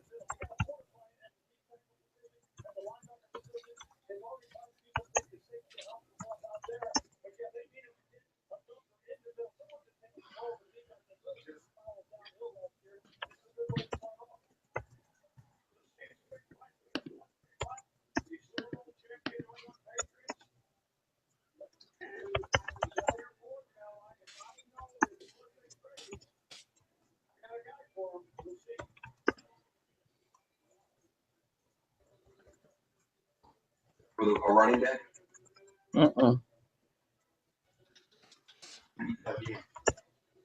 I don't know, dude. What's up to you? Eddie's? You mean Ernie's? I don't know. I have to freshen up. I don't feel good at all. I have to take a dump, I think. No. I'm very upset right now about a few things. What? Is it the Raiders draft? I didn't tell you. Adam, me and Jana were on the phone with each other after this thing last night for 3 hours. Well, what the hell are you talking about? Girl better like my ass. I don't know. Thought I was. You gotta sit and watch the draft. I don't know. I keep she keep changing the fucking plans on me, man. I don't get that shit. First, we make arrangements in the day. Then I guess I fucked it up. She wants to make arrangements night. Then she says, okay, now we're going to do it in the day. And then I got confused. I thought we were going to do both in the then. So it just went back and forth. And now I'm like, she canceled on me for the day, but I don't know about the night. So it's like, ah. You know the thing about the Patriots? When you pick last, it's almost like you have the first pick. Mm-hmm. I don't know if the Saints that's why they took them after. Who did they take last season with their first pick?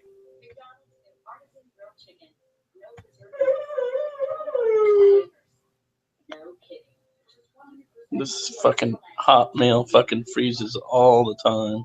I bet you they did.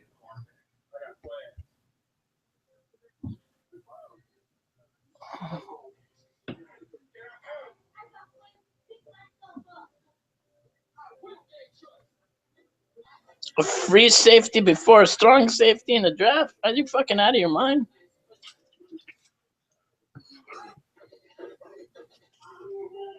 I don't know.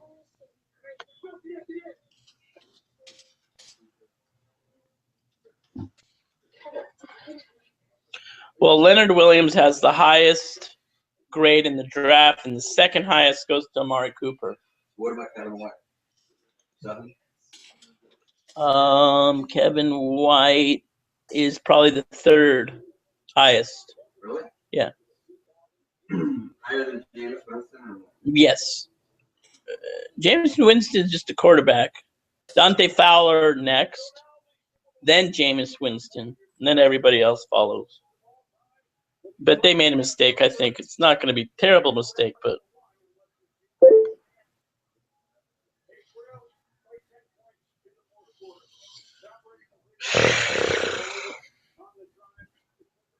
I wonder how many other people are still in the fucking green room.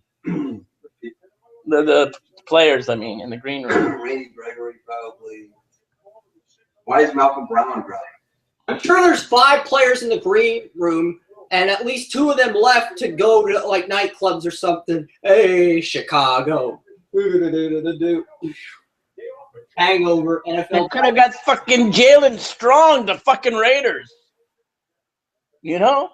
Jalen Strong could go to the Patriots too. What the fuck are they thinking? I told you. Jalen Strong and Green Beckham are still fucking available. Here, this pick. One of them. Go ahead and do a Chicago. You I'm guys so pissed off. Are they dumb, man? They need help.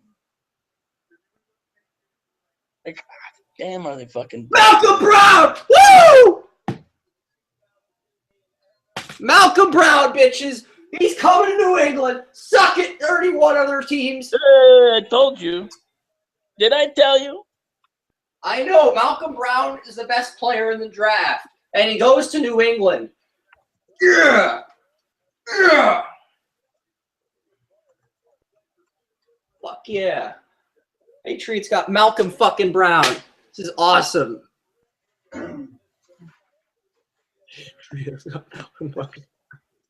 Once again, the Ravens and Patriots Yeah, have awesome drafts. 5 minutes. Give me 5 minutes, please.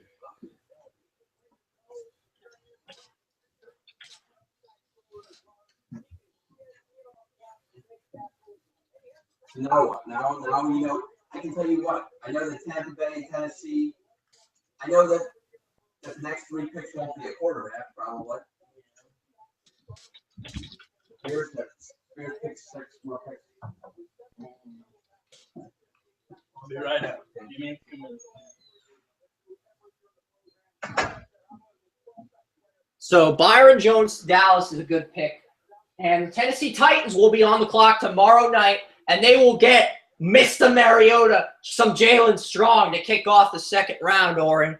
Jalen Strong will go to the Titans, and your Raiders will get fucked out of getting Jalen Strong. That's what's going to happen tomorrow. And you're going to be pissed about that, but glad for the Titans. The Titans could also get Lael Collins to boost the interior offensive line.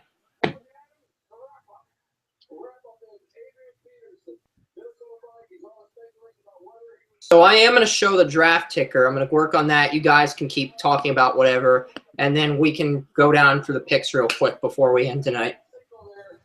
Not going to happen. And then certainly teams that were interested. I spoke to one prominent general manager today. He said the Vikings were adamant and emphatic that they were not going to trade Adrian Peterson. And tonight we saw some proof of that. A lot of players going a lot of different places. A lot of players staying. Adrian Peterson staying in Minnesota. And of course we have Marcus Mariota staying in Tennessee, despite the fact that the Eagles told they're not going to go make that trade. Both teams went. And also Phil Rivers staying in San Diego. As the Chargers said, he's not going anywhere, and he doesn't want to leave San Diego. And he's got another reason to stay there. He and his wife are expecting their 8th child. So the Rivers family is not going anywhere.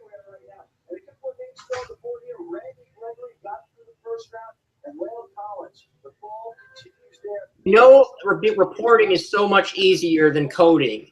Adam Schefter has it so easy. Following the murder of his ex-girlfriend, very disturbing story. He still is on the board. Well, look, and tonight, thank you very much, fellas, and thank you, Susie, and everyone that's worked here.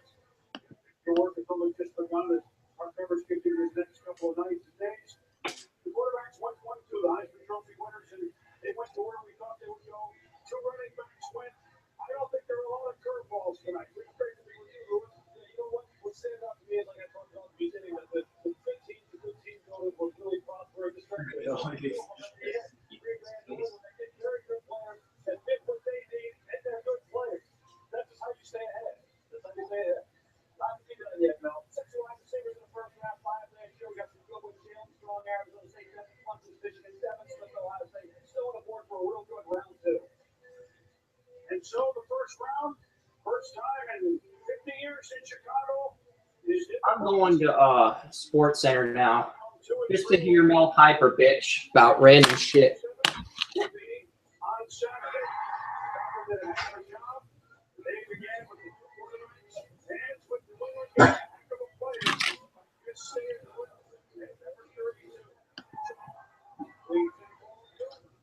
Joining us here at the 80th annual selection meeting after the Oh, really? Fuck Sports Center. Sports Center can suck my dick. Can't you do an NFL draft special? All right, Boomer, thanks. It's not a game. It's not a trend. Urgh. Fuck you, Steve Levy. I want an NFL draft recap and then the highlights. Sports Center's just gotten so PC and so fascist. It's like, sometimes I wonder if Stalin would do a better job running Sports Center than the current operations staff. I'm speechless. Ugh. Why would I give the Packers an A grade for taking?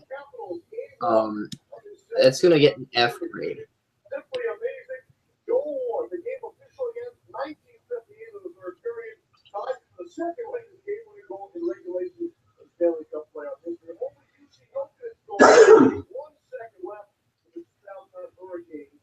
So I gave the Green Bay Packers a Who Got Ted Thompson drunk draft grade because they never draft safeties in the first round. They didn't take a corner. They didn't take a nose tackle. They took a fucking safety, and it wasn't Landon Collins. So the Green Bay Packers get the Who Got Ted Thompson drunk draft grade. And it's even worse than the Millen grade because it's the Who Got Ted Thompson drunk draft. Thanks for having us. NFL moving its draft from New York here to Chicago, and the town was buzzing. There's like 4 really top ranked receivers left. Devin Smith out of Ohio State, and somebody said it's like kind of like an Amari Cooper. Yep. You know what? It's just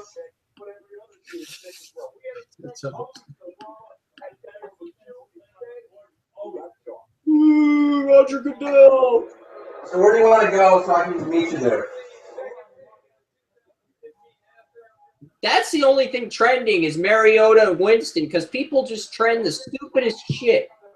Like after Winston Mariota go 1-2, people stop watching the draft. Some people do.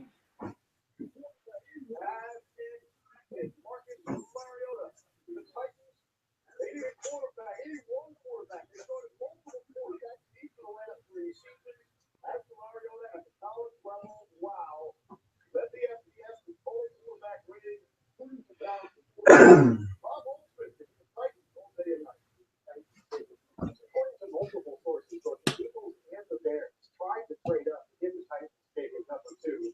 Tennessee general manager Russell Webster said he did have conversations with a number of teams, and some of the offers included multiple draft picks and multiple players.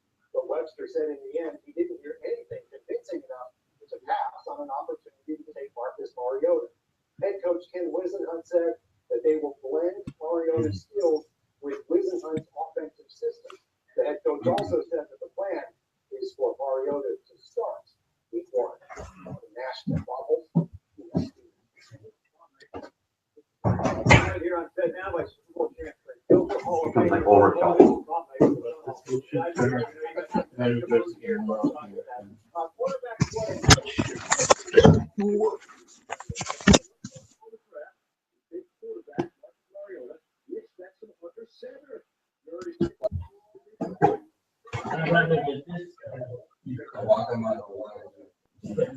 You know what? That's why I'm not a drunk.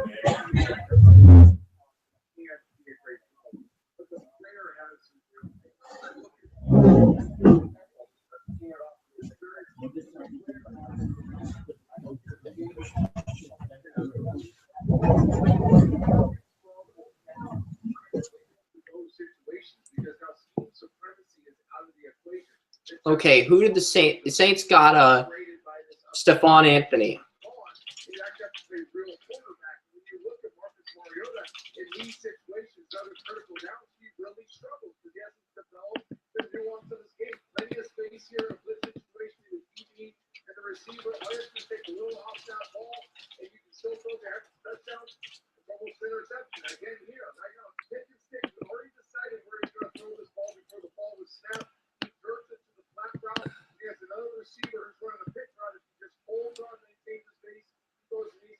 Yeah, I'm gonna keep the B- grade for the Saints because the Saints passed on Eric Kendricks and okay, you know what, Oren, whatever. I honestly, if you don't want to talk anymore, that's cool.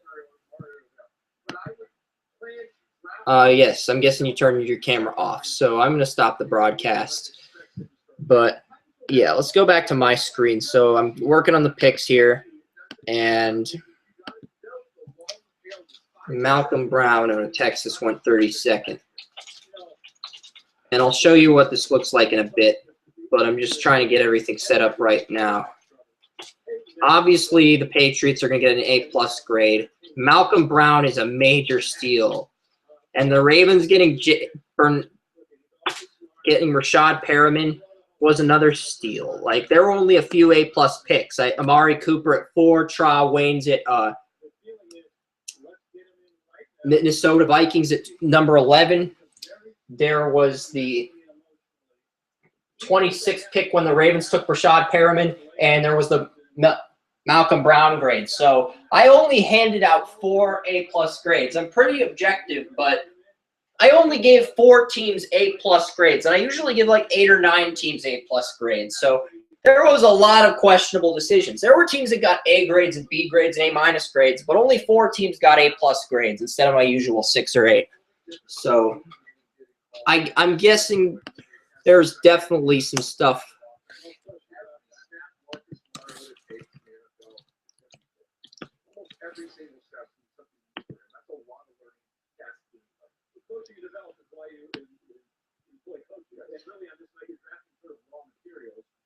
Why is it that Tennessee didn't find enough out there to maybe move that?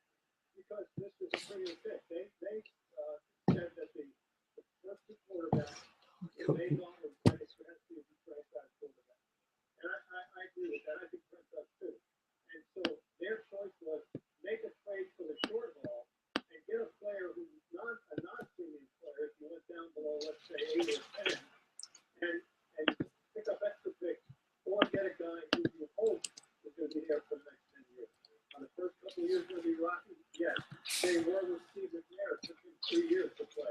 But after he got his team under him and they got a good team around him, which, by the way, they don't have a good team around him right now, but will, then the arrow was up very fast. Also, Mariota makes Bishop Sankey relevant. He was not relevant with Sankey because he's not a good pass blocker, and his own read makes him relevant. There's no question not having Jameis Winston here tonight in Chicago or Marcus Mariota took away from the event that they left to be with friends and family. Well, Mariota was in Hawaii, and here's the best throw of the night. Star Shelley Smith to Mariota. After months of speculation and trade rumors and flat-out guesses, Marcus Mariota went where everyone first thought he would. Second, the Tennessee Titans. Incredible. It's kind of hard to put all this into words. It's something that you've been working for since you're 6 or 7 years old, and now that's kind of come full circle. It's really special. I'm very fortunate to be part of this organization, and I'm looking forward to getting there. What would be the biggest challenge for you with this offense? First and foremost is learning. I mean, it's going to take some time. He has a lot of complexities within his playbook, and I'm going to do my best to learn as much as I can. But from there, just playing my game and being myself. Mariota said he's excited to move to Nashville because he loves country music. He was headed there Thursday night. He said he hopes to make it back to Eugene by Saturday's spring game to cheer on his replacement. In Honolulu, I'm Shelley Smith, ESPN. Jameis Winston did slip some in this draft. He went like 6 minutes and 12 seconds. 10-minute window. Wrong draft grade. Florida State quarterback #1 overall. 26-1 as a college starter. The Bucs have won 27 games total over the last 5 seasons. Back there in Alabama, was closer So- to Chicago than a wide joy there in his family. Tom Rinaldi was the #1 man. You wanted to be here, not in Chicago. We don't get 100 fucking downloads. It's like, yeah, we're not going to do this next year. Embracing this opportunity to be a book, to be with the Winston and the Whites and everybody came with. How would you describe the journey to reach this moment? It's been a process, man. It's been long, but more importantly is the filled blessings. So thank you and my family, like I said, and I'm good.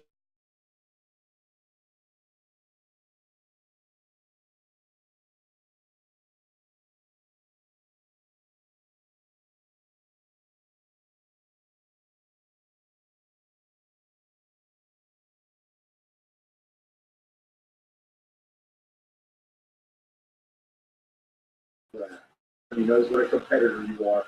You lost 1 game in your collegiate career. You go to a team that won 2 games all last season.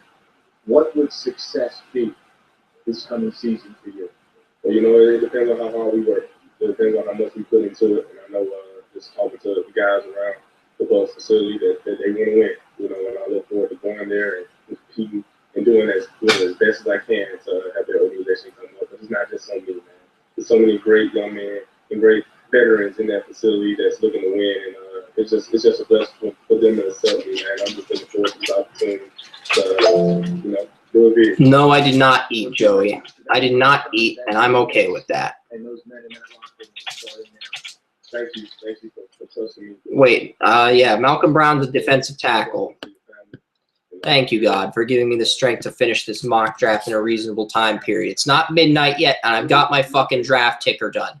And the fucking write-ups. So it might be a little after midnight until I finish. Might be till like 1 a.m. I got to promote this as well. So.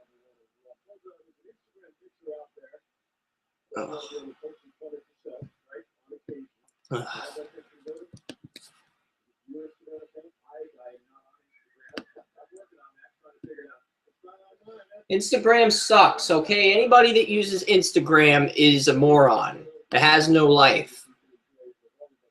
And people that use Instagram to get free likes and then filter people out that don't do the politically correct thing, those people are dead to me. I mean, they'll do what they want. I could care less about what they do with their lives because it's not in my best interest. So, all 32 picks are up for the first round. And, yes, our round 2 coverage will be seen here. And if you want to check out the round 2, you have to click round 2 to get the round 2 write-ups. I'm not going to post the round 2 picks on the round 1 page in the news ticker. See how time-consuming that was yesterday? You have to tune in when we want. Yeah. We're going to be assholes about that because we want to get this up in a reasonable time period. We want to try to get everything up by midnight. And we only have 4 more picks, so we can do it. We can get this up by midnight.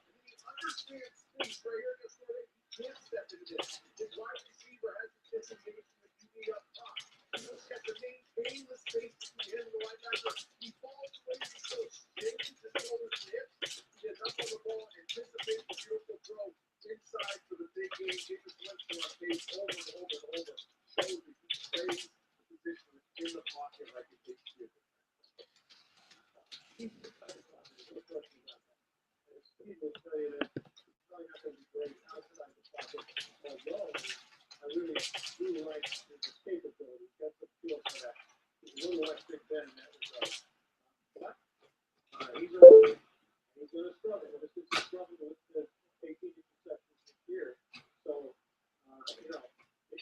going to be easy sledding, but it never is for any rookie quarterback. Again, he's got the smile, he's got the swag, he's got the confidence, and he's able to focus in front of himself.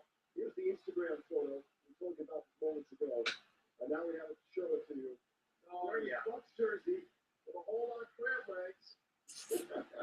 Back to the crab leg. I think it's funny.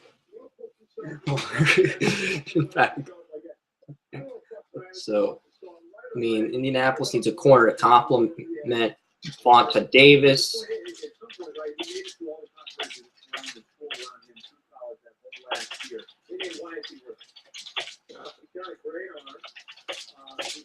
a better athlete than his numbers show. He was a tough pitcher. He is a leader. He played with a sort of balance that was hanging over his head last year, and basically kept his poise and played well the whole season. Leadership is smart enough to get into transfer, so that's saying something. And so he's got all the things you want. The question with him is maturity and the ability to understand that off the field, his life seems to be one that's played out on television or in the tabloid. The crab legs have to disappear. He's got to learn to be a leader, and leaders lead by example. The crab legs have to disappear. Well said, Bill Polian. The crab legs have to disappear. Every time he throws an interception, I want to see someone Photoshop crab legs into Jameis Winston's rocket arm. You better Photoshop those crab legs, you graphic designers. He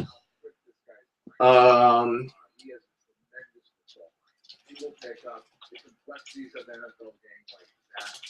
He has the ability to process large amounts of information very quickly, and the dynamic leadership. Although this, 50% going to like the crowd like Instagram play, 50% part. He does things every day that inspire his teammates, that jolly them. He will be able to lead all 52 other players in that locker room. And you assume when you make that kind of investment, that Tampa Bay will spend plenty on the care and feeding of that guy, so they take him through this. I think it's important to recognize that no rookie is going to leave. They're there to follow, at least for the first year. So to expect them to be a leader, to ask them to be a leader, to ask them to be the face of the franchise, that's exactly what we want them to do. What we should ask them, and what the Bucks need to ask them, is to come in there and be successful. That's all we need to do. James Winston at home in Alabama. Edward was where? You got it. So then I think we went to Alabama. I mean, home Alabama. Also, here's that. Well, the Bucks rejected trade offers and informed Jameis Winston while they were on the clock for the first time that he was the number one overall pick in the draft. Jim Jason Wright immediately referred to Winston as a franchise quarterback, something that's easily proclaimed but must eventually be proven on the field. Wright said he was convinced about Winston's football ability long ago, but required a lengthy vetting process before the team was comfortable with the character of Winston. He was accused of, but never convicted for, sexual assault. He has been sued in civil court for his role in the alleged incident. Wright says he's not just comfortable, but confident with the player in that regard. Head coach Lenny Smith told the Bucks will not, quote, babysit the rookie quarterback, believing the team has a strong locker room of veteran players who can positively influence Winston. The team clearly expects him to start as a rookie. With the Bucks on that order, ESPN. Okay, here's top. Is that right? Get that in. Here's Top Shay. Welcome into the show. We're dying for some. I finished ahead of you in the draft Nick rankings and for best draft, so your mock drafts are so bad that, yeah, I'm not even going to start. But I'm muting Todd McShay because his work sucks.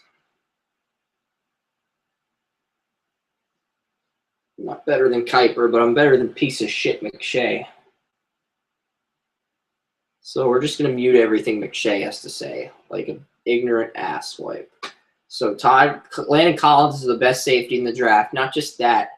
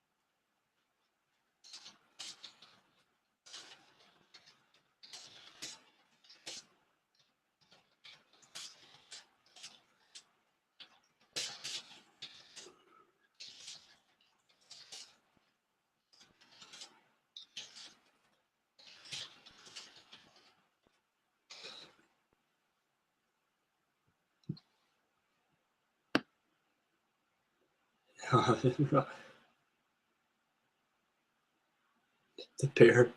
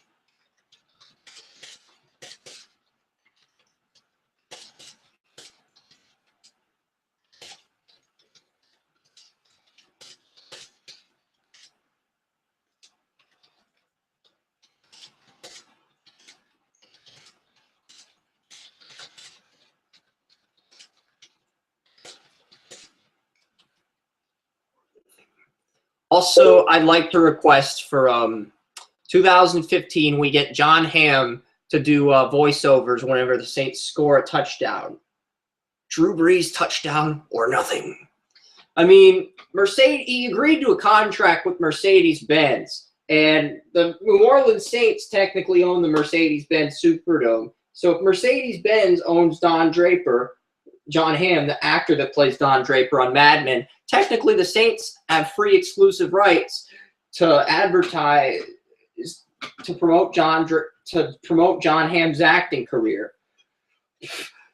And I could see it now.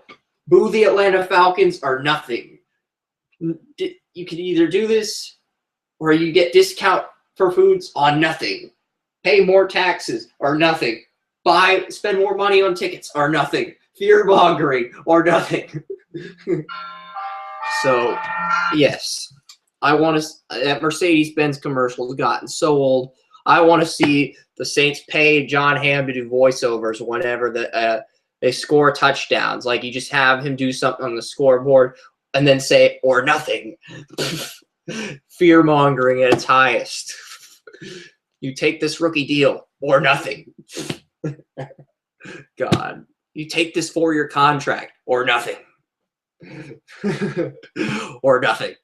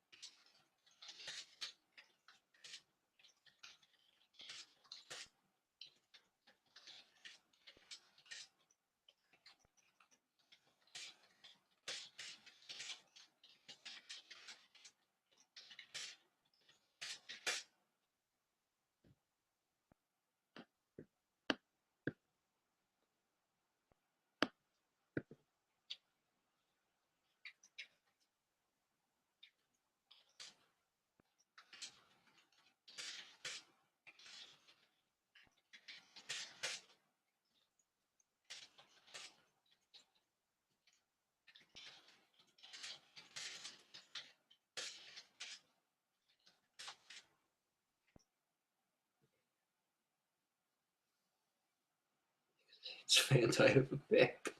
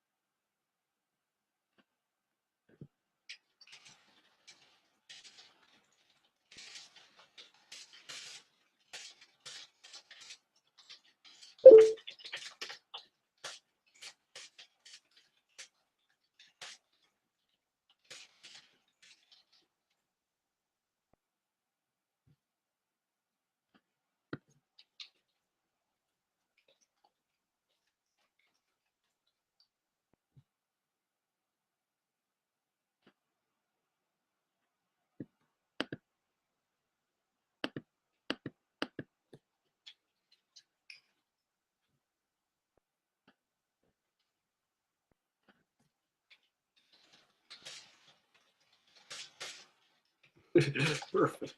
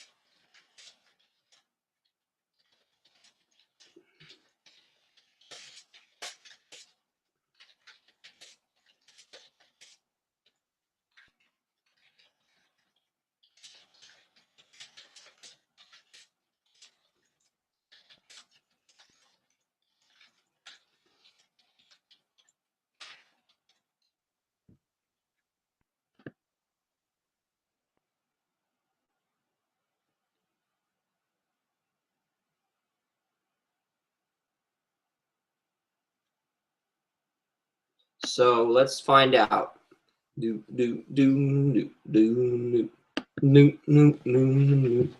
got to do this, and we'll check out picks 1 through 17, and then I will be done. So here we are, folks. Recap this draft. Double check all the damn code. I already did picks 1 through 16. I'm just making sure picks 1 through 32 show up here, and then the draft grades. We'll break down all the draft grades. We'll break down the write-ups, and we'll really get into it here. And my podcast, my Google Hangouts can last up to 8 hours. And the best thing is, it's like, this Google Hangout is already 6 hours long. And here we go. The Buccaneers took Jameis Winston, number 1 overall. Florida State, number 2 pick, the Tennessee Titans selected Marcus Mariota out of Oregon. Now, I like this pick because it's a pick where, I mean, he's going to have a better supporting cast than Winston, and I think that's a good thing for a team like the Tennessee Titans. Capitals beat the Rangers 2-1. Side note, good job, Washington.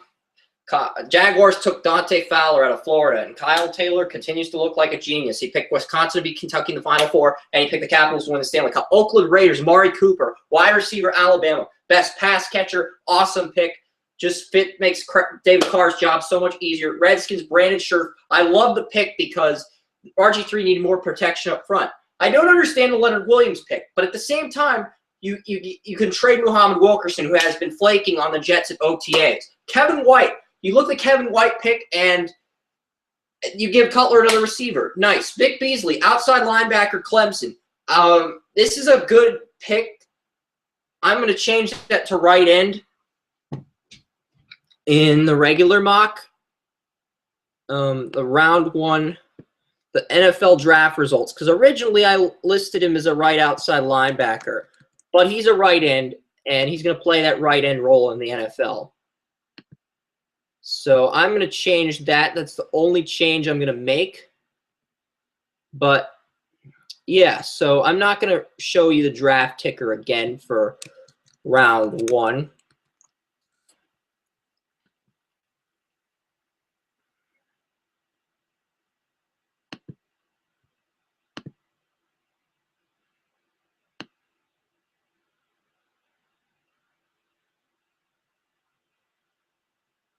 Yes, so looking at our draft grades here, Winston, A grade, Mariota, A grade, Dante Fowler, B+ grade. Amari Cooper got the first A+ grade of the night when the Oakland Raiders took the Alabama receiver 4th overall. Brandon Scherf, I did not think Washington would go this route, but they get the best offensive lineman in the draft, and RG3 finally gets legit pass protection. Jets took Leonard Williams at 4. At 6, and I know that probably stoked Ted the Talking Head. I wasn't there to see the reaction, but I thought it was a horrible pick because they need outside linebacker, a pass rusher that can get 10 sacks. Vic Beasley's there. They let Vic Beasley fall to the Falcons, and the Falcons are going to get a stud pass rusher in Beasley. Kevin White was there at 7, and that's a good pick. I mean, I like the selection there. Okay, there's a pound. Nope, not a pound symbol. I thought there was a pound symbol next to Erect Flowers. That's a B- grade, and they need an offensive tackle. This is where guys like Pete, TJ Clemmings, Jake Fisher, they're all still on the fucking board, New York. But no, that's not good enough for you.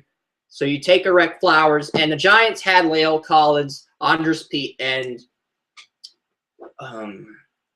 Cedric Ogbuehi as the top offensive tackles on their boards. And I think Erect Flowers was 4th, but they decided because they had a history with guys from the U, it's all about the U.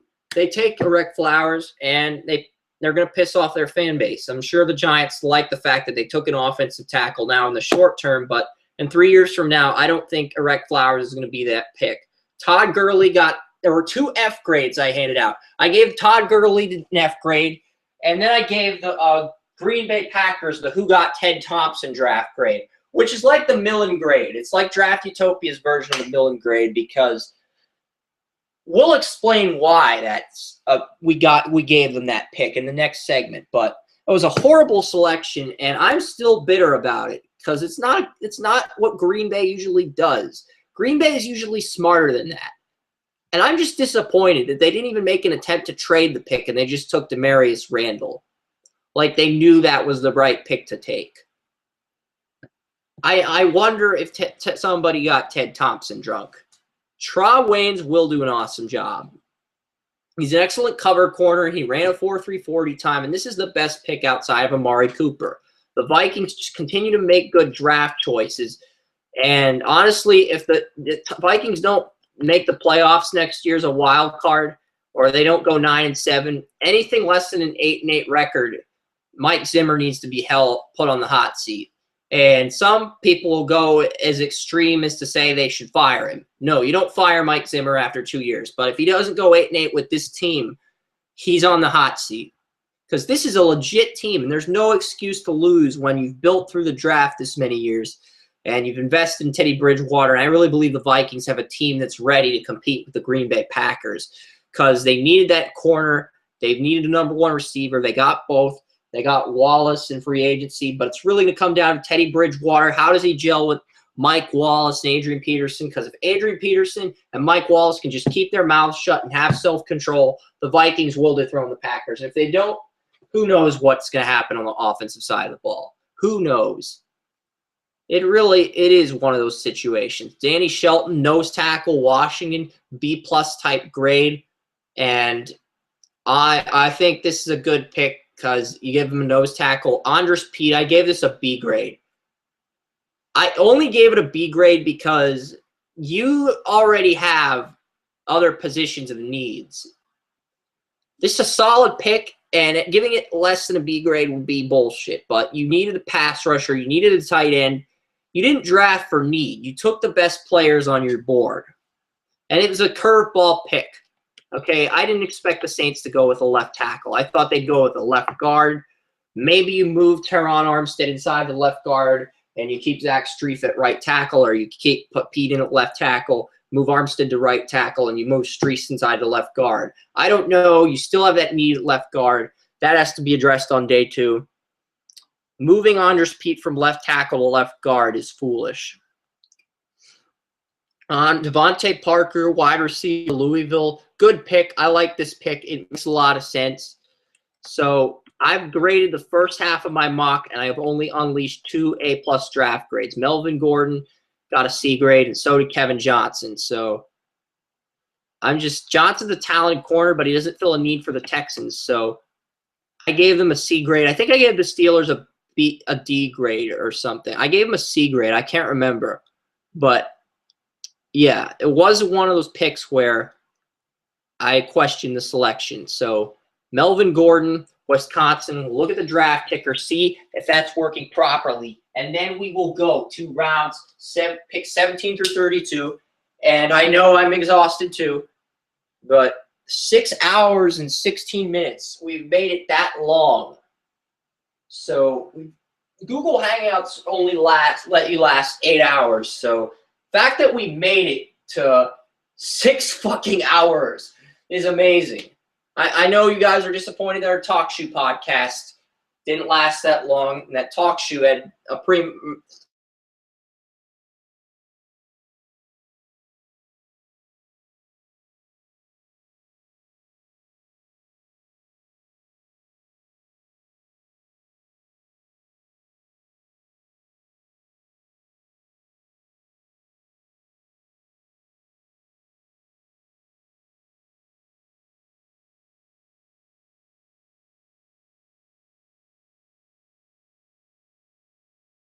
bottom line is good. Cedric Ogbuhe, right tackle, Texas A&M. Pittsburgh Steelers select Alvin Dupree, 3-4 left outside linebacker, Kentucky. Now, Dupree does have that versatility. I watched his tape a second time, and there is some promise. There is some talent there. My issue with Alvin Dupree is he doesn't get 10 sacks a year, and he struggles in coverage. He has versatility to play in a 4-3 or 3-4, but he's not a zone coverage linebacker. You either get 10 sacks a year, or you play fucking zone coverage, or you don't draft a 3-4 outside linebacker in the fucking first round. That's my beef with outside linebackers. Either they get 10 sacks a year, or they cover well. You don't draft run stuffers with versatility in the fucking first round. Shane Ray may have been busted for pot, and Randy Gregory may have been arrested for marijuana as well. But the bottom line is those guys can get to smoke weed. I mean, Alvin Dupree probably doesn't smoke weed, and he just gets pressure on the quarterback. He's not Jarvis Jones. Jarvis Jones had 17.5 sacks at Georgia, but durability issues really lingered and affected his career. And I think Jarvis Jones could beat out Alvin Dupree for that outside linebacker job across from James Harrison. I I honestly do. I think Alvin Dupree is that mediocre. And he's coming to Pittsburgh. He's going to get his ass handed to him by Sebastian Vollmer in week 1 when the Patriots play in his rookie game. And he's going to get that reality check. It's going to be fun. Laken Tomlinson out of Duke goes 28. Philip Dorsett out of Miami, Florida is going 29th. And Green Bay Packers got Demarius Randall at 30. The New Orleans Saints got Stephon Anthony out of Clemson. And the New England Patriots wrapped it up with Malcolm Brown. I love it. Malcolm Brown is coming to New England. How the fuck are you going to run the ball on us without Le'Veon Bell?